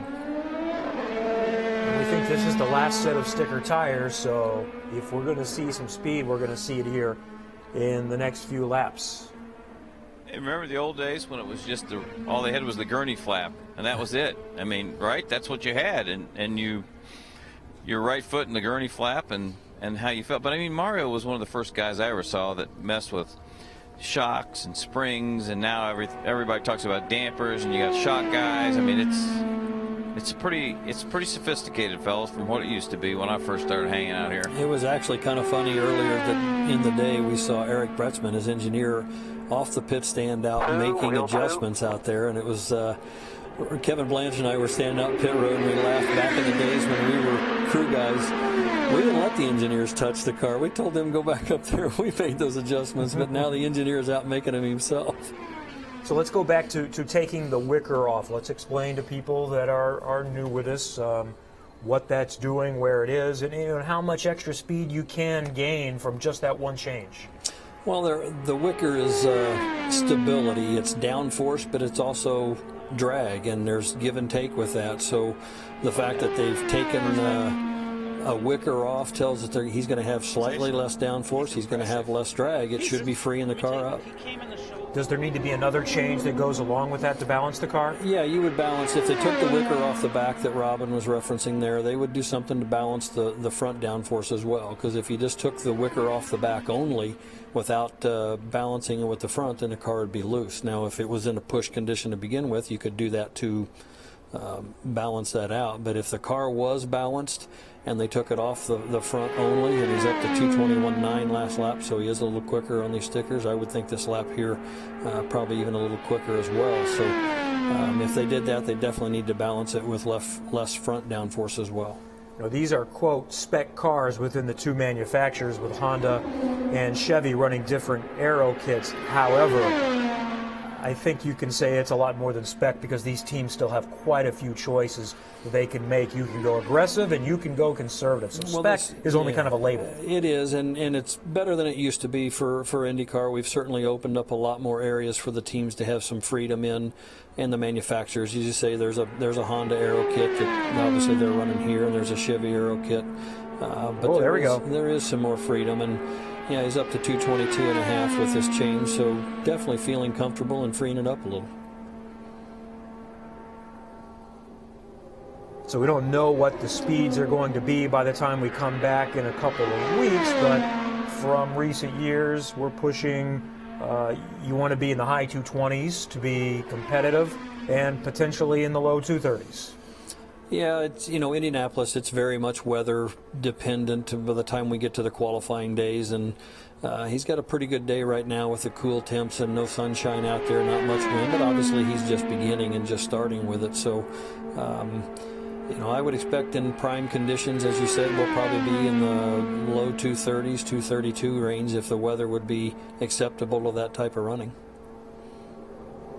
James Hinchcliffe last year, 230.760 was the pole speed for the Indianapolis 500.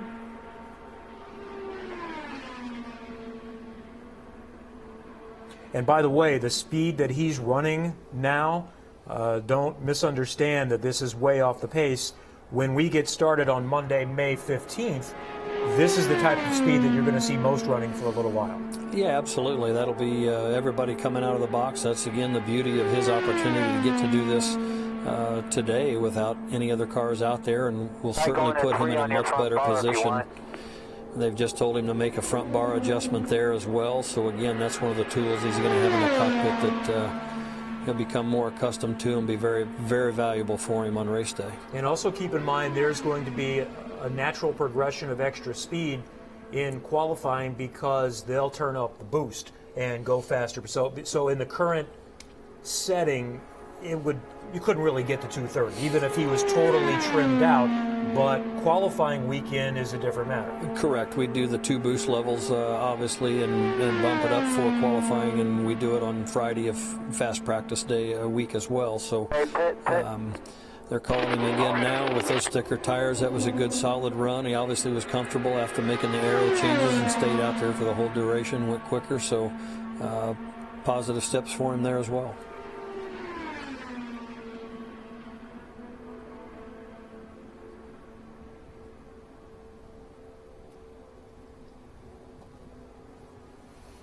Consistently over 221 with one in the 222s.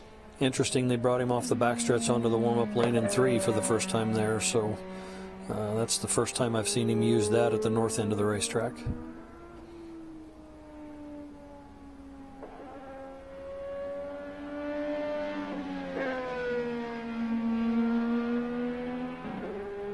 After this visit, Fernando Alonso will get back to the day job, if you will, coming up next weekend with his home race, the Spanish Grand Prix. That was his most recent win, I believe, back in 2013. So I'm sure he's excited about that opportunity and hoping for better things. Wheel 1. And to see the checkered flag. It has been certainly a trying season. I guess maybe first things first, he wants to see the lights go out and get an opportunity to start the race. So the unique circumstance is one of the reasons why this has worked out this season. McLaren, Honda not where they want to be. Zack Brown has said that that's job number one, getting that figured out. And this is an extra opportunity for them, and one of the ideas that they want to continue with their motorsports program.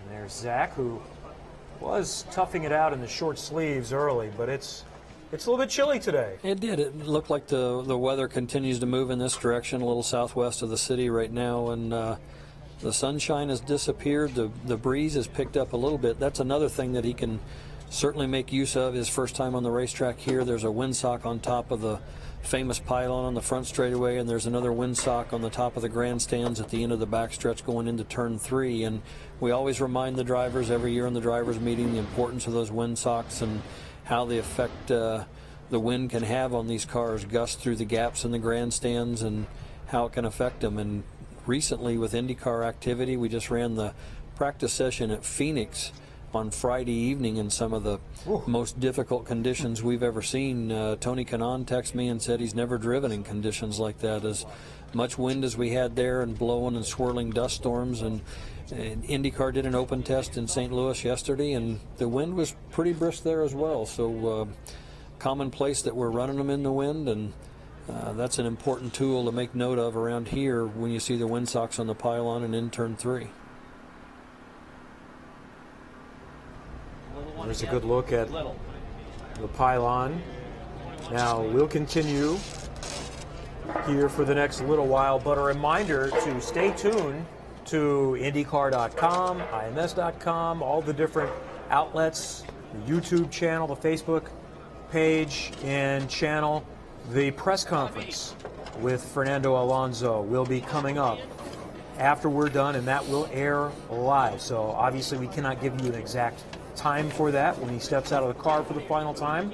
I'm sure there will be a debrief, but then within a reasonable time, whether it's 10 minutes, 15 minutes, 30 minutes, we'll have Fernando Alonso in the media room talking with those that are on hand here today. So stand by for that.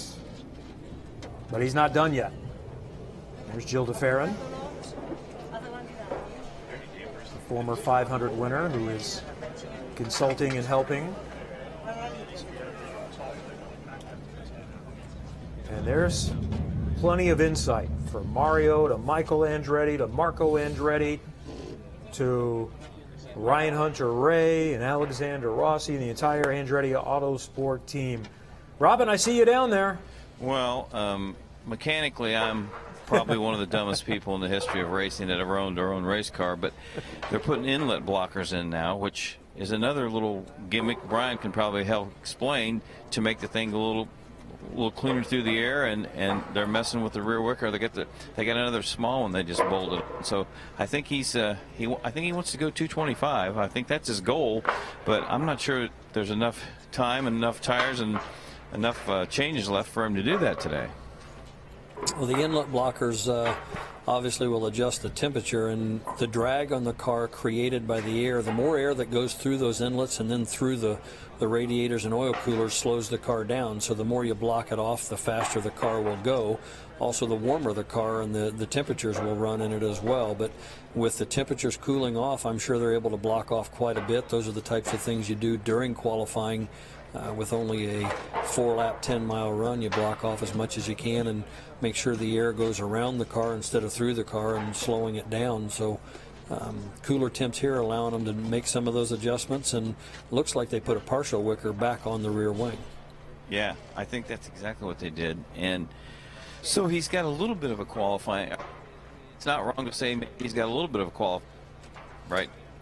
Definitely putting some trimming components on the car, especially those blockers going in. That's a pretty big aspect of the qualifying body work that gets put on as well.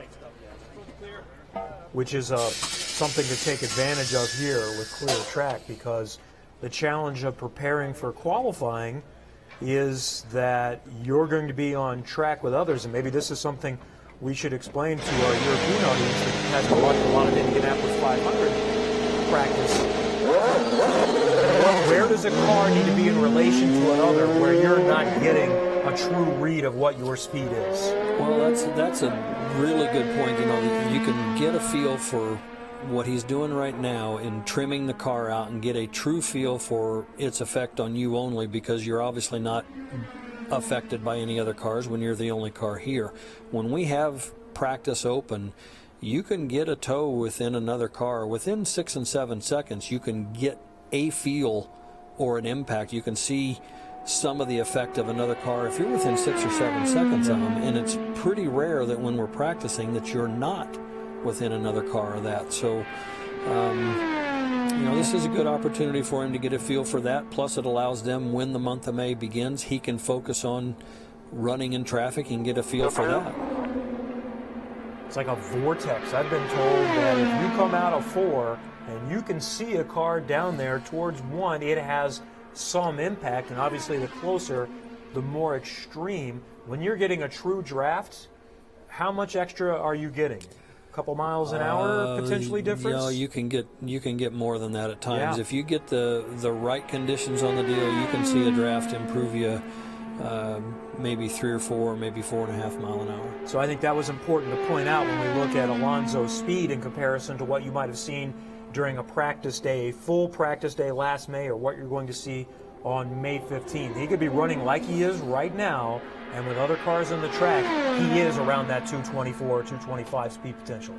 Most likely, yeah. He's going to be pulled along by the other cars out on the racetrack, and like you say, if you can see another car, and generally at the Speedway, I believe exiting 2 or 4, somebody going into 1 or 3 is about 7 seconds away from you. So if you can see them, you're getting a feel for it. So we'll see what these changes have made as they go through the trimming out process. Taking away drag makes the car potentially a little more delicate or twitchy, but faster in the straight line. And our top speed on the straightaway? I saw a trap speed earlier reported on him that he was at 226 in the turn 3 trap earlier today. And in May, we'll push 240 top speed. 240 plus miles an hour at times. Okay, pit. So another short run.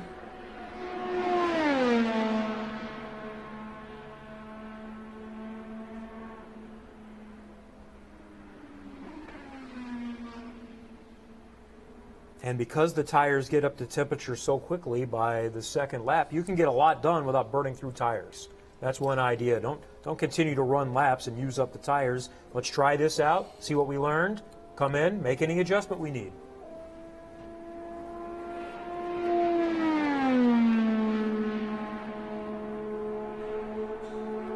Looks like he's going to do a hard pit entrance here. He slowed down through the south end when they called him in, and this would be a simulation of a race day pit entry there. And then you got to get on it hard. Right there is where the pit speed zone would begin. 60 miles an hour at Indianapolis. Correct, and coming off that corner in race conditions in excess of 220 miles an hour and back down to 60 by that opening is a little bit of a trick as well, and it's a narrow, tricky pit opening.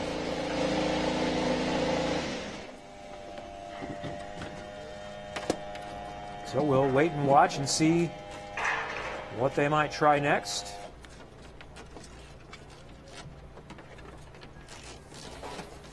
Trying to go back through the timeline of the day. For those just joining us, Marco Andretti was first in the car for several short stints to make sure it was comfortable for a newcomer's liking. We started a little bit later because of cooler temperatures this morning. Seems like Marco might have gotten in around 10 o'clock, maybe a little bit before 10. Took his outlap at about 9:40, and by the time he did his install lap and then his 2 baseline runs, yeah, it was probably about 10:30 before Fernando was in the car. Yeah. And Alonso sailed through the rookie orientation program. The first phase was he was expected to maintain pace between 205 to 210 miles an hour. Once you do that, then the next step is 210 to 215. Then the third and final phase, 215 to 220. He has cleared that. It took only 50 laps to get that done, including in and out laps and so forth. And now he is free to begin testing and preparing to try to race. It'll be interesting as well when he gets other cars on the racetrack. One of the other aspects of guys that haven't raced on ovals before, especially at the Speedway, a lot of it is driver comfort. You know, it's probably unusual for him to be, as he's seated in the car now with the head pads that he has on both sides of him, and as much padding as they put on the right side is probably something unusual for him. There's very limited head movement when you're here at Indianapolis, and obviously when you're road racing, you're turning your head looking for all corners. So he's much more restricted in the car. They do have the wicker on the top of the helmet, but it's also not uncommon for him to be really unusual and uncomfortable with the amount of head buffeting and helmet buffeting that you can get in traffic. So it'll be nice for him to get an opportunity to run with other cars from there. You may see some driver comfort adjustments when that takes place. A reminder that after Alonso is done in the car and after he debriefs, he'll meet with the media, and you can watch and listen to that right here. So stay tuned for that coming up. That will be live this afternoon. It is just before 1:30 Eastern Time in Indianapolis.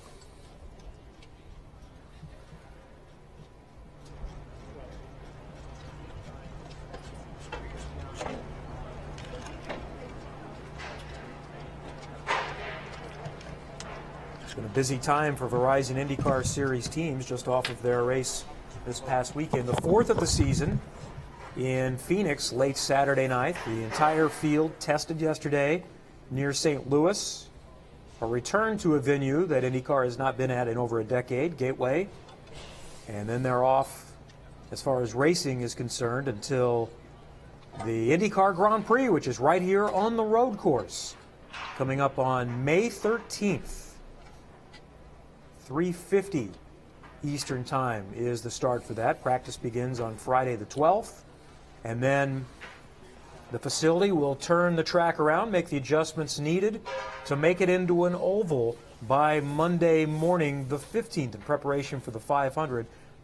How significant is that? What's involved in turning this from a road course to an oval and back and forth? It's a pretty significant changeover, actually, and I just noticed on what they're doing. When he completed that run, he was pointing at the little windscreen there, and it was a much taller one, and they're going to a smaller one here for him. So already working on some of those driver comfort adjustments with him in the car now. But the changeover of the racetrack is a pretty significant changeover with the barriers and the catch fencing, and put the curbing down, which is inside the south end of the racetrack for the road course, where they come around turns 13, 14. There's some temporary curbing that gets bolted down, and moving a lot of barriers and tire walls and some catch fencing is a pretty significant change, and they're flat out for a full 24 hours.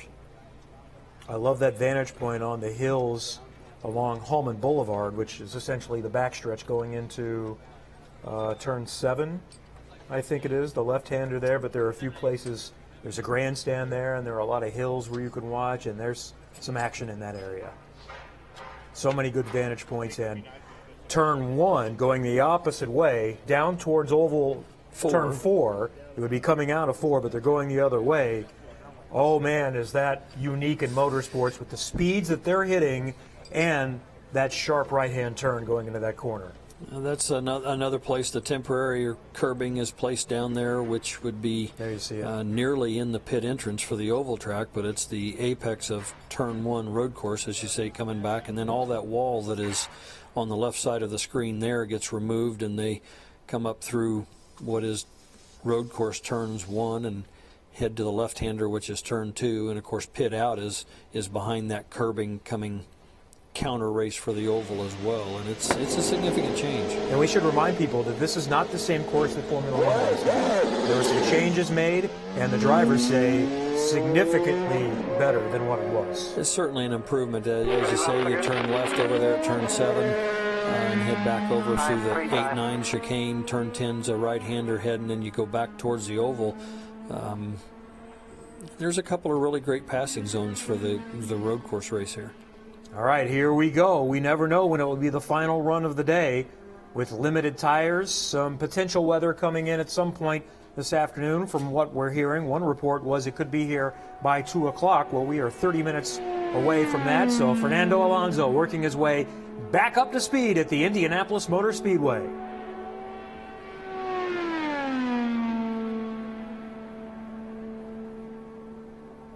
Wheel 2.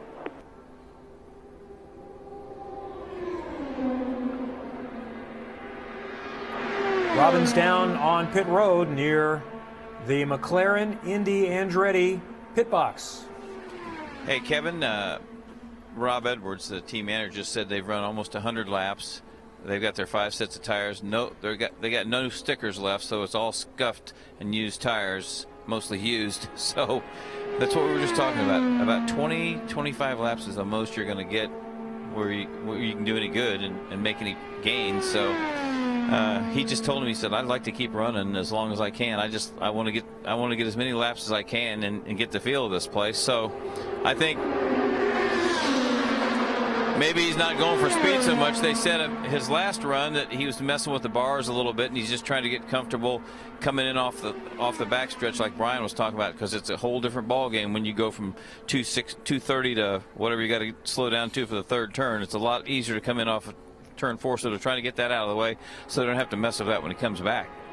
Well, it makes sense to get the most out of this because he came a lot farther than I did today to go to work. So that's more challenging. So what Robin is telling us, don't expect big speeds. We may not be able to see the 222s or more at this point. Now it's about learning as much as you can. And one of the things you have to learn is how the car changes on used tires. Well, and I thought Robin's question that he asked earlier was really good, and how far you go on those used tires. Track's green right now, the tire life probably in the 18 to 22 lap range per set, and if he's pushing 100 laps with his 5 sets, they're all getting to that point, and how much you want to keep pushing that. It's one thing to push that with an IndyCar veteran like Montoya or Dixon or Kanaan, and this is obviously his first opportunity to be on this racetrack, and it'll be interesting to see how far the team wants to go with used tires. There's the call, pit next time.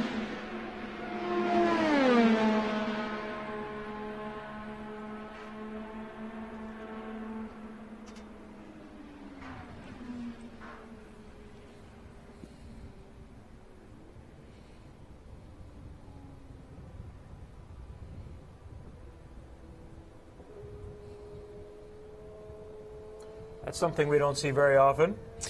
Well, it's interesting. He's scuffing tires in a little bit there, or just weaving back there. Obviously, there's heat in the tires. I don't know if he's going the procedures of what a restart will be. That's not uncommon for our guys to do that out of turn 2, coming for a restart. I don't know if they've told him where the practice or where the restart zone is, but he's not doing that coming into the pit. So it was kind of an interesting. He locks up the right front a little bit under braking there. He's clearly trying to come into the pits as hard as he can right now.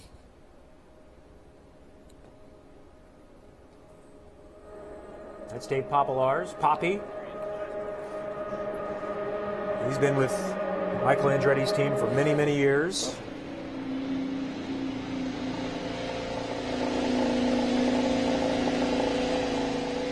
See what's going on here.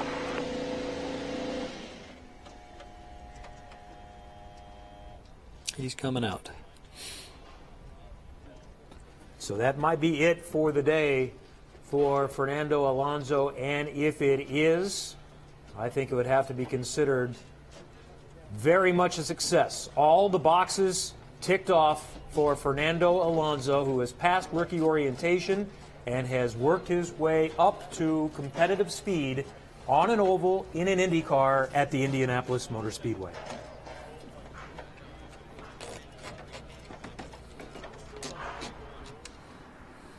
Here's just a few moments ago, and one of the things we've talked about is trying to get it slowed down.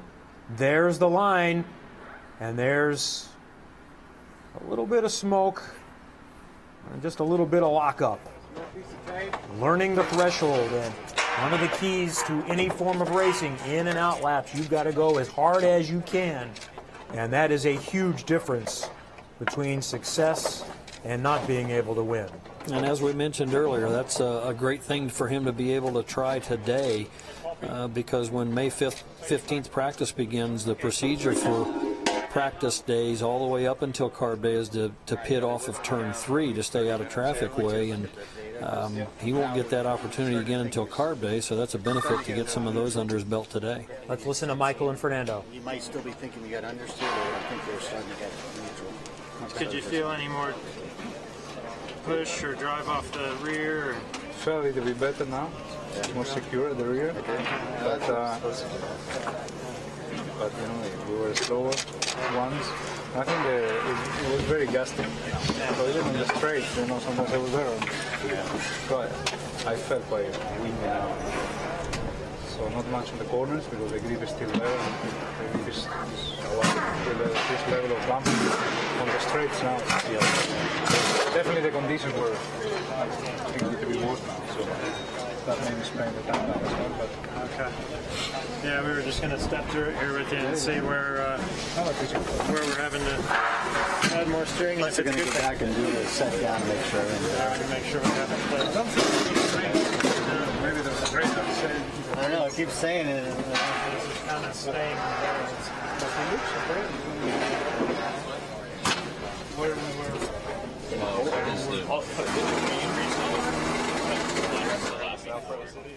So the debrief continues, a little further out of reach for us to clearly eavesdrop. Well, I heard them catch they're definitely going to take the car back to the setup pad. They're going to do a set down on it. And since they rolled it out of the garage this morning and made a couple of adjustments for Marco during his baseline runs and have made more changes with Alonso in the car throughout the day, they haven't left pit road with the car yet.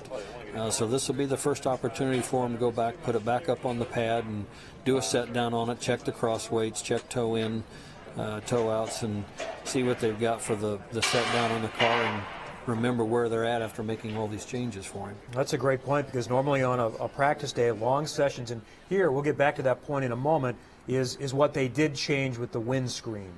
So you can see that clear piece just above the steering wheel. The left is what he started with and what he was running until just recently. So what's the difference involved there? It's a matter of personal preference and comfort level, but clearly the one that's on the left is going to be have more drag on the overall performance of the car than the one that's on the right.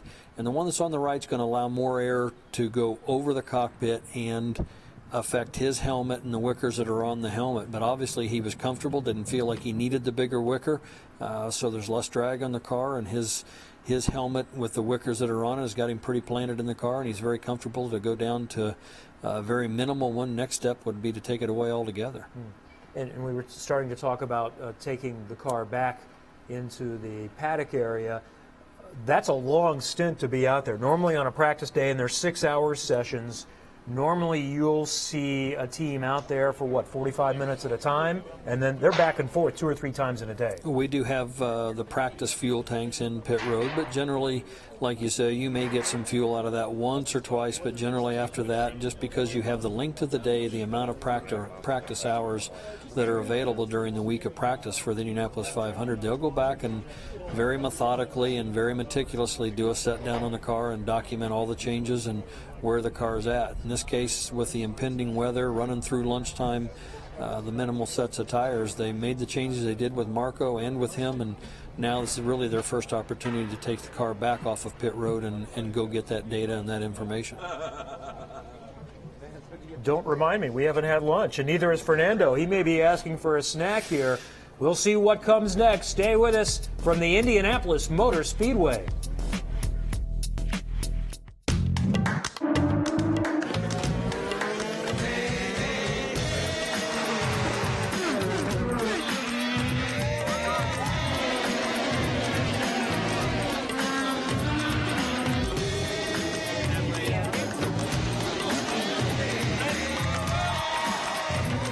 At the IndyCar Grand Prix, you've never felt closer. Saturday, May 13th. Tickets start at $30. Get your tickets at IMS.com. Firestone presents Legends Day, featuring Grammy-winning artist Keith Urban, live in concert.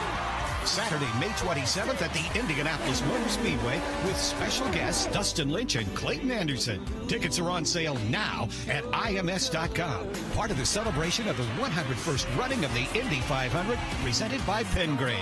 Don't miss the greatest music in racing. Keith Urban, live May 27th, the day before the Indy 500.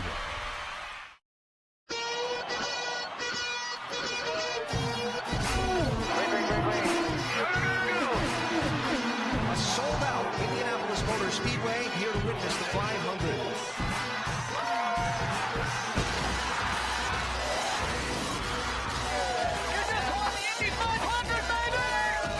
What makes it the greatest for you? The Indianapolis 500, presented by Pengrade. The greatest spectacle in racing. Seats still available. Get yours at IMS.com. Here comes Al Jr. on the inside. He's got it! He's got it! Al Jr. giving us one of the great races of recent time. They're side by side. Al caught in traffic. Goes high. They touch wheels. Al Jr. into the wall hard. And Emerson Fittipaldi under the yellow flag has captured his first 500-mile race victory at Indianapolis. Here they come down the main straightaway. The field gets the green flag and we're underway. Former world champions are first and second. It's Mansell, then Fittipaldi, and the battle really rages behind them. And Emerson Fittipaldi makes a move on Nigel Mansell. He's got him going into one, but Leondyke is also right there. Oh, they went side by side, and Mansell fell all the way back to third place. That Marlboro Penske Chevy C full song down the back straightaway, and it's smoking the fourth right now. He's got about a 40-car length advantage on Leondyke.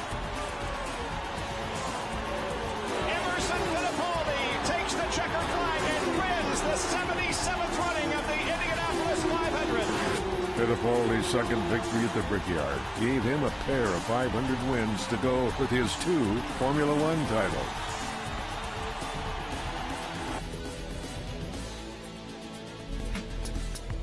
Emerson Fittipaldi, one of those that has won a Formula One World Championship and then came and conquered the Indianapolis Motor Speedway. Great to hear some of the legendary voices, too, of the Indianapolis Motor Speedway Radio Network. I know Bob Jenkins is watching today. We heard from Bob.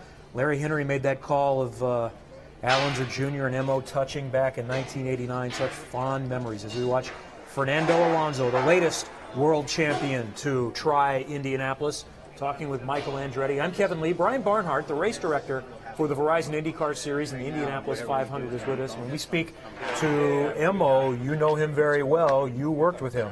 I did. I was very fortunate to be with Emerson at Patrick Racing, and you know, another Formula One world champion that adapted tremendously to IndyCar racing and specifically to oval racing, as just shown, a two-time winner here.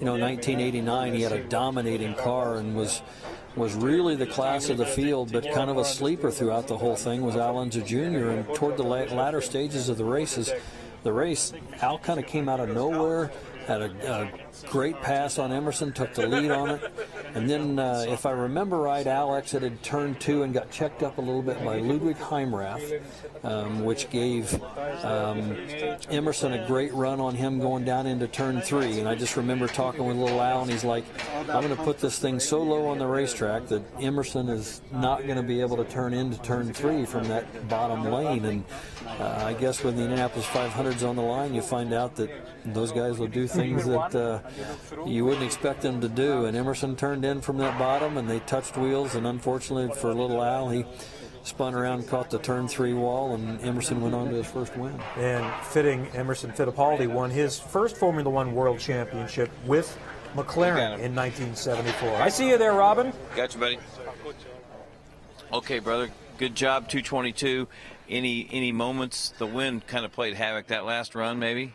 Yeah, it's a little bit gusty now, and you know, the wind picked up a little bit in the last couple of runs, but it's good information as well, you know, to have some difficulties out there. But yeah, everything went fine so far, and you know, we ran out of tires already now, so we are debating what we do next in terms of getting more information for myself, some pit lane entries, some pit lane exits. You know, more practice I do, better it gets. So yeah, hopefully we can run a little bit more. Rain is hitting us probably shortly, but hopefully we can put some more runs together. It doesn't get dark till 8, so you could probably run till 8 if we had enough tires. Well, we don't have tires anymore, but I think the main concern now is the rain, you know, that is coming. If it doesn't rain, I think we will put some more runs. Messing with the bars and stuff, just kind of trimming the thing out a little bit. Did that, you could feel it instantly? When you put new tires, I think it masks a little bit the problem, so it masks the lower level of downforce. So now we're playing a little bit with old tires, new tires, and different trims. But yeah, I was able to feel all the changes. I play a little bit with the front bars, with the weight jackers. So you know, all these new things for me. But you know that I really need to have a taste now. Mario was watching you on the monitor, and he said you look. He said that guy looks like he's been here for 20 years. Did it feel that comfortable? No, not at all. Not at all. I was, you know, getting up to speed. You know, the circuit, it looks so narrow when you are at that speed. You know, when you watch on television or when you are on the simulator, everything seems bigger and easier.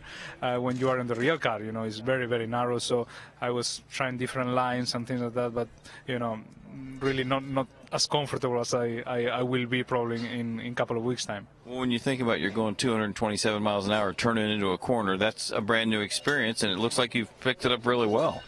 Yeah, at the beginning, I have to be honest, the right foot has his own brain, his own power, and you know, it was not connected with my brain. So I wanted to be flat out, but you know, the right foot has its own life. And right now, I'm more in control with my body and control with the car, so I'm able to be flat out. All right, thanks. Good job, Kevin. I think he's having fun. He's having fun, and I've been having fun watching him interact with people. Robin, I think that he enjoys the atmosphere that he's in here in America. Everything is so buttoned up in the Formula One world, and there's a way you're expected to comport yourself, and here he quickly has found that it's a little more relaxed, and I think he's enjoying that difference. We could tell at Barber. I mean, you and I talked about it at Barber, how he just seemed like he just merged into this paddock like seamlessly, and everybody embraced him and out on the grid, and hey, thanks for coming, it's great to see you. He liked that because, you know, in Formula One there's not very many people on the grid, and you don't have to sign autographs, and you don't have to tell your teammate what you're doing, and it's a whole different deal. But he just always My buddy Nigel Roebuck, who writes for Autosport, who wrote a book on Mario many years ago after he won the Formula One championship, said he's wanted to come over here for the last 12 to 13 years. That's all he ever said was, I want to run the Indy 500. And he told me the other day that he hasn't seen Fernando smile this much in the last 3 years.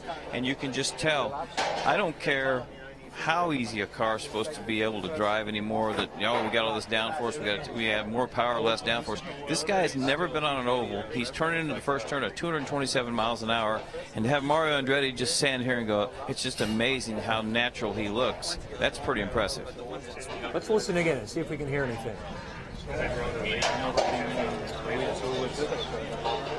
So your problems are the shifts leaving? No. On the launching line. So the 4th to 5th here on the main straight. That's it.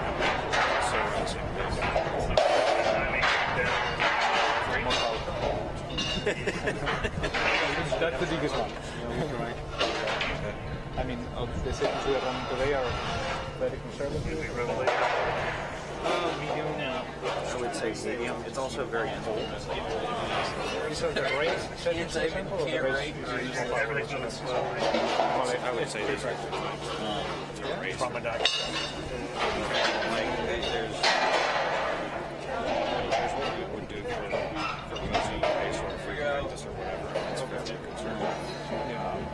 Milk would be able to fix that. That's where you would do it.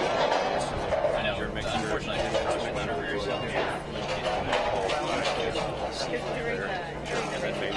they go in there, they said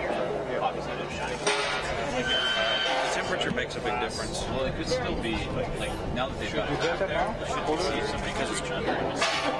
Abuse. I will expect you to be on. You will get much better. Well, I mean, if it's reading like actually 0, then it's So Fernando says he still wants to do more today, but he's out of tires. But there are some options. What if he wanted to work on entering and exiting the pit lane? Yeah, and that's the maximum use of those tires because, as we were discussing earlier, the team is probably not going to choose to run for performance or data gathering simply because it's not productive to do so because of tire life. You know, you might be able to do that with a more experienced driver, but at this point in time, there's other things that he can life those tires out practicing, whether it's practicing restart procedures or the initial start or pit in or pit out procedures that'll be more productive for him at this point. And weather is pending in the area. We've got rain, I know, just a little bit west of here, so a decision would need to be made pretty quickly if they want to try to do something or decide we've gotten a good full day of work in today, 100 plus laps. Yeah, that's probably, you know, when you look at it, 100 laps around here, he's pushing, you know, the max edge on those tires life, and if you've run half race distance at 250 miles around here, that's a very solid day for his first outing. You see Michael Andretti way up there in the foreground. I think that's Jack Harvey that he just greeted, one of his drivers who will be, and Jack has joked about this, a fellow rookie along with Fernando Alonso at the Indianapolis 500. Well, it's funny. I hope he's not the forgotten rookie on it. We were talking making a list of drivers and who's going to be participating in rookie orientation and refresher programs, and we got done and we were lacking one. I couldn't remember who it was, and when we finally remembered who it was Jack Harvey. And then I said, well, I hope it's the only time this month he's forgotten, but he's certainly in an environment with you know, a lot of attention going to be on his teammates. He should make a T-shirt that says "The Other Rookie" with Michael Andretti's team.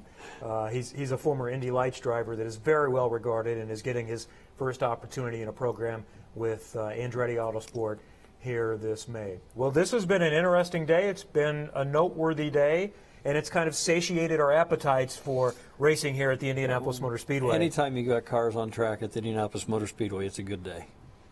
All right, speaking of Team Andretti, let's go back and revisit last year, and what a year it was for Andretti Autosport.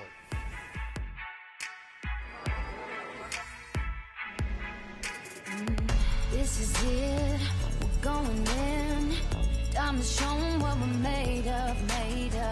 In the middle row for the fastest rookie in qualifying, it's Alexander Rossi.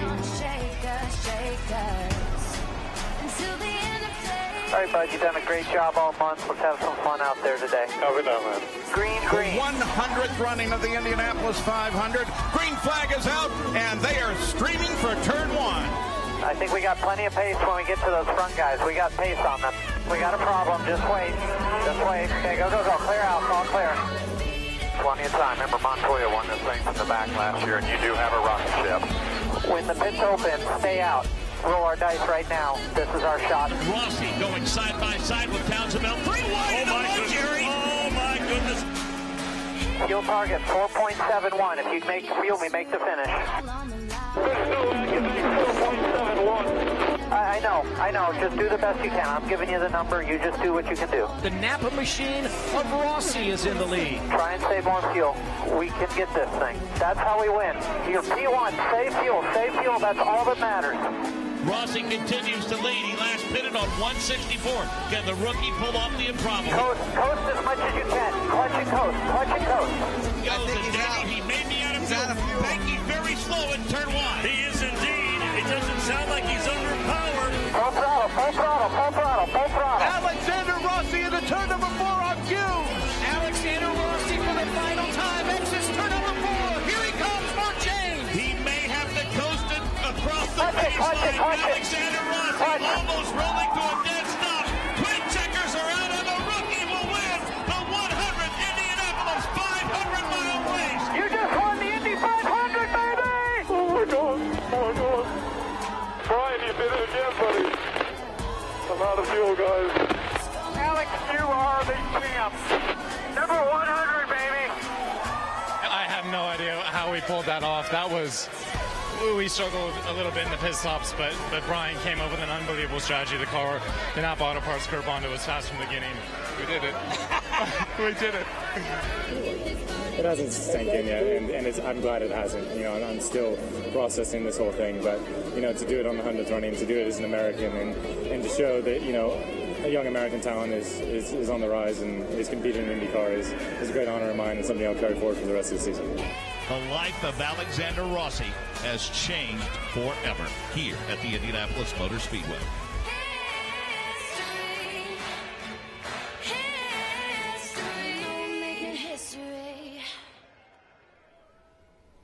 What a moment for that young man. Alexander Rossi really didn't know what he was experiencing after racing in Europe for the last 5 or 6 years, coming back to America, racing in IndyCar for the first time and winning the Indianapolis 500 on his first try. And that is one of the reasons why Fernando Alonso is so excited about this opportunity, racing with that same team at Andretti Autosport and seeing another driver without oval experience come in and do it from the very first time on debut. I'm Kevin Lee. Brian Barnhart, the race director of IndyCar, is with us. Such fond memories of that race last year. Everything involved with the 100th running. Well, it's spectacular. The 100th running, obviously, we'll only get one of those in our lifetime. And as Robin Miller plops down beside you. It's a special moment to be at Indianapolis, as we've talked about. But, boy, for the 100th running and the sold-out atmosphere and just as crazy as the thing was, they did a fantastic job. Brian Herta to come up with that strategy and put him in that position.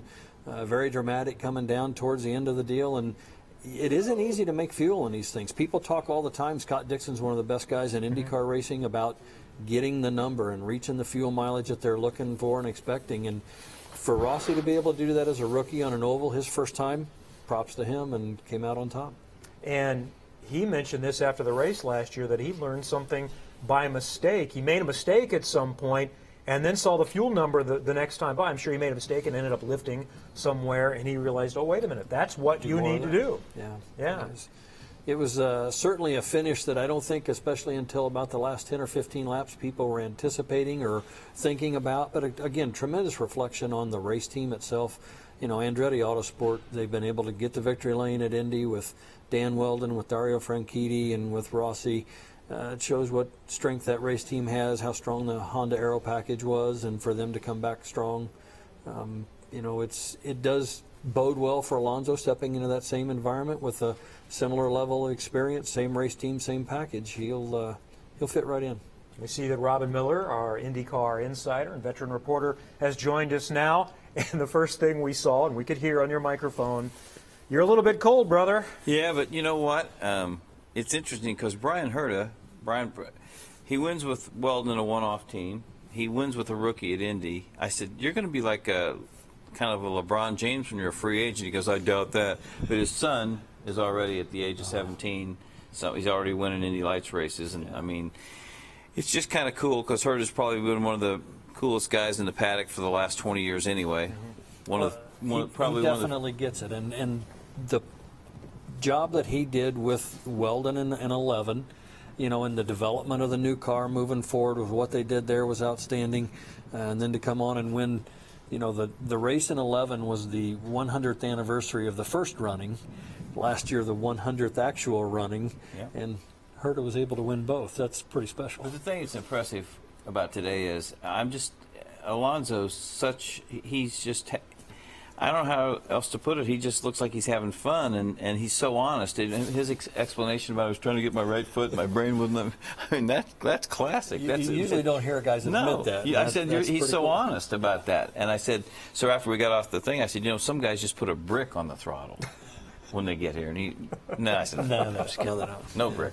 So what was the atmosphere like down there? We saw a lot of your interaction with the team, and we saw their interaction, but there are some other interested spectators around here, and just, you know, there's not very many people here, obviously, but there's still a little bit of a vibe to the day. Well, I'd say that I think Brian was a mechanic. Mechanics, you got to do something pretty special to impress mechanics. They're like, oh, yeah, great.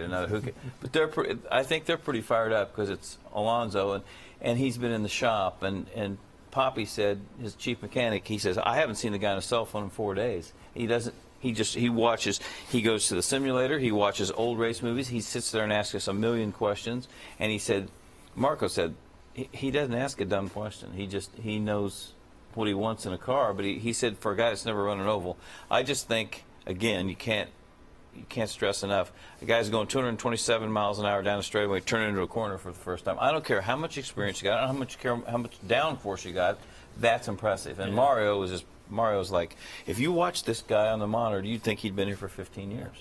Well, I think your reference to what, you know, his preparation, it reminds me a little bit, sport to sport is different, but his study and his preparation is a little bit like Peyton Manning in football. You know, when they were going through the draft with the Colts and they were going back and forth with Ryan Leaf or Peyton Manning, and they sat down with Bill Polian. I remember comments from Bill Polian that Peyton Manning came in with a list of questions, and when they left the room, Bill Polian said, I think he just interviewed us. Right. And it sounds like Alonso's doing the same thing, because Rob Edwards said he came back with a list of questions for that team in a similar, you know, concept to what that was. And with what he's doing, watching all the videos, he's wanting to practice cold tire launches and hot tires. He's practicing pit in and pit out. He's already running over the white line on the south end. I mean, he's no detail is unturned, for sure. He said, off camera, he said, you know, getting slowed down for going in there is a challenge, yep. Especially when you pit coming off 4. And I said, well, the good news in the race, you'll be able to do that, but you just got to get used to it. Yeah. It's probably not easy to do. You know, the one thing, and they probably told him, you know, the restart will be an interesting concept for him, doing a rolling restart, and where we restart with the acceleration zone as you're exiting turn 4 right to get to the head of the straightaway. And it's just the traffic that we have our restarts and the way they are, the formula of the car, it's not uncommon to be 3 and 4 wide getting down into turn 1. Some of the highlights they just showed from last year's race, that's just going to be a steep learning curve for him on race day only. You won't be able to replicate that till he gets there. Right. All right, let's revisit the last run by Fernando Alonso, who's been on track most of the day since about 10:30 this morning. So this was not that long ago, after he had passed all 3 phases of rookie orientation, and he and the team are allowed to trim out, take off as much downforce as they like, and go as fast as they feel comfortable going.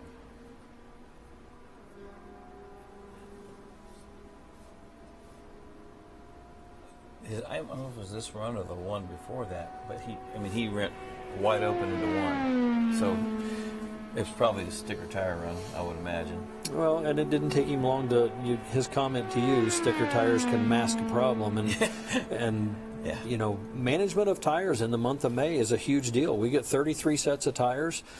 He's going to obviously need to run in traffic as much as he can, but also with the format for qualifying, guys will do a lot of qualifying simulation runs, and 4 laps, green flag, second time by. You end up with a lot of your tires out of those 33 sets have 6 or 7 laps on them because they did qualifying simulations. And then it's difficult to use those tires to get a race day setup. So tire management throughout the month is critical. Remember the old days when you got all the free tires you wanted? You didn't like what it was, just throw another sticker set at them. Guys ran 6,500 to 7,000 laps, the big teams. Yeah. I mean, and that's why at 5 o'clock it was every night. Didn't pay anything, but they didn't care. You're out there pounding around as fast as you go. And it wasn't unusual or uncommon to see some of the big teams, and like you say, they'll go through and approach 100 sets in the month of May. And I think you said rookies get extra sets, and that does not count towards the 33? Yeah, the 33, when you're participating in the rookie orientation program, you get 3 sets to do that. If you have to do a refresher, we give you 2 sets for those. But then it's still a matter of tire management, because that is a critical component of your success on race day. He also said, I heard him tell Michael, the Gus got me. He had one little moment where, you know, I think that was his first little scare. What is the wind like today? It just seemed like he said a gust caught him. Yeah, it's not that bad, really, is it? Right? Compared to what we did in St. Louis yesterday or what we did in Phoenix last Friday, it's nothing. But again, the uniqueness of this racetrack with the grandstands probably 80% around. You know, you do get the open areas to it, and you'll get some gusts between stands or through the exits of the grandstands, and just a little one like that can certainly catch you out. It's funny, too, because you think about all the downforce and how good the tires are now, and you're thinking, oh, come on, wind can't. But sure, when you're going that fast, you can. That's what used to be funny. The guys like Rutherford and Mario, when Rutherford started, how it was a roadster, and there was big gaps in the grandstands. It'd move the car, it'd move him a whole car lift. Yeah. You know, the wind would. Does it look good, doesn't it? Doesn't it look like a nice line? I mean, for a guy that's right where he needs to be on the racetrack, and you know, this was interesting here. The crew was going, what the hell is he doing? Okay, so he's probably seen this on some of the videos he's watching. This is what you do when you're coming for a restart. When you come out of 2, you do this. Right. Well, that's the other thing you're talking about, getting used to 4 and 5 wide. He's never seen anything like a restart here either. That's the other eye-opener. And he locks him up a little bit on pit entry here, so he's getting a feel for how hard he can come into the pits. Yeah. Tweaks it a little bit there, and I heard him when he got out of the car and was talking about it. He talked about how twitchy the car was under the braking there. And, of course, with the oval setup, the car's meant to go left. And, you know, you got your negative camber on the right side and your positive camber on the left. And when he stabbed the brakes, it quickly steered to the left on him there.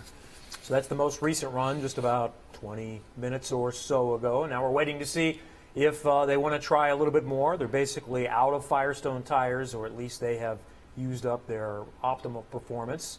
And if they go out again, we're going to be looking at just working on some in-laps and getting in and out of the pits, that kind of thing. Most likely. It'll be tough for them to make major adjustments setup-wise, or to try and trim the thing out and learn that, because they will want to get fresher tires on it to get a better read on what those changes and the effects they have on the car. All right, Brian Barnhart, Robin Miller, I'm Kevin Lee. Stay with us. We continue here from the Indianapolis Motor Speedway. Fernando Alonso's debut, and greetings and congratulations from the legend Mario Andretti. A special day at Indianapolis.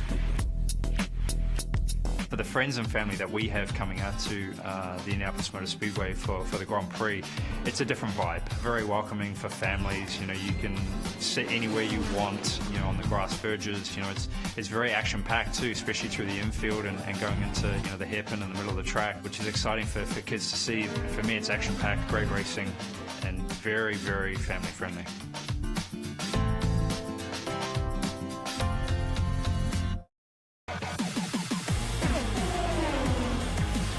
Indianapolis, the greatest show in racing. May is the greatest month in racing. The greatest tradition in racing. The Indianapolis 500 has the greatest fans in racing. The greatest sounds in racing. The greatest competitors in racing. The greatest smells of racing, the burning rubber. The Indianapolis 500 is the greatest experience in racing.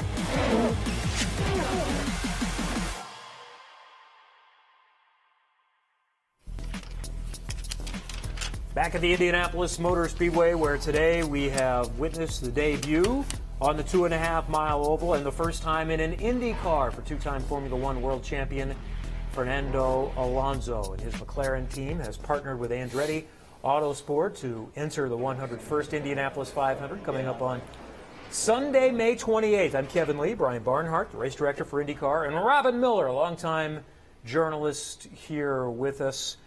Let's go back and let's talk history and Formula One as it relates to this place. And you were on the scene shortly after. You were a fan as a kid when it started with Jack Brabham, I guess is where it started, and then came with Jim Clark, and then we saw the crossover guys like Dan Gurney, and so many great stories and legendary names from that era. What's interesting is when you think about Indy used to be part of the World Championship. I mean, you got points for running the Indy 500. So Alberto Ascari was Mario's very first hero. When Mario was 12, 13 years old, Ascari was the world driving champion. That was his hero. Well, he came here and ran in like 52, and he started 19th, and I think he spun out.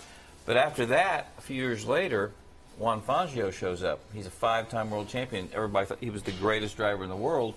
And he tried 2 different cars and wasn't going fast enough, so he didn't try and qualify, and he went home.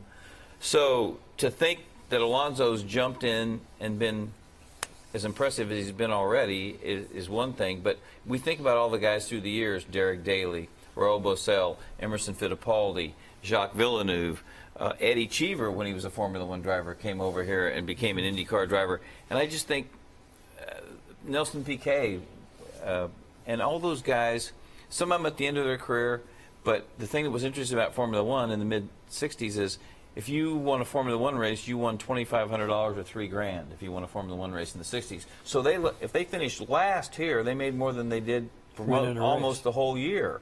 And that was the big lure, because Jochen Rindt didn't like this place. You know, he said it's too dangerous, we're here too long. He kind of threw down on it. Graham Hill was so.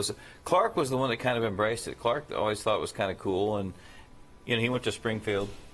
I think he sat in Bobby Marshman's dirt car, and they kept trying to talk him into, oh, come on, do it.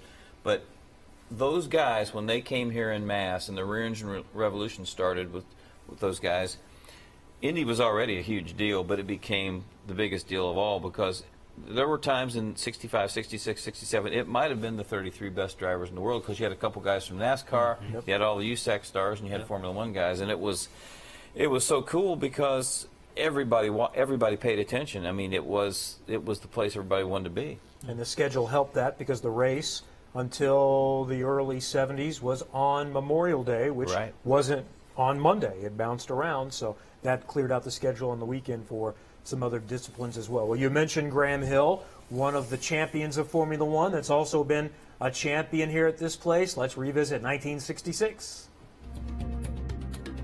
In 1966, Jackie Stewart and Formula One champion Graham Hill strengthened the overseas invasion. The look of the Indianapolis 500 was changing. And the Golden Anniversary 500-mile race is on! The #1 turn at Mike Ahern. The race takes on a foreign flavor as Clark leads. Hill and Stewart are patiently working their way up the pylon. 10 laps remain, and the British are dominating at Indianapolis.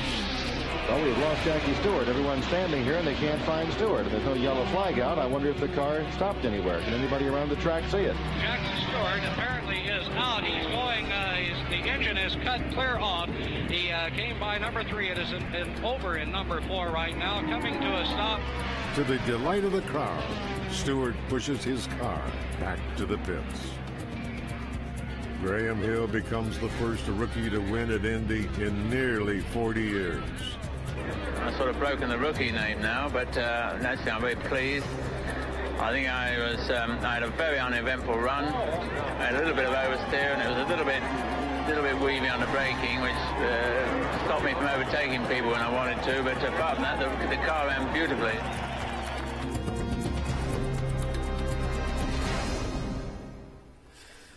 And while we're watching that, Robin Miller is commenting on, save it, tell the audience.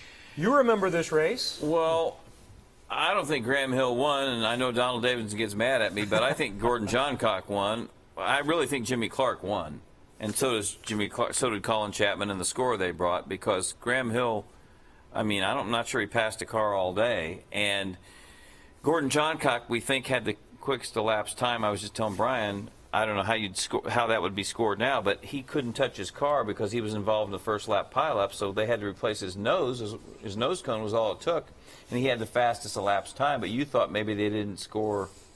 Well, if they had taken the green, so the first lap accident, they would have started scoring that lap. And in the years that they were doing that, if your car was in pit lane when the race started, your first scored lap had to begin on the racetrack. So you actually ran all the way around then when you started the first time by.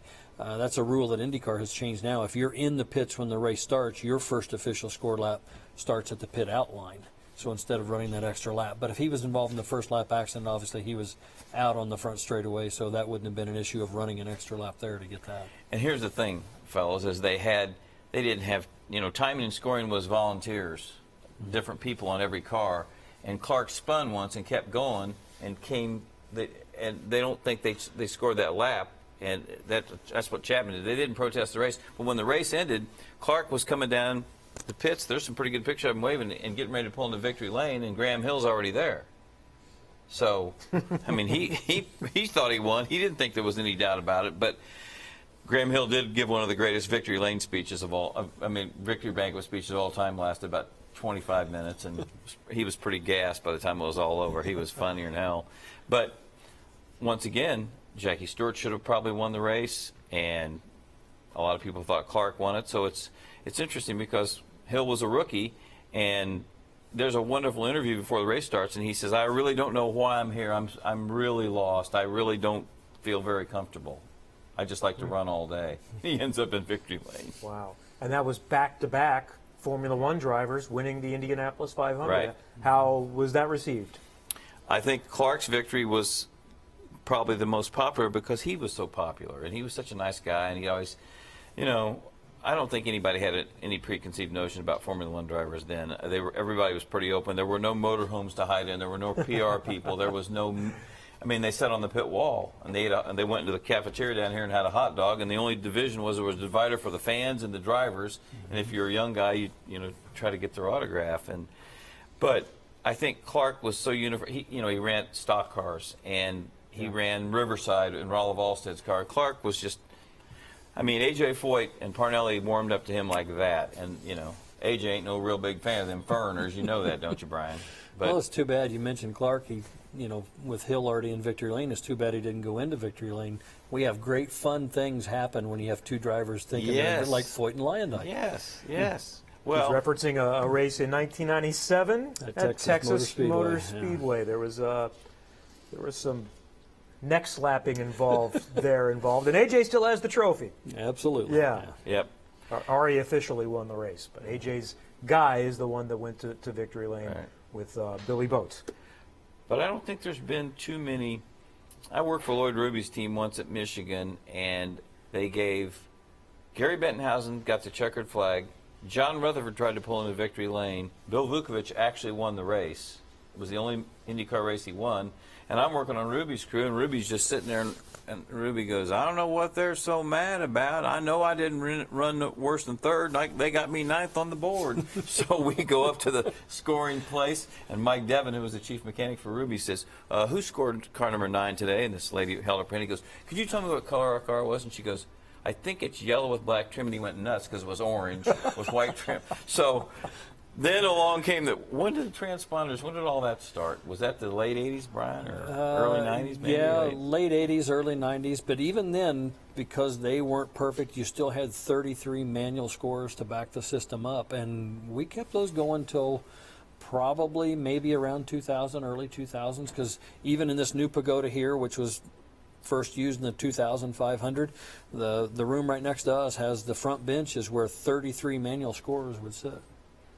Robin Miller, Brian Barnhart joining us here at the Indianapolis Motor Speedway. We continue to wait to see if Fernando Alonso does more. Stay tuned in a moment. We're going to revisit 1972, another McLaren partnership with Team Penske. That's coming up.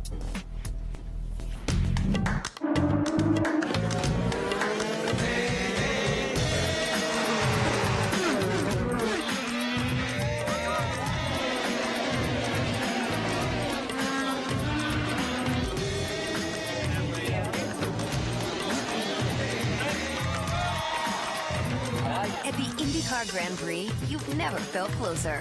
Saturday, May 13th. Tickets start at $30. Get your tickets at IMS.com. Firestone presents Legends Day, featuring Grammy-winning artist Keith Urban, live in concert. Saturday, May 27th at the Indianapolis Motor Speedway with special guests Dustin Lynch and Clayton Anderson. Tickets are on sale now at IMS.com. Part of the celebration of the 101st running of the Indy 500 presented by Pengrave. Don't miss the greatest music in racing. Keith Urban, live May 27th, the day before the Indy 500.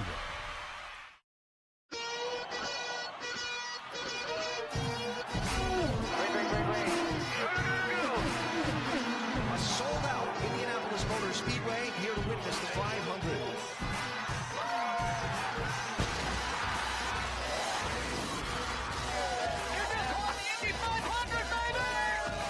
What makes it the greatest for you? The Indianapolis 500, presented by Pengrave. The greatest spectacle in racing. Seats still available. Get yours at IMS.com.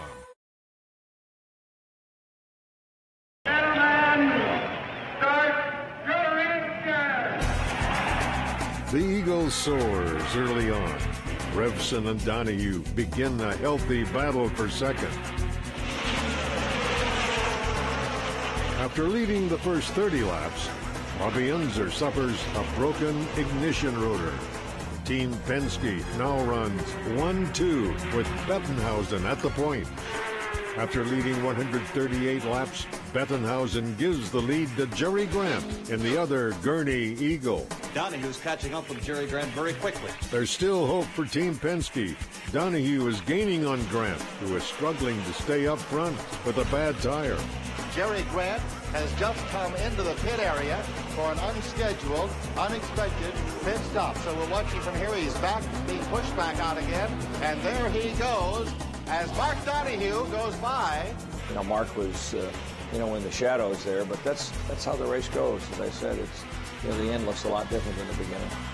And there's the checkered flag for Mark Donahue, winner of the 1972 Indianapolis 500-mile race. Donahue reaches the checkered flag 3 minutes ahead of second place. The victory is the first for team owner Roger Penske.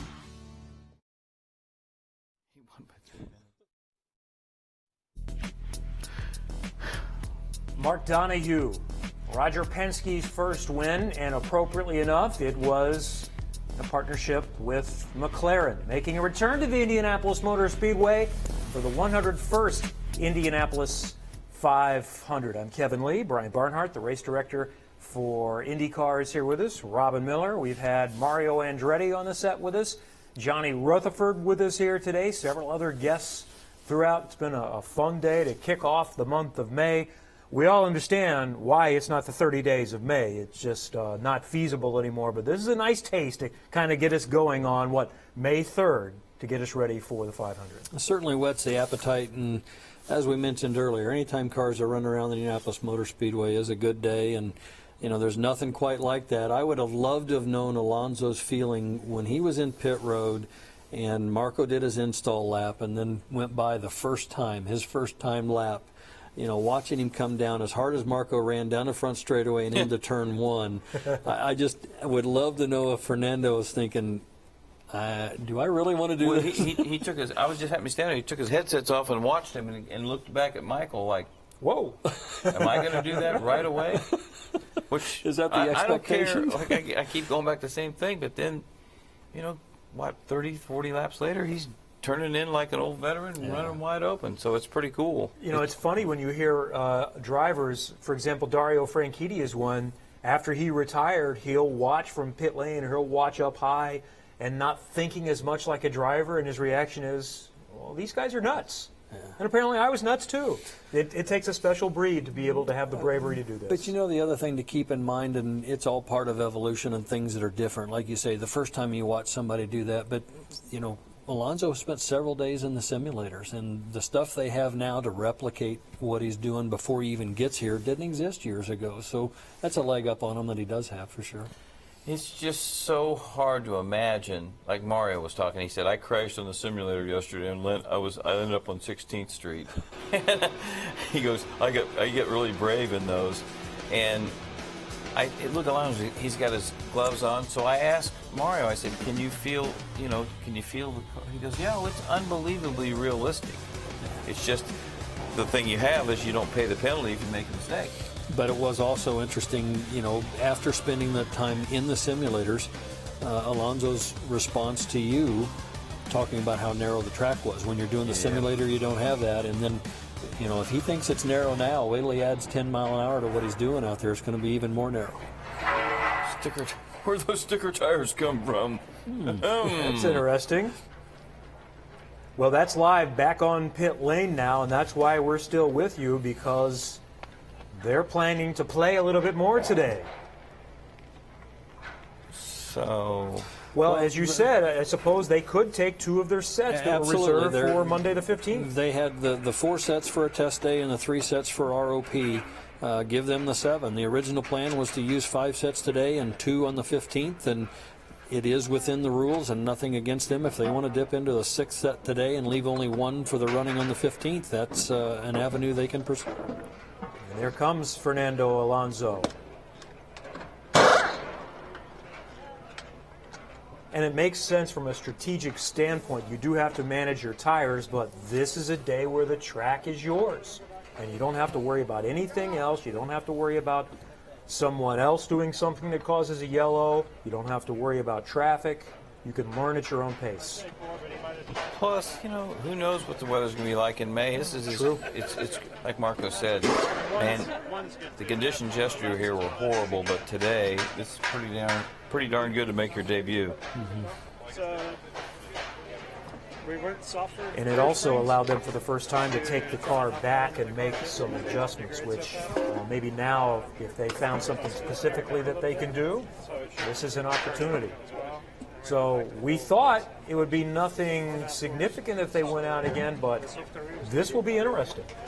What would make the most sense, Brian, to do here? Still working on just comfort level, or because you have an open track, do you start to give them a little bit of a sense of what a qualifying trim would feel like? Well, I don't think they'll go so far as to get him into a qualifying trim right now. I think they'll continue to make refinements to reduce downforce and drag on it and free it up a little bit, but I don't think they'll go that full way. I think they told me this morning they were at -1 on the rear wing, and you can get to a -10 to about a -12, you know, level when you're getting ready to totally trim it out. So there's a huge step between that qualifying trim at -10 versus -1, and I don't think they're at that point there. It was interesting. I didn't quite hear and pick up. Maybe we can go back and get a replay on it, but Eric Bressman was giving him a summary of the changes they had made and what his expectation was getting ready to go out.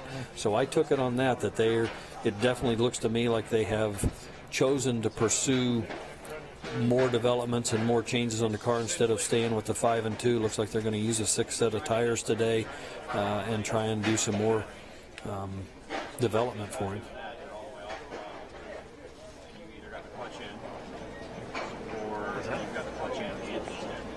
And he's looking at data now with his engineer, Eric Bressman. Clutch end, you just pull the clutch end, you let the car coast back down, and then 70 to 80% throttle, 8,800 to 9,600 RPM.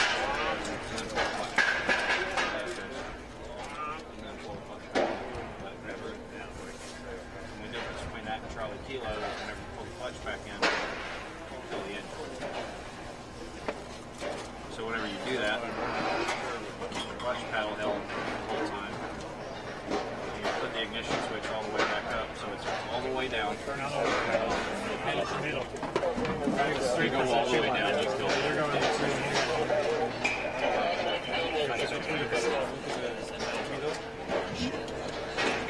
Can you give us any kind of an idea, Brian, of what kind of data he's being shown, what that tells him? Well, all I picked up on what they were talking about was something about when he's pulling the clutch in and something about the ignition switch and the positioning of it. So I don't understand or don't know exactly what they're talking to him about right now, but it doesn't seem like they're analyzing data right now as much as they are a procedural component.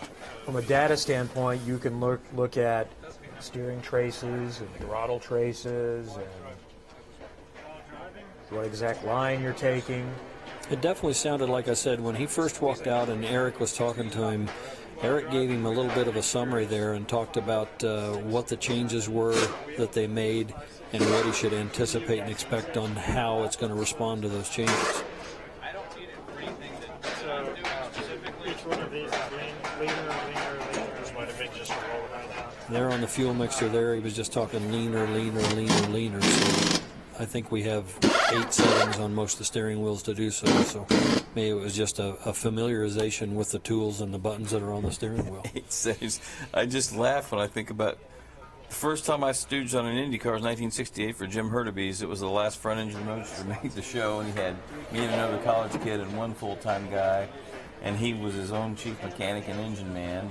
And there was only so many things you could do to a roadster, and it's just look at the people it takes now to put a race car on the track and to make it run. I'm just amazed with all the moving parts the thing ever starts. Aren't you? I mean, seriously. Well, steering wheels used to be just that, a steering wheel, and that's all it was. And now it has so much information available to it. You know, it's replaced and become the dash, the messages that are sent on it, the tools that are available, the buttons, and how much that is. Just the steering wheel, instead of just something round that made the car turn, has evolved into something totally different. And we saw a shot there of the Firestone tires, and they've changed. They had stickers on there a moment ago, and those are scuffed tires that have already been used. So they may be saving that set of stickers for later, or they may still be uncertain whether they want to burn another set of stickers that could be saved for May 15th when official practice begins. Yeah, there's a good look at the steering wheel there and the tools and the buttons that are available to him, and I'm sure it's considerably different than what he's been using in Formula One, and it's an educational process for him to know which one does what over here. Well, let me just say that my hero, Gordon Johncock, would not do well with 10 buttons on the car. He had on and off, and then they had, you know, you could soften or you could soften the bar, and they had push aboard. And one of Gordy's great lines was they were tested once, a winter test, and the old Ontario Motor Speedway to get ready to go out. And he said, "Hey, it's been a long winter. Which way's first?" What? They're like, what? Which way's low? It's 4-speed gearbox. He might struggle with some of these tools. He didn't have any trouble making it go. No, nobody ever drove a race car harder or better than he did. But he was that just cracked me up when I saw that steering wheel. That's unbelievable. Yeah, and Formula One's probably just the same.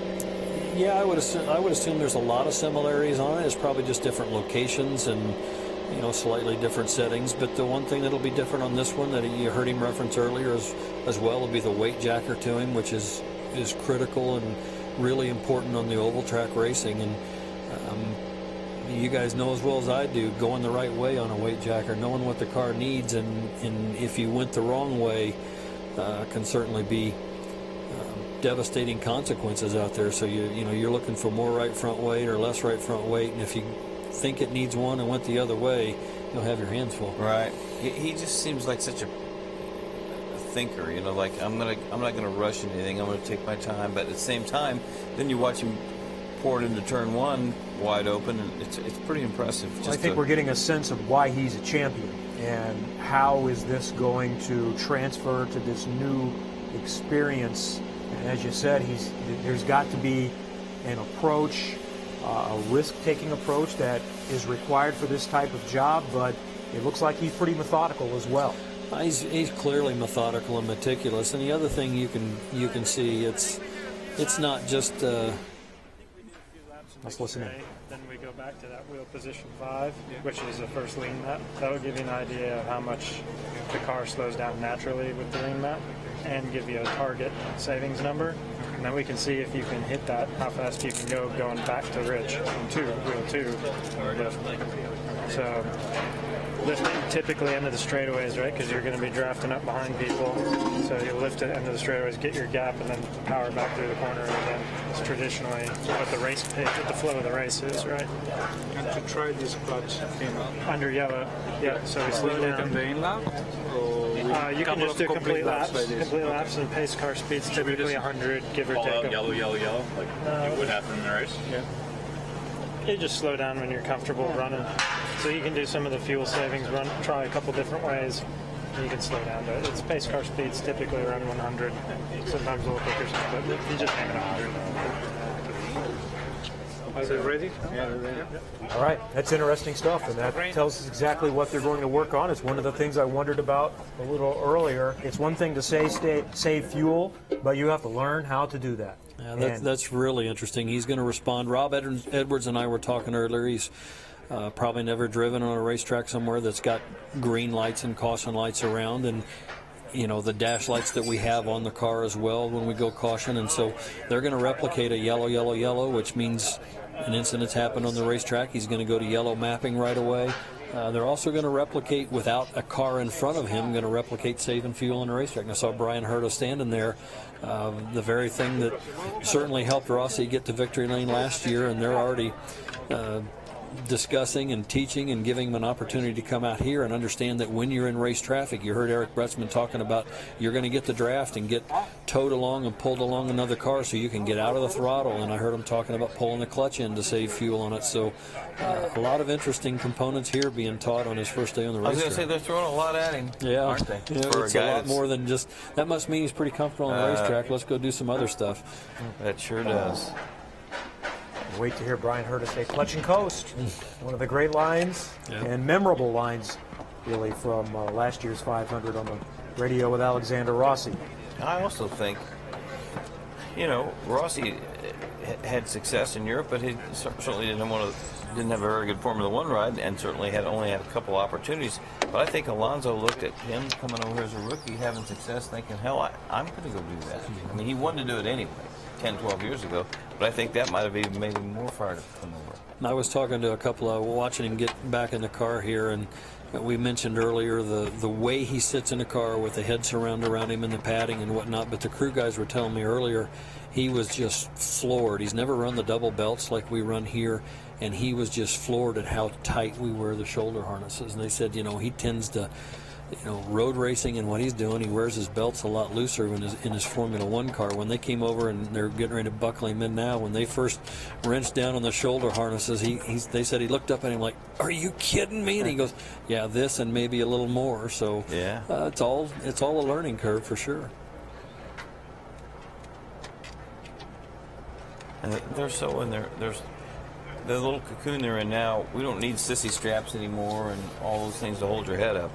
Plus, I think you said earlier, hit the G-forces he gets in Formula One. He's certainly used to G-forces. Yeah, absolutely. Stop signs. I saw him earlier, and Josh, one of the crew guys, was telling me that he put the pad in on the right side, and he told him, "No, I don't think I need that." And Josh said, "Okay, I'll keep this handy. In 5 laps into your first run, I'll put it back in for you." And they did. Hold him up. Yeah. Well, that's what Gil was telling you, right? Right. That when he first started, no, I won't need all of that. Yeah, said, I'm going to need that. He goes, "Oh my God." Kanan was talking about the first time he went to an oval. Him and Castroneves they went to Phoenix for an Indy Lights test, and the Indy cars were running, and the USAC Silver Crown cars and the sprint cars were running. It was part of the old copper world, and you know, front engine car, they were hiking their left front wheel going into turn one, and he told Elio, I can't do that. I can't drive a car like that around here. You know, they thought maybe that's what an Indy car hiked the left front wheel, which it did in the old days of Milwaukee when you had cross weight and front engine dirt cars. But I just think there's so much for Alonso to process, and he certainly looks like he handles it pretty well. Yeah, he's plenty capable. You know, you mentioned Firebird, and we were talking about biggest days since, and we remembered when Mansell first came here. What about when Senna tested with Penske at Firebird. Was that on the down low? Did you find out about that after the fact, or did we all know about it? No, that was a pretty good secret. That's what I thought. And Emerson tried his best. He was really trying to sell IndyCar racing to Senna. You got to come over here. You got to do this. And Senna, as brave as he was, said he just didn't think he liked ovals. It was like a story I told earlier this morning. There have been a lot of. Alan Jones was a world champion. He took 5 laps at Ontario and said, "I'll see you later. I'm not doing this." So, I think making a guy comfortable. Brian, weigh in on this, but if you're comfortable right off the bat, other than somebody that's going to spook themselves, poor the late Brian Clausen, bless his heart, I think he ran so good that first year he was here, he was in the top 12 every day, and then qualifying he crashed on his 4th lap, and that really hurt his confidence. And then he came back a couple years later, the right rear tire fell off going into turn 3. I don't care who you are, that upsets your confidence, and you're suddenly. And if it doesn't, you've got issues. Right, right. And it seemed like Brian had gotten comfortable by that last season. Yep. Graham Rahal said last year he thought that he was really starting to get the hang of it. Well, there have been a couple of Formula One drivers in the last 15 years that have come over and not made the race. Johnny Herbert, I think, was one. Scott Speed was a Formula One driver that tried it for a while and just decided that this. And it may have been that the car wasn't that quick. Yeah, they didn't have an Andretti or a Penske. Yeah, exactly. It's a different circumstance. That helps also. But this guy's not going to come over here and just drive. Somebody just put a team together for 1 year. He's going to give them we're expecting the best, and that's what he deserves. Absolutely. And it's just a minor observation, but you can also tell a lot of these guys, rookies, veterans alike, when they get out of the car, just watching him earlier today when he came in and got out, you watch him. You watch what their breathing pattern is and whether they're breathing heavy, and he got out and looked like he had just walked right up to you and could have a conversation without a problem. The other thing you watch is when they're taking their helmet off, you see how much their hands are shaking when they're doing the chin strap. And I'm serious, it's not that big a thing, but you can see some guys when they're getting out, they can't have their hands are shaking so bad they can't even find the chin strap to undo it. None of that. This guy's a cool cat for sure, and plenty comfortable. So here we go again. Fernando Alonso back out on the 2.5-mile oval at Indianapolis. First on the track this morning at about 10:30 Indianapolis time, Eastern time. It is now nearly 2:40. He's done over 100 laps so far. And he put the scuff set back on, so we would presume he may not be running that hard at this point. Although they did say we want to compare lap times, what it's like in the mixture, wheel two. which is wheel 2. That's their rich mixture. And when we hear wheel 5, that means he's going into fuel saving mode. It was interesting, Eric's comment, you'll feel how much that naturally slows the car down. That's when he goes to 5. Yeah. Right. Yeah. The other thing, do you remember when you started in IndyCar? I don't remember. Did you see that bird right there? There was a bird on the band. You saw him react and respond to it. He moved the car left and probably startled him a little bit out there. Some guys have been hit before by birds. Yeah.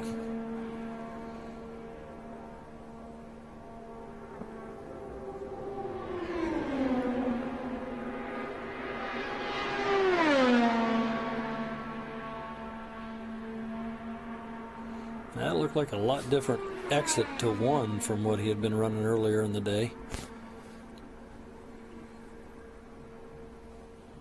Still touching bottom a little bit there at the exit of 2. There's one little bump that goes across, and then there's another one right as you enter turn 3, and they're really strange. They're developed in the last couple of years around here, and they're almost like little speed bumps back there at the beginning and end of the back straightaway.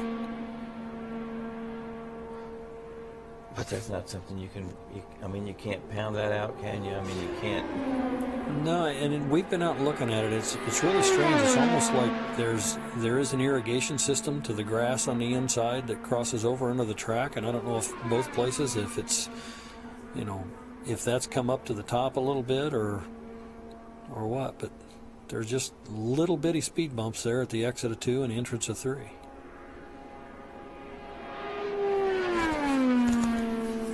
Which was another interesting comment after Marco's runs this morning, and I'm sure, with Alonso watching and he sees the sparks come out a couple of times, that was one of the first questions I heard him ask Marco. You go to the left on the weight jacker if you want to try that. So now he's going to wheel 5, so he's leaning down. This is fuel saving mode, and what Eric was talking to him about, how it will naturally slow the car down, and this is what he'd be using when he's in race traffic trying to save fuel.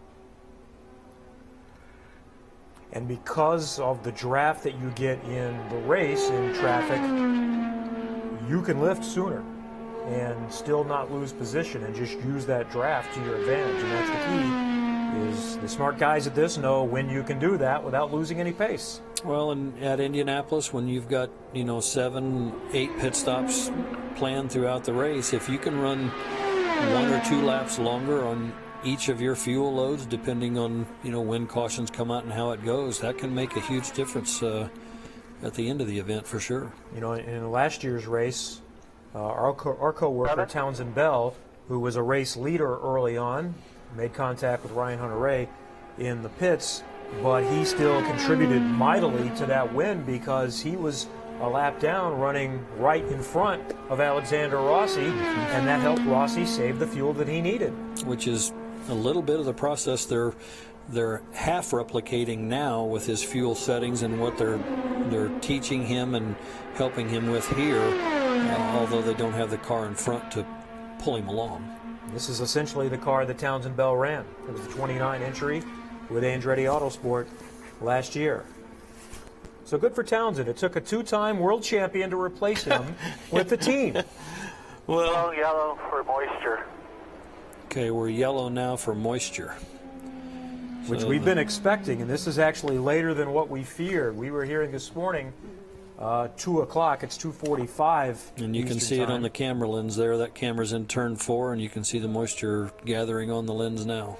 I haven't seen the radar in a while, but I saw it around noon, and it was very ominous. Saying it's some rain somewhere on the track. So now he has experienced everything. At 218 or 19 miles an hour, and it starts raining a little bit. And not only has he had the opportunity to experience raindrops, we saw just a moment ago some of the area wildlife. Whoa, that'll catch your attention. Probably didn't do much for the bird either.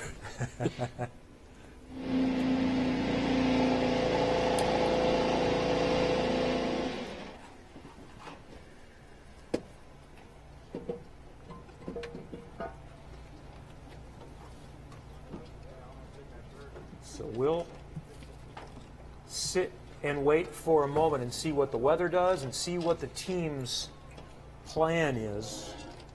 The radar, we're right on the edge.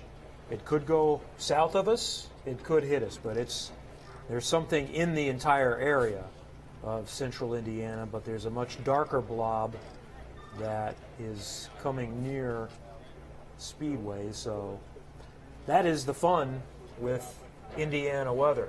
I can just accurately say as anyone else, it might rain, it might not rain. Yep. And regardless of what happens on track, we're still going to hear again from Fernando Alonso. Robin has already talked with him a couple of times today, but his formal press conference with the assembled media is coming up, and you can see it right here streaming live. I was going to ask Brian, when do you remember fuel becoming, when's the first time fuel became, I mean, Bill Vukovich and Jack McGrath didn't save fuel, and I don't think Mario did, and Parnelli, and AJ his first couple years. Was it because, is it just because the cars have become so more technical, the fuel cells are smaller, there's, I think I said that to Mike Hull, and he goes, nah, it's got nothing to do with the fuel cells. I think it has a lot to do with all of it. I think as much as anything else, Robin, to be honest with you, I think it's because of the increase in the depth of competition. You know, you didn't have to save fuel. When the event started, you could figure out pretty quickly there's 1 or 2 really good cars today, and that's who you're racing with. You know, we were watching something earlier, and Mark Donohue won by 3 minutes. Yep. you don't have that environment now. It's so much deeper in the competition and the competitiveness of the field. It's everything now. I think everything's amplified. The car setup, the fuel is just a component of that, and I think all of it increases. The comments and topics that you touched on are part of it, and I just think the increase in competition adds to it. Just look at the qualifying speeds over the years. You look at a box score from the 70s and the wide range from slowest to fastest, and now we're talking, sometimes 4 or 5 miles an hour, maybe 7 or 8 miles an hour. So there's not that much difference in a car that is relatively slow. If you take one less pit stop than everybody else, you can't make that time back up on the track. And at IndyCar, we do take a look at the fuel mileage of what the engine manufacturers are producing and try and create a race that isn't a fuel mileage race. We haven't been as successful at that sometimes, whether that's because we may or may not be getting accurate information from the manufacturers. But the one thing we don't really like to see is that when we drop the green flag and start the race, guys go to a fuel-saving mode. At lap 1, when we take the green and you hear them say wheel 5 or wheel 7 or whatever, that's not where you want to be. That being said, you can't prevent an event turning into just like last year's race. Last year, you couldn't help that. Depending on when the last caution comes out, you always have the chance that it can become a fuel mileage race. Yep. But that's one thing. Knowing that it's a fuel mileage race, when they go to fuel saving mode in lap 1, those are the ones that I think we need to do a better job of and change the distance of the event from the outgo, whether you add or subtract laps, to the point where that's not the MO. When you drop the green, you go to fuel saving. If it happens to come out to a fuel mileage race because the caution came out with 35 to go, that's one thing, and you can't control that. The other thing is, what's tough on television is that you have to talk about it because it's part of the thing. But the last thing a race fan wants to hear is they're saving fuel. Except then a guy like Scott Dixon can still go fast and save fuel. Right. It's not just that they backed off and they're running half speed. Mm-hmm. Rob Evans was talking with Kevin Blanche, one of the IndyCar tech officials down on pit lane. But it's clearly an important aspect and component for them in his first day here to be focusing on it and working on it already. It's unbelievable. It is. So they've taken the umbrella away, so whatever raindrops we had did not last long, and they're thinking about releasing him again in the near future, it appears. Back down off the jack. Starter is in place. We're about to go again.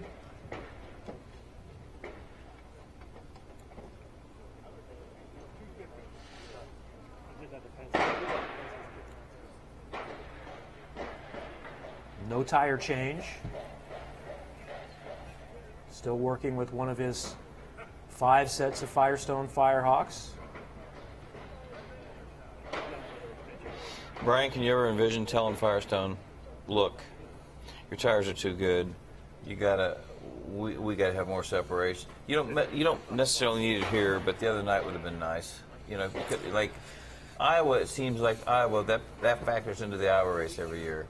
You have conversations with them like before the season starts at certain places and say, hey, can you give us a little less good tire? The tire degradation can really make for interesting component of the racing. Like you say, we've had it at Iowa, and Hunter Ray put on a sticker set a couple of years ago and just drove to the front and was very dramatic in doing that.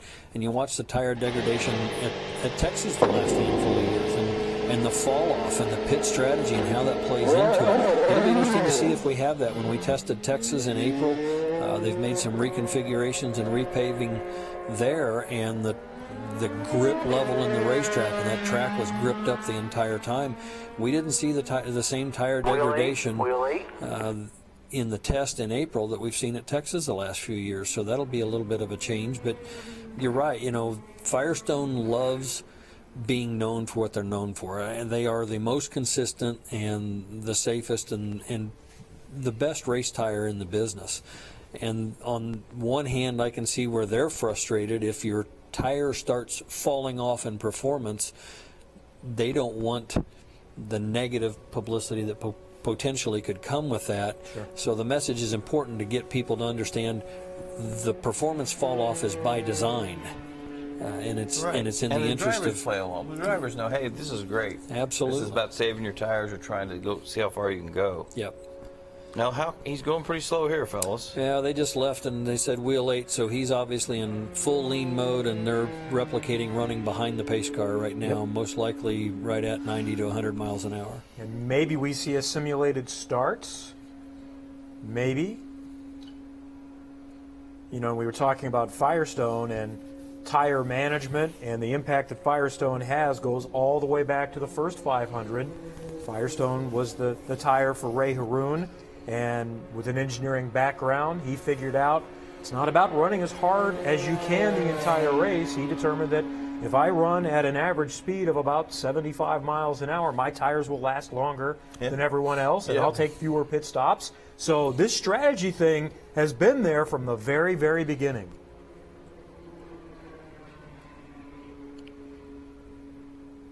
Well, this has been a productive day for him. For him to get the opportunity to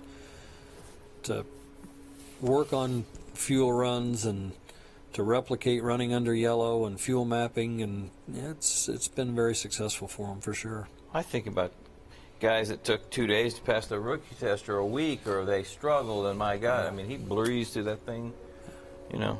And what we're hearing, he is working on the fuel mapping in a yellow situation, and you saw him weaving there a little bit to warm the tires, as you would see. As he would do if you're behind the pace car and preparing for a restart. And, you know, it warms the tires. It also scuffs the tires and keeps them clean, because if there's any kind of debris that they run over and they gather up on them when you scuff them like that, it's a good way to knock that off and make sure they're ready for the restart and clean. And this is you get to the line, then go to second gear for your yellow procedure stuff.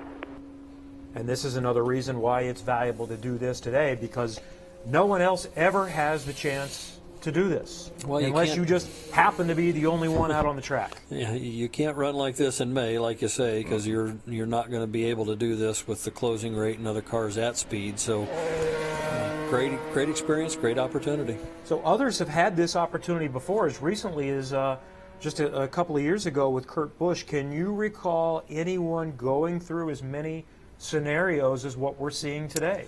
Actually, I think when Kurt did his ROP and did this, I don't think his race deal was totally done and solidified for running the event later that year. So I think we just put him through his ROP to make him eligible and qualified to run. So they didn't do these things, and it wasn't until a week or two later, I think, that things got solidified for his activity in the event itself. So he didn't do this, and this is the first I've seen anybody have this opportunity and take full advantage with the different aspects that they're employing today, with the fuel saving, the mapping, the practice restarts, the running behind the pace car.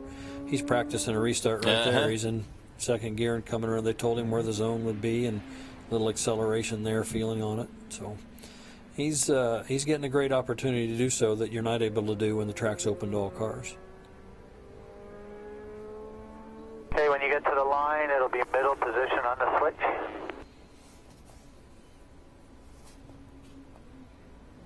A middle position on the switch. Any idea what that is? I can only assume it's probably middle position on the fuel switch, but what they were saying earlier, it was wheel 2, wheel 5, wheel 8, so it's different terminology.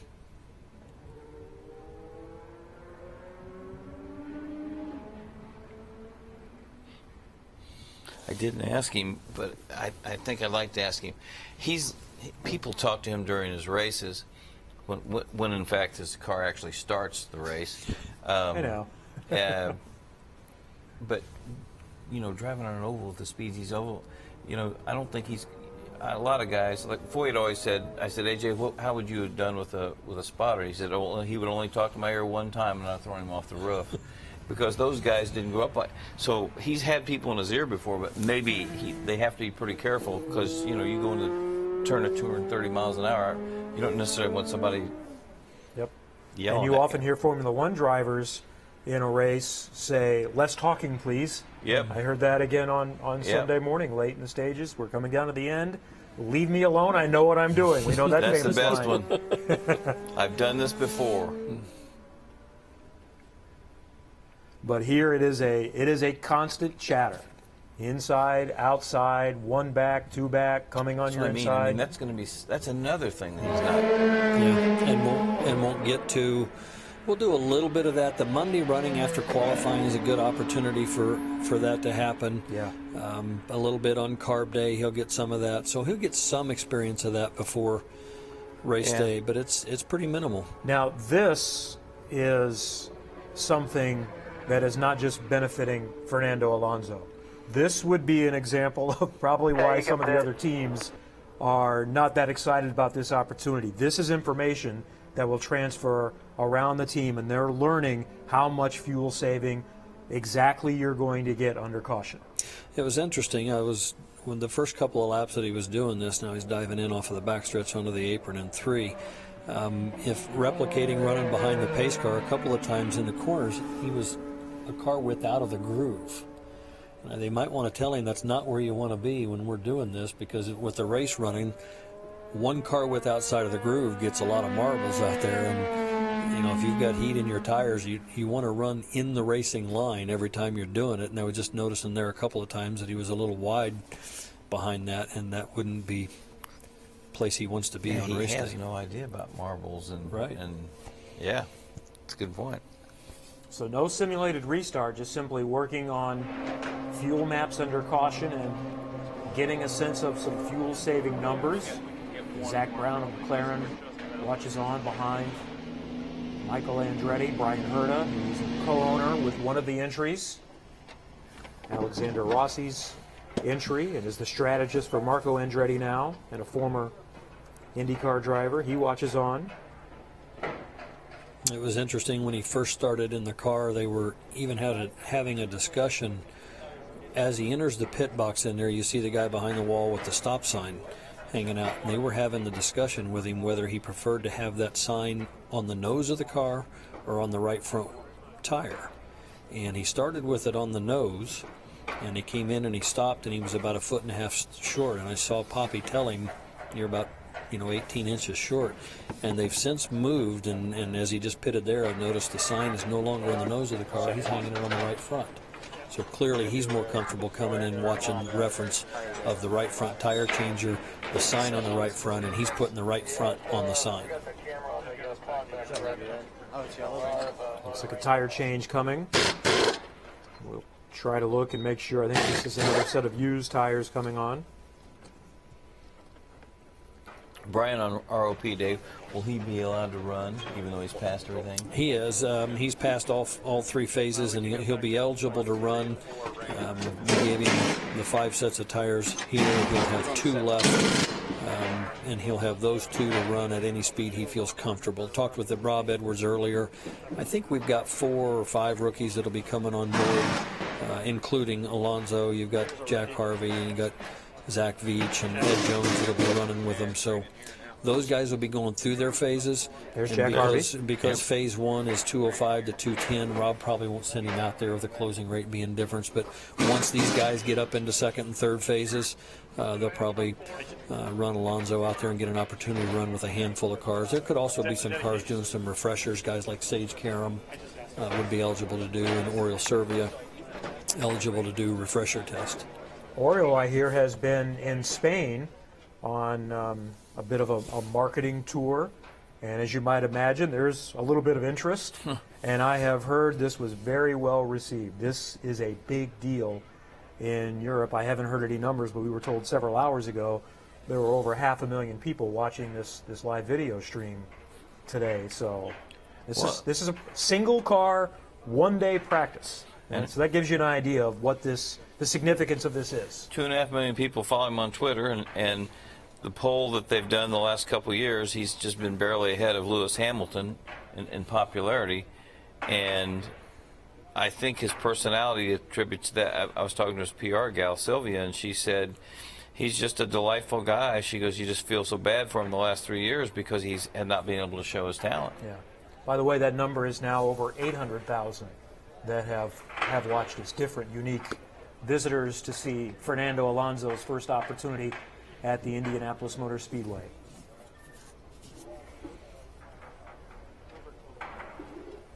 I asked Zach, I said, will you have your McLaren sponsors on the car? He said, oh yeah, they're already on there. Yep. So they're, you know. And then we see some of the typical Andretti sponsors up near the nose of the car as well, along with the McLaren partners. But IndyCar they're still finalizing who all is going to carry the 500. There's going to be more outlets to carry the Indy 500 than there have been in quite a while. Could be. You're talking worldwide, certainly. Yes. Could be.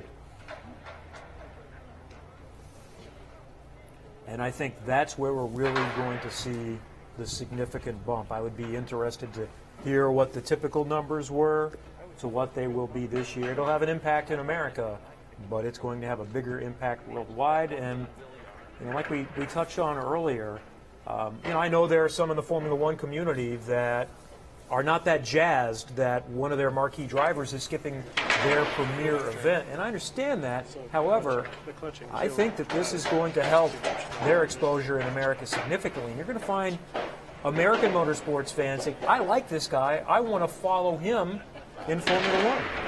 Yeah, and I think really got cold there all of a sudden. It's coming. Really? Soon he'll become familiar with the saying, there's a window in Terre Haute. Yeah, window in Terre Haute. Have you worked out any dining arrangements with the champ yet? No, I'm trying to get his PR girl, Sylvia, and Mark Miles are working on it. We're going to take him to the Working Man's Friend for a double cheeseburger and have NBC tape it, hopefully, for the Carb Day show. But Zach said, I don't think he's ever tried a hamburger. I said, even better reason to take him. I think he eats really healthy. Well, he won't fit in with you very well. Well, he wouldn't fit in with the. No. I just think about. I got probably 6,000 old pictures, and I just think I see Gary Bentonhausen with a cigarette sticking out of his father smoking a cigarette, leaving the pits. Bobby Grimm, Jimmy Bryant with a cigarette. I mean, smoke cigarettes, drink whiskey, because their life expectancy was about 5 years back then, and. But I will tell you, you probably saw it too. One of the better ones with Gary that I saw was one of his last few years of running around here in the car, helmet on, and he had Tygon tubing into his mouth, out the cockpit of the car, down the side of the car, almost like the intercom cable that is connected there. The Tygon tubing ran that, then up over the wall, and behind the wall on the ground was a cigarette on the other end of that Tygon tubing. And he was smoking that cigarette through the Tygon tubing 10 feet away. Wow. Amazing stories for our worldwide audience. That's somebody that... They're being initiated today. So let's get back on track. Fernando Alonso is likely in the later stages of this, what's turned out to be a full test day. Now, keep in mind, the original plan was 9 to 5 with a 1-hour break, but we also knew that there was only going to be a limited amount of lapping, which he has already accomplished. And they picked up the pace in the program a little bit this morning because of the threat of impending weather. Now they've gotten done what they felt like they needed to get done, so this is likely all bonus. And I would off the assume boxes. with the impending weather, they made the choice to run through the lunch break. So instead of 9 to 5 with a 1-hour lunch break, without taking a lunch break, I assume track closure will probably be at 4 o'clock. So they're probably into the last hour to begin with here. How were the mechanics on no lunch, Robin? No, they had somebody brought them some They Subways. brought it down? They brought Okay. them some Subways, yep. Okay, good. Looks like he's getting prepared to head back out in short order. It would be interesting to know, Brian, why do you think it looked like it was obviously stickers coming back out? Do you think somebody said, hey, let's wait, because when we come back it might be 20 degrees warmer, and we don't want you, don't go through all these tires on a day that might not even be replicated. The other in thing, 2 weeks. they could have been a set of oval setup tires, and because they had just been on the setup pad, they probably just towed it back out on the setup tires and then put these back on. It'd probably be my guess. So the setup pad took the place of the bear rack. Yes. The bear rack, Kevin, was this old thing back in the old gasoline alley. It was Well, that's just kind of what it said, right? Like Yeah, taking your absolutely. old, and that's how guys barrel align their alignment. car. Yep. Okay. So now they have. Now they all have their own setup pads, and obviously roll them up and to the thousandth of an inch. All the settings, whether it's toes or Fired again, so we'll see what he works on. Last stint was a fuel mapping under caution.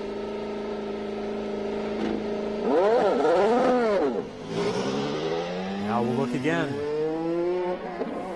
for the McLaren Honda Andretti number 29 entry for Fernando Alonso. They're showing some precipitation on the back straightaway.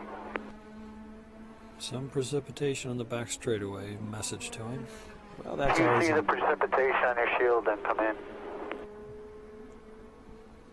although he's used to racing in the rain, but there's a different tire. I don't think you want to mess with Not that on here. this one.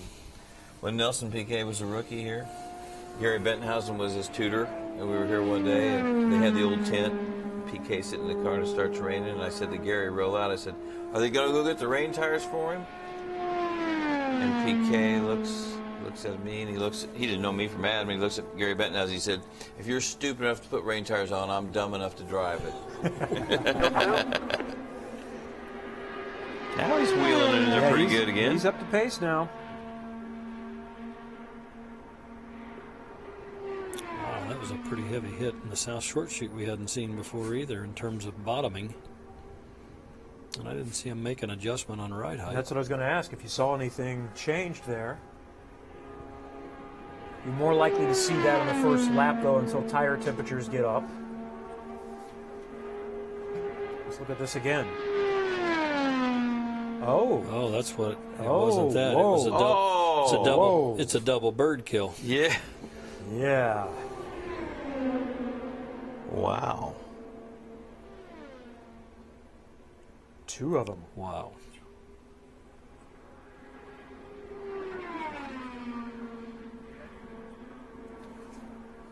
I'm a little surprised he didn't say anything about it. Yeah, I think I'd take note. Well, we saw him the first time. He swerved a little bit. Now he's understood that it's like they tell you on the road, you'd like to avoid it, but don't crash trying to avoid. Just keep doing what you're doing. Sparking pretty good again.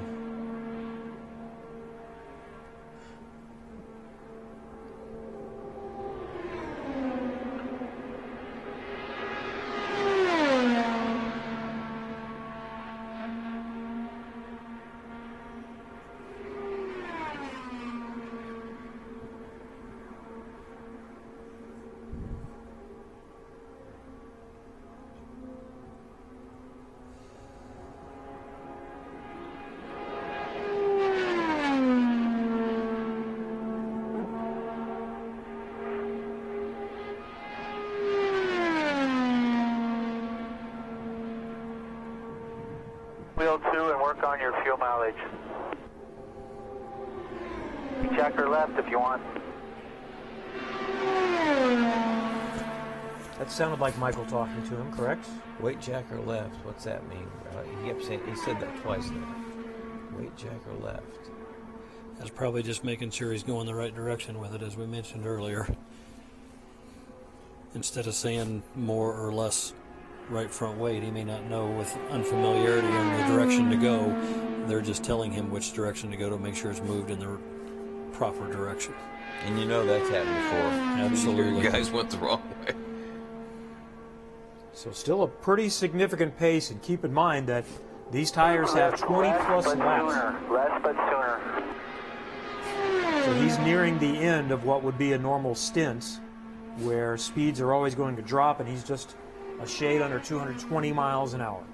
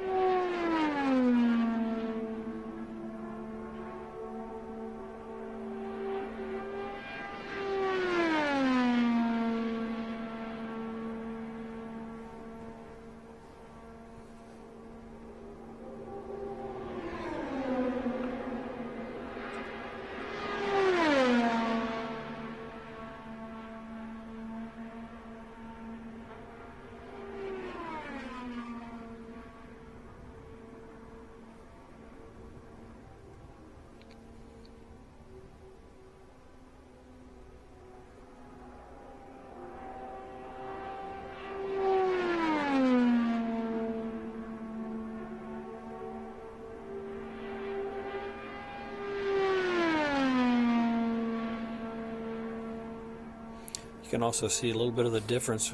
The Speedway hosted a NASCAR test a couple of weeks ago, and most of the grooves that you see on the racetrack is rubber left over from the line the NASCAR vehicles were using around the racetrack, and you can see his entry into 4. You get a little bit of an idea how different the turn-in lines are from an Indy car to a stock car.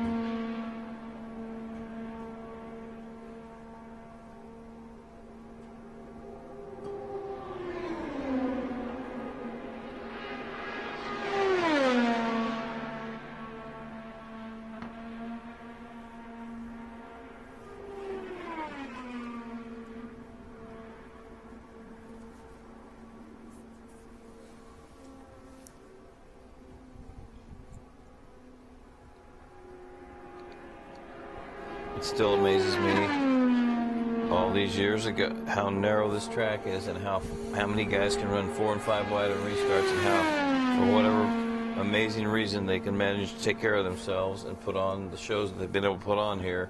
And he was talking earlier. Fuel, 2 more laps. He thought it was narrow. Now, wait till race day. You know, what amazes me is that this track was designed in 1909, and it's the same width. Yep. You know, they've obviously changed the surface over the years. First it was crushed tar and rocks, and then the paving bricks in 1910, and then eventually by 1961 it was all asphalt. But yet the parameters have not changed, and yet they are going, well, I was told there'd be no math, but you know, you're talking 150 miles an hour plus faster than originally, and it still works, as we see a big lockup as Alonso comes onto pit lane. But that just simply amazes me that this race still puts on the entertainment that it does in a track that was built over 100 years ago. Big smile from Michael Andretti. It was definitely the hardest pit entry he's made. He ran the north end hard, came out of 4, right up against the wall. Came in under race type of conditions here, as you see, just kind of a 2/3 exit, follow the line, angling in, and locked him up to get down to the speed limit by that line there. So we're done with that set. Go ahead and move those along. It might be a little square now.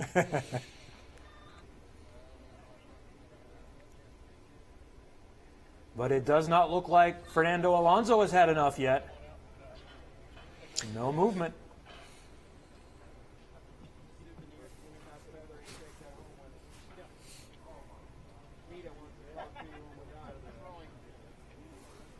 Can we see a smile there behind the helmet of Alonso? Sure looks like it. Yep. Maybe. They just told him he killed 2 birds with 1 stone. Oh.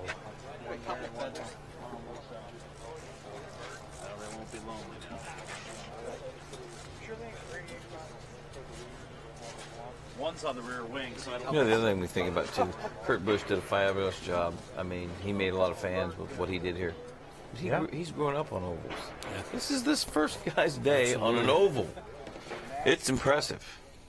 Yeah, here we go back again. We just saw the cleanup, I think, coming from this. Oh. At least they didn't suffer. Wow. True.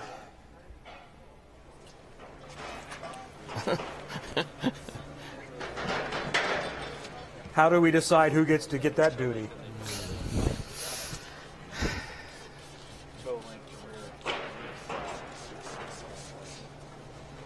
That's a good-looking race car. It was always just that McLaren orange was just such a. Zack Brown said he's already had 50 texts today of people saying, "Paint your Formula One car that color." There's something about the blue numbers with it that's perfect. Mm-hmm. Yep. Got a little bit more of that stuff.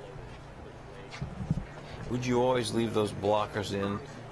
On a hot day, you'd never use them, Brian?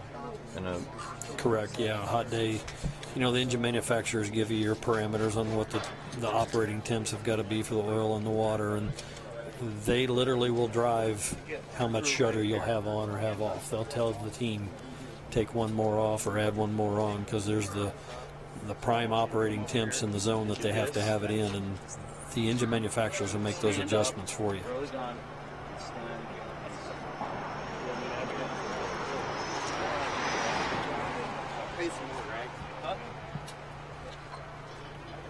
It's another interesting component of, you know, the changes that happen in the month of May. We've raced in the low 90s, and we've raced in the probably upper 40s back in 92. Wind chill probably, you know, maybe in the upper 30 or low 40s, and you know, and we've also had race days in the low 90s. So there's quite the range, and the effect that has on horsepower, the effect it has on aerodynamics. You know, back in 94 at Penske's when they had the Mercedes pushrod motor, one of the best things they were hoping for at that time was a hot race day so they could put more downforce on the car. They had the horsepower to pull it. So it was even a bigger advantage for them at that time that it was a pretty warm race day. I noticed they've been fueling the car on the right side, which would normally be how you fuel it for a road course going in the opposite direction. Jack it up. Count to 5. Would that not normally be the other side in the oval? Yeah, I'm guessing just in the preparation they just haven't had a chance to change the Buckeye from right side to left side yet. And again, I don't know what the history of this car is, what event it was last used in, if this car raced at Long Beach, say. Yeah, or maybe it's a backup for the IndyCar Grand Prix. Correct, which fueling is on the right side as you're going counter oval race at that point in time. So that's probably what it is, and the switchover will come over for May 15th to move the fueler to the Buckeye hole you see on the left side. How significant is that change? What kind of time is involved? And then that leads me to just a general IndyCar question. How much time does it take to change one of these cars over from oval to road course setup? It can be done in a day. You know, it's a fairly involved process, but in this case, like you said, knowing that the Indy Grand Prix is the next race, it most likely is held out as a backup car for that event that's upcoming and what they're doing. But a lot of it also is just the schedule. IndyCar guys got to remember this Andretti Autosport team has been participating on a regular basis with IndyCar. We were in Phoenix and then went straight to St. Louis, and the first thing Rob Edwards said to me this morning, he said this would have been a lot easier if we weren't in St. Louis yesterday. So, I mean, it's pretty grueling, and this operation to take on 6 cars for the month of May, 2 additional cars, the fact that they're a 4-car team and adding two rookies, and when you look at the schedule that we're running with the race at Phoenix, and 2 days later you're in St. Louis and doing an open test there, and the next morning you're on track here with an ROP with Alonso's first day on the racetrack. It's a grueling schedule. Well, and keep in mind, Saturday night at Phoenix, none of their 4 cars finished. How many crashed? Marco's was fairly significant. Takuma Sato's. Ryan Hunter-Ray's wasn't as significant. And Rossi also slapped the wall as well. Rossi. So they weren't mechanicals. They were crashes. None were destroyed. But and they had all 4 of those cars on track yesterday in St. Louis. Wow. So same cars. Repairing those cars, and then the travel from Phoenix to St. Louis, and then on track yesterday back to Indianapolis. Their shops are in Indianapolis, and obviously this was a different car from those 4 that were running, but it's certainly taxing on the crew. Looks like he's getting out again.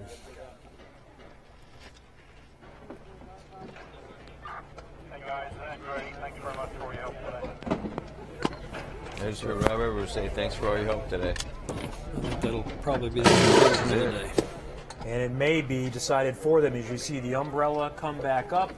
Some drizzle has rejoined us, and it looks like they may have decided we've done all we can do, and we've had a pretty good day. Smiles from Michael Andretti. And we'll hear from Fernando Alonso coming up with his press conference in just a matter of minutes. I won't say moments. I'm sure he's going to debrief for a little while. Did they say 30 minutes, Kevin, from the time he starts debrief? We're hearing 30 minutes or so. So we'll likely stand down at some point, but then stay tuned to this feed because we'll come back up and you'll go directly to the media room to hear from Fernando Alonso. Let's listen in, see if there's anything said, and then we'll offer some comments.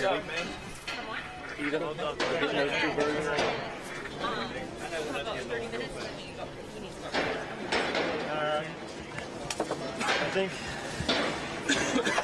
we have to work on the. How long do you think it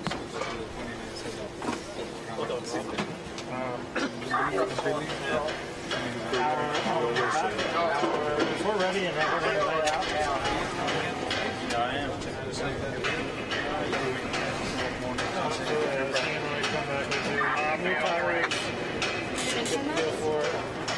Is that what it was? Go back and do it.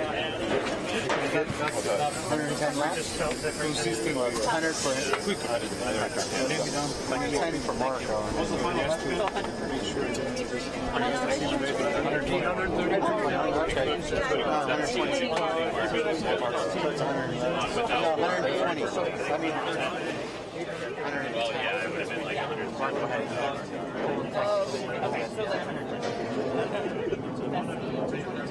know where this goes.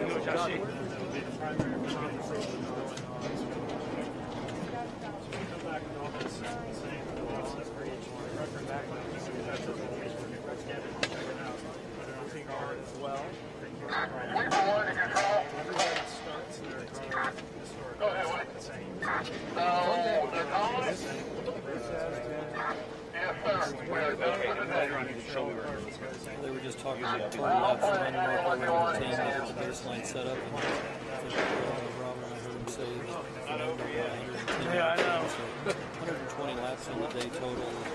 It's pretty much matching up the car. What's in there, so it's probably safe. We haven't really mentioned much of Robin is, yes, he's been here for a couple of days. What makes it? What makes it? Good day.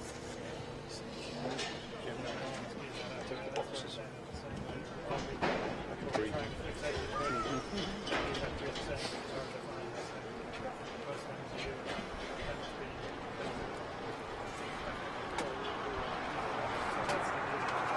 Glad he got the one to save fuel. I think we'll probably start.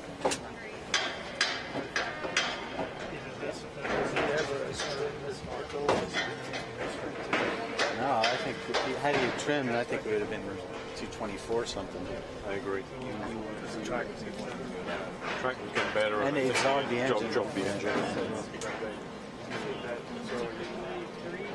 Wait till the first day opening day to ask you. I think we were panicking a little bit because I think the track was just green for being that light and downforce. Right at the very start. Well, the good thing is, right, he was 0.1, 0.2 from last year. So, 0.2. And you can say that was green, it's better coming out. Because they lose 6 in the lineup like they did the first day last year. Got to get Jack through this. Got to get Jack through this. Get him over. Yep. Now he's got data to look at. Data for him as well.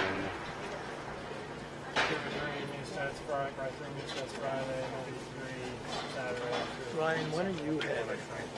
Heading where? We're trying to get Ryan to ride this. Oh, after the press conference? You can take him. Yeah. He doesn't mind riding the top car. Or that, or I can.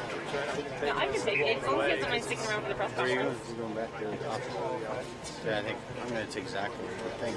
Are you due to go to the Historically, if you do a really good job on the press conference?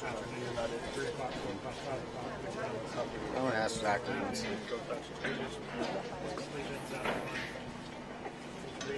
Ryan, then you can split. You can go home from there, right? Yeah. As long as he doesn't mind sticking around for that. Are you cool to wait around for the press conference? You know, everybody's different. You just wonder what. Raindrops falling here in central Indiana as Fernando Alonso wraps up his first day on the Indianapolis Motor Speedway Oval in preparation for his entry in the 101st Indianapolis 500. The media is assembled. They have been watching and anticipating this day for quite some time, and it was a flawless day for the two-time world champion in the number 29 McLaren Honda Andretti.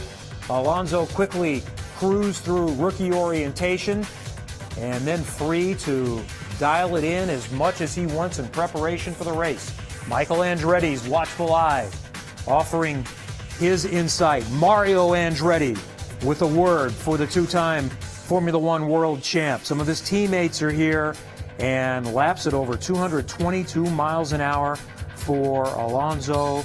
No issues, no concerns, ticked off quite a few boxes, and now he is ready to come back for real in May, starting on the 15th. Now coming up, Fernando Alonso is going to visit with the media. That is probably 20 to 30 minutes away, so we're going to stand down, but stay tuned to this feed, and we'll come back up for Alonso's press conference about his first experience at Indianapolis. It has been a fantastic day, and we thank all of those involved, including Mario Andretti, Johnny Rutherford, Brian Barnhart, Robin Miller, and so many others that have been a part of our coverage today. I'm Kevin Lee. Thank you so much for joining us. The IndyCar Grand Prix is coming up on the road course here on May 13th, and then stay tuned for the greatest spectacle in racing, the 101st Indianapolis 500, on the way on Sunday, May 28th.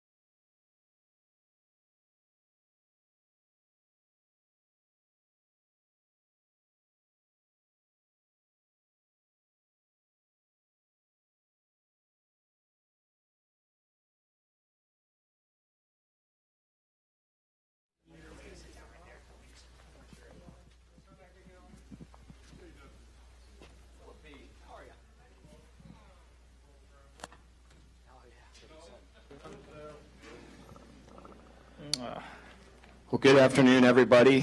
Thank you for staying around today. Indiana weather is doing what Indiana weather does here. I'm Doug Bowles, the president of the Indianapolis Motor Speedway, for those of you that I haven't met, and for those of you watching on Facebook Live, thank you for joining us. We've had a great day of broadcasting across the internet. Fernando Alonso here today for his first laps going in the opposite direction from the times you've been here before at the Speedway. Two-time Formula One champion, three-time runner-up. We are really thrilled to have you here. And I guess I'm just going to kick this off really simply and just ask you, most of the guys, when they come and run here, and we run on the road course to begin with, for them it's backwards. But for you, you spent 7 or 8 years here running this direction, and now today you're running the opposite direction. Did it seem strange to you to run the Speedway in oval configuration? Well, hello everyone. Yeah, definitely it felt new to me, and it felt a little bit strange, driving anti-clockwise and at those speeds. At the beginning, we went through the rookie orientation program with different stages and different speeds, which it really helped, the way you build your speed and you get up to speed. So that was the first thing, and then later on the day we were doing some runs just for myself to get a little bit familiar to some of the setup changes they used to do on the car here. Some of the even some of the procedures, now when we had some drops of rain on the visor, we slowed down. We were on the pace car simulation, and we did some kind of procedures there. So yeah, it has been a very helpful day in terms of knowing all these different world, these different techniques on driving, and get up to speed a little bit. Still a long way to go, but I think I'm happy with this first step. So when you come back in May, you'll have several days of practice and qualifying, but then race day, you're going to have a venue that's almost completely full. So where you're here, where it was empty. But did you notice there were a bunch of people hanging out just watching you run from turn 2 with flags, and did you get a chance to see the fans that were out there? I saw them on the way out of the pit lane. When you're driving, in the normal time lap, you are not able to see anyone. I don't know, probably in the race day, yes, but not today. But every time that I was going out of the pit lane, I saw the people there. So yeah, thanks for coming. And then the final question, you talked a little bit about, and then we'll open it up to some others, but you talked a little bit about the raindrops and what that is. You had a little bit of an incident. You got some other kind of drops on the car from some birds. So did you know those were coming? Or no, did you... I didn't saw that one coming. I saw one bird approaching 10-3 in the penultimate run, and I just lift off and avoid the bird. Probably I will not do that on the race day, but today I saved one life there. But I didn't manage to save the other two. That apparently they came out of one, but those ones I didn't notice. Well, with that, we'll go ahead and we'll open it up for some questions. Bruce, you want to go ahead and ask the first question? Susie, do you want to? Here's a second mic. Bruce Martin with Auto Week magazine, working with Eric Bretzman as your engineer and Dave Popolars as your chief mechanic, and with Michael as your race strategist. How quickly have you been able to mesh with the team and form a communication bond?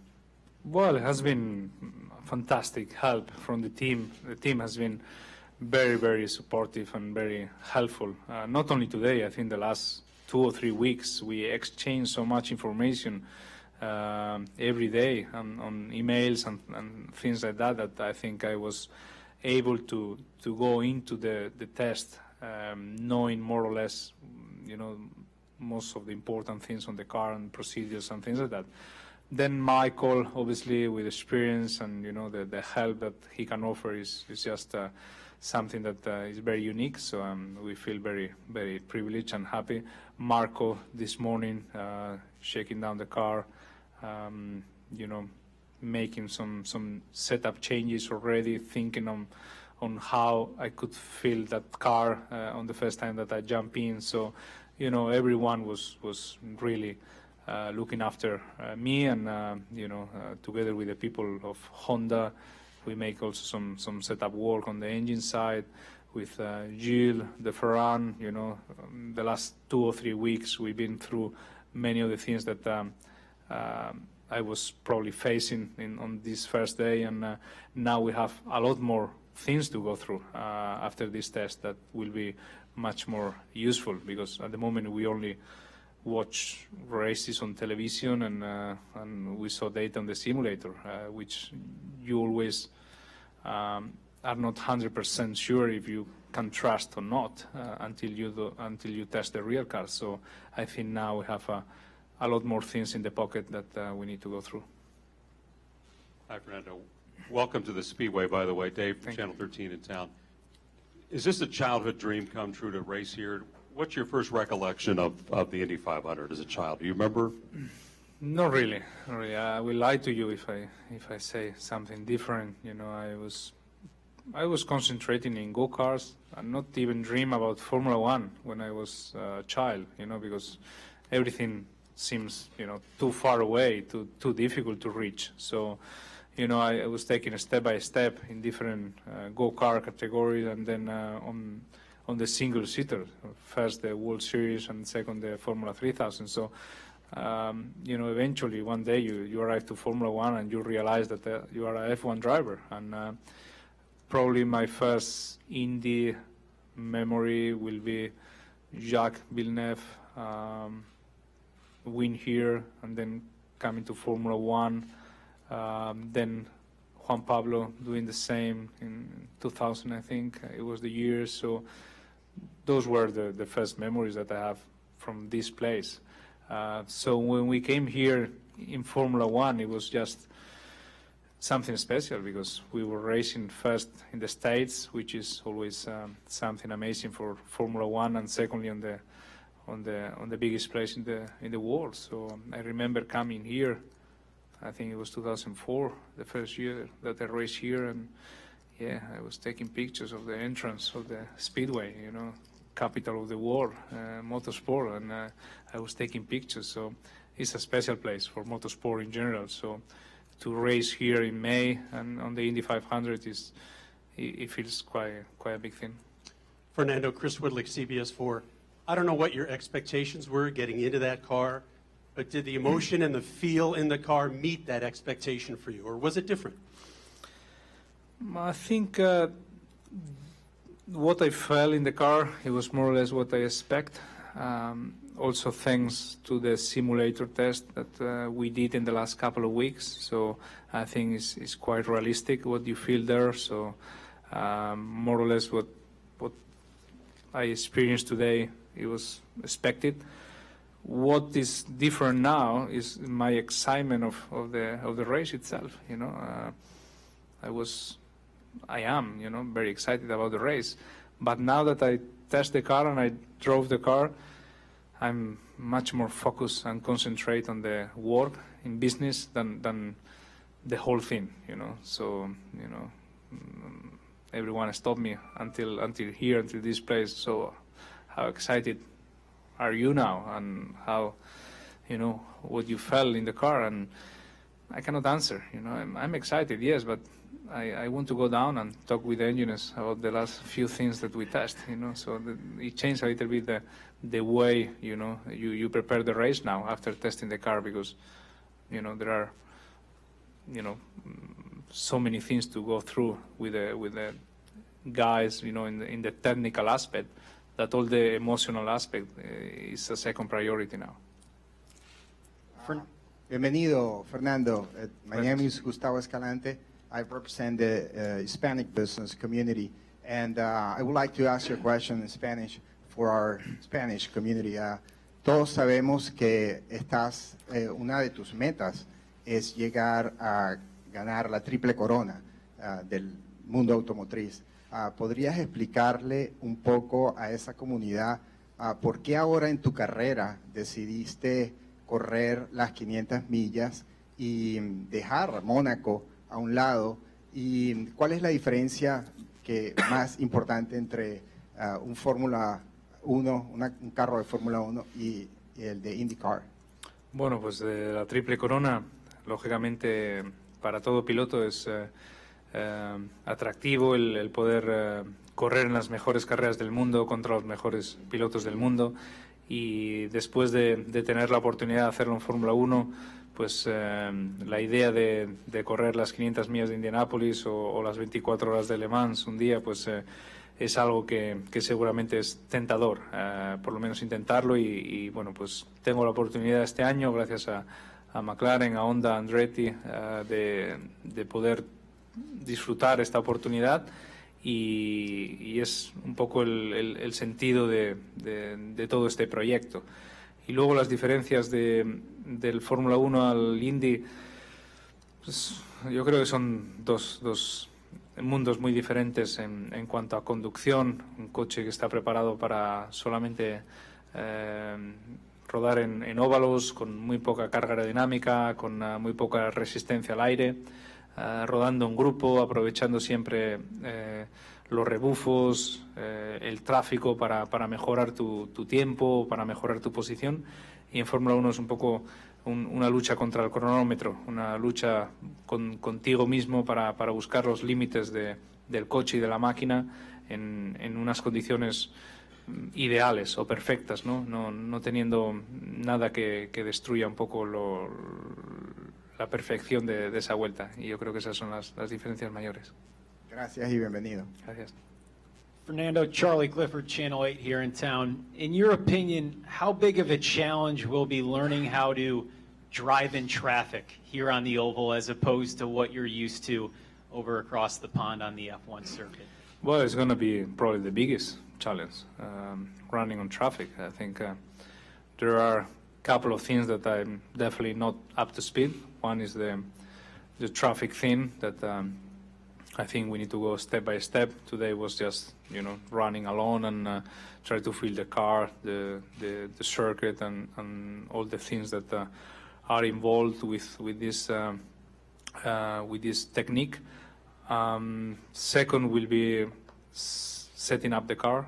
I think the guys they make constant changes to the car, one on the steering wheel while running, and also on the pit lane, adjusting the car, tiny changes, tuning the car perfectly on the week for the qualifying, and then doing the same on the race, and sometimes also on the pit stops, getting up to speed until the last part of the race. So on that aspect, I'm not up to speed. I'm not able at the moment to feel the car or the small changes that we can make to the car because I'm not driving the car is driving myself around at the moment. So things that, we need to hopefully learn in the first days of free practice, and as I said many times, I'm with the best team possible for that. Even for the traffic thing, we are 6 cars, so we will make sure that I will arrive ready on Sunday 28th,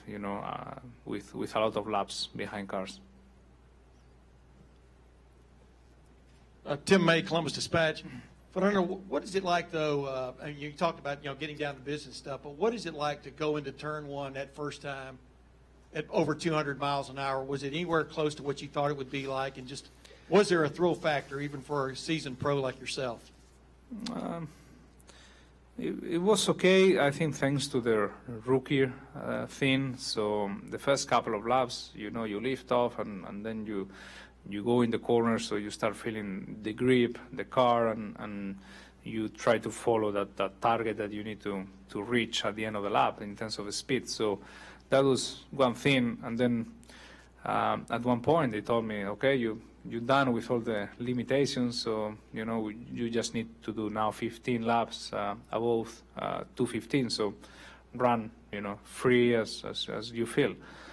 And I knew that Marco was flat out in 10-1, so I said, I will do flat out now in 10-1 because the car is able to do it. So I arrived to 10-1, and I was convinced 100% that I was doing flat out, but the foot was not flat out, has his own life, it was not connected, my brain with the foot at that moment. So at the second or third lap, I was able to do it. But in the first lap, it was definitely a very good feeling, to feel to be able to feel the respect of the place, the respect of the car, the respect of the speed, is something that for any racing driver is just pure adrenaline. So it was a good day. Hi, John Orievitz of Japan Autosport. Fernando, what is the fastest corner in Formula One, and how is the speed and sensation of cornering here? How does it compare to that? I don't know, corner probably will be 130R in Suzuka, which probably is 320 or 330 kph, which I have no idea in miles per hour, but it feels different. I think on the Formula One, the feeling of just the steering wheel with the power steering and all the helps we have, it feels a little bit easier. Also the level of downforce or the sophistication of the Formula One give you a little bit more grip and a little bit more predictable car. So here is just more raw, everything is more racing. So it's definitely faster and different. But at the end of the day, we all started in go-karts, we all started in smaller categories that, probably we miss that kind of feeling when you get to Formula One and you have everything under control, every single millimeter or every single tenth of the second. So here is more driver input, in different phases of the corner or different run to run. Mike Merritt from Associated Press. Fernando, how challenging were the conditions out there today, and did you get a good sense of how much this track can change over the course of a day? The track definitely changed during the day. In the morning, I think the conditions were a little bit better, less windy or less gusty. I think the wind became a little bit strange now in the afternoon. But if the conditions were good or bad, I have no idea. Is what the team was asking me, how you feel there. I thought, I don't know, I feel good, but I have no idea. I have no experience here when the circuit is good or bad, or when the circuit is fast or slow. So definitely it get, in my opinion, worse throughout the day in terms of wind. I was feeling on the straights, the car was moving at the times in the last couple of runs. I think the weather was coming and pick up a little bit the wind, but it's very sensitive, this place, to wind and to climatic conditions. So everyone was telling me this before coming here, but yeah, we confirm it today. We need to be always ready to set up the car for whatever conditions we have there. Fernando, Jim Aiello with IndyStar and USA Today. You had talked about watching a lot of the 500s before you did this, previous races, and then but you also said that you get a lot more out of watching them once you were able to get in the car. What are you looking forward to now to be able to watch some of the old 500s, and what do you think you'll be able to see now? Yeah, we'll watch all of them again, because now definitely the track is narrow than what I thought. When you watch the television and you see 3 cars aside on the main straight, and now you are with the car on the main straight, and it's hard to imagine, how you can fit 3 cars there and at that speed. So definitely you will see some of the moves and some of the things that you were watching before in a different perspective and in a different way. So I will re-watch everything. I have some planes to take, some hours on the flight to watch. I was going to ask you, how is that all that, you're going to be traveling back and forth a lot. Has that had effect on you yet, or will it have an effect on you? I think not anymore. Actually, I started in the week before Australia, so, and I was not coming back to home until after tomorrow that I will be there. So has been from the first week of March that I'm moving. So yeah, the next 4 days I will train a little bit and I will relax a little bit. I will see the family in Spain, and then is the Spanish Grand Prix on the next weekend. So yeah, a lot of flights, a lot of time zone difference, unfortunately, but I'm pretty much okay at the moment. Fernando, because these cars don't have the level of sophistication and technology that the Formula One car does, in many ways does it feel primitive? And because of that primitive feel, does it make it more fun for you to drive as a race driver? It does. It does. I think, you just, they ask you if you are ready inside the car, you say yes, you switch on the car and you go. They put fuel tires and you go.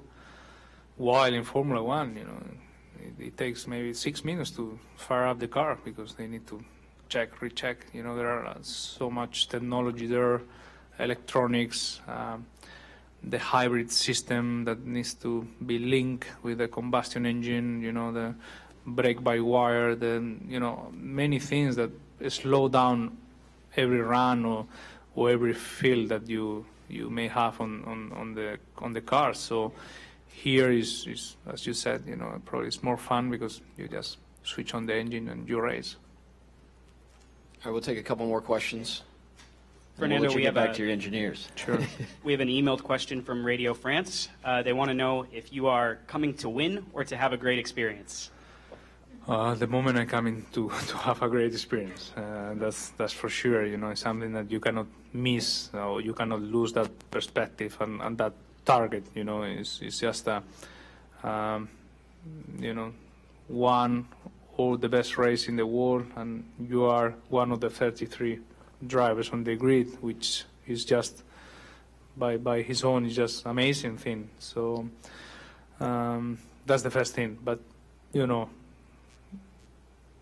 after that, when you close the visor on Sunday or in qualifying, you don't like when you are second. So it's the same in every sport probably. I'm sure now the NBA players, they are doing the playoffs, so I'm sure they enjoy. They are thankful that they are on the playoffs this year. But if they lose the game, that day you don't have even dinner. You go to bed and you try to recover for the next day. So it will be the same here. So first priority is to enjoy the experience at the event, but we are all competitive drivers, and when we are there, we want to do the best we can.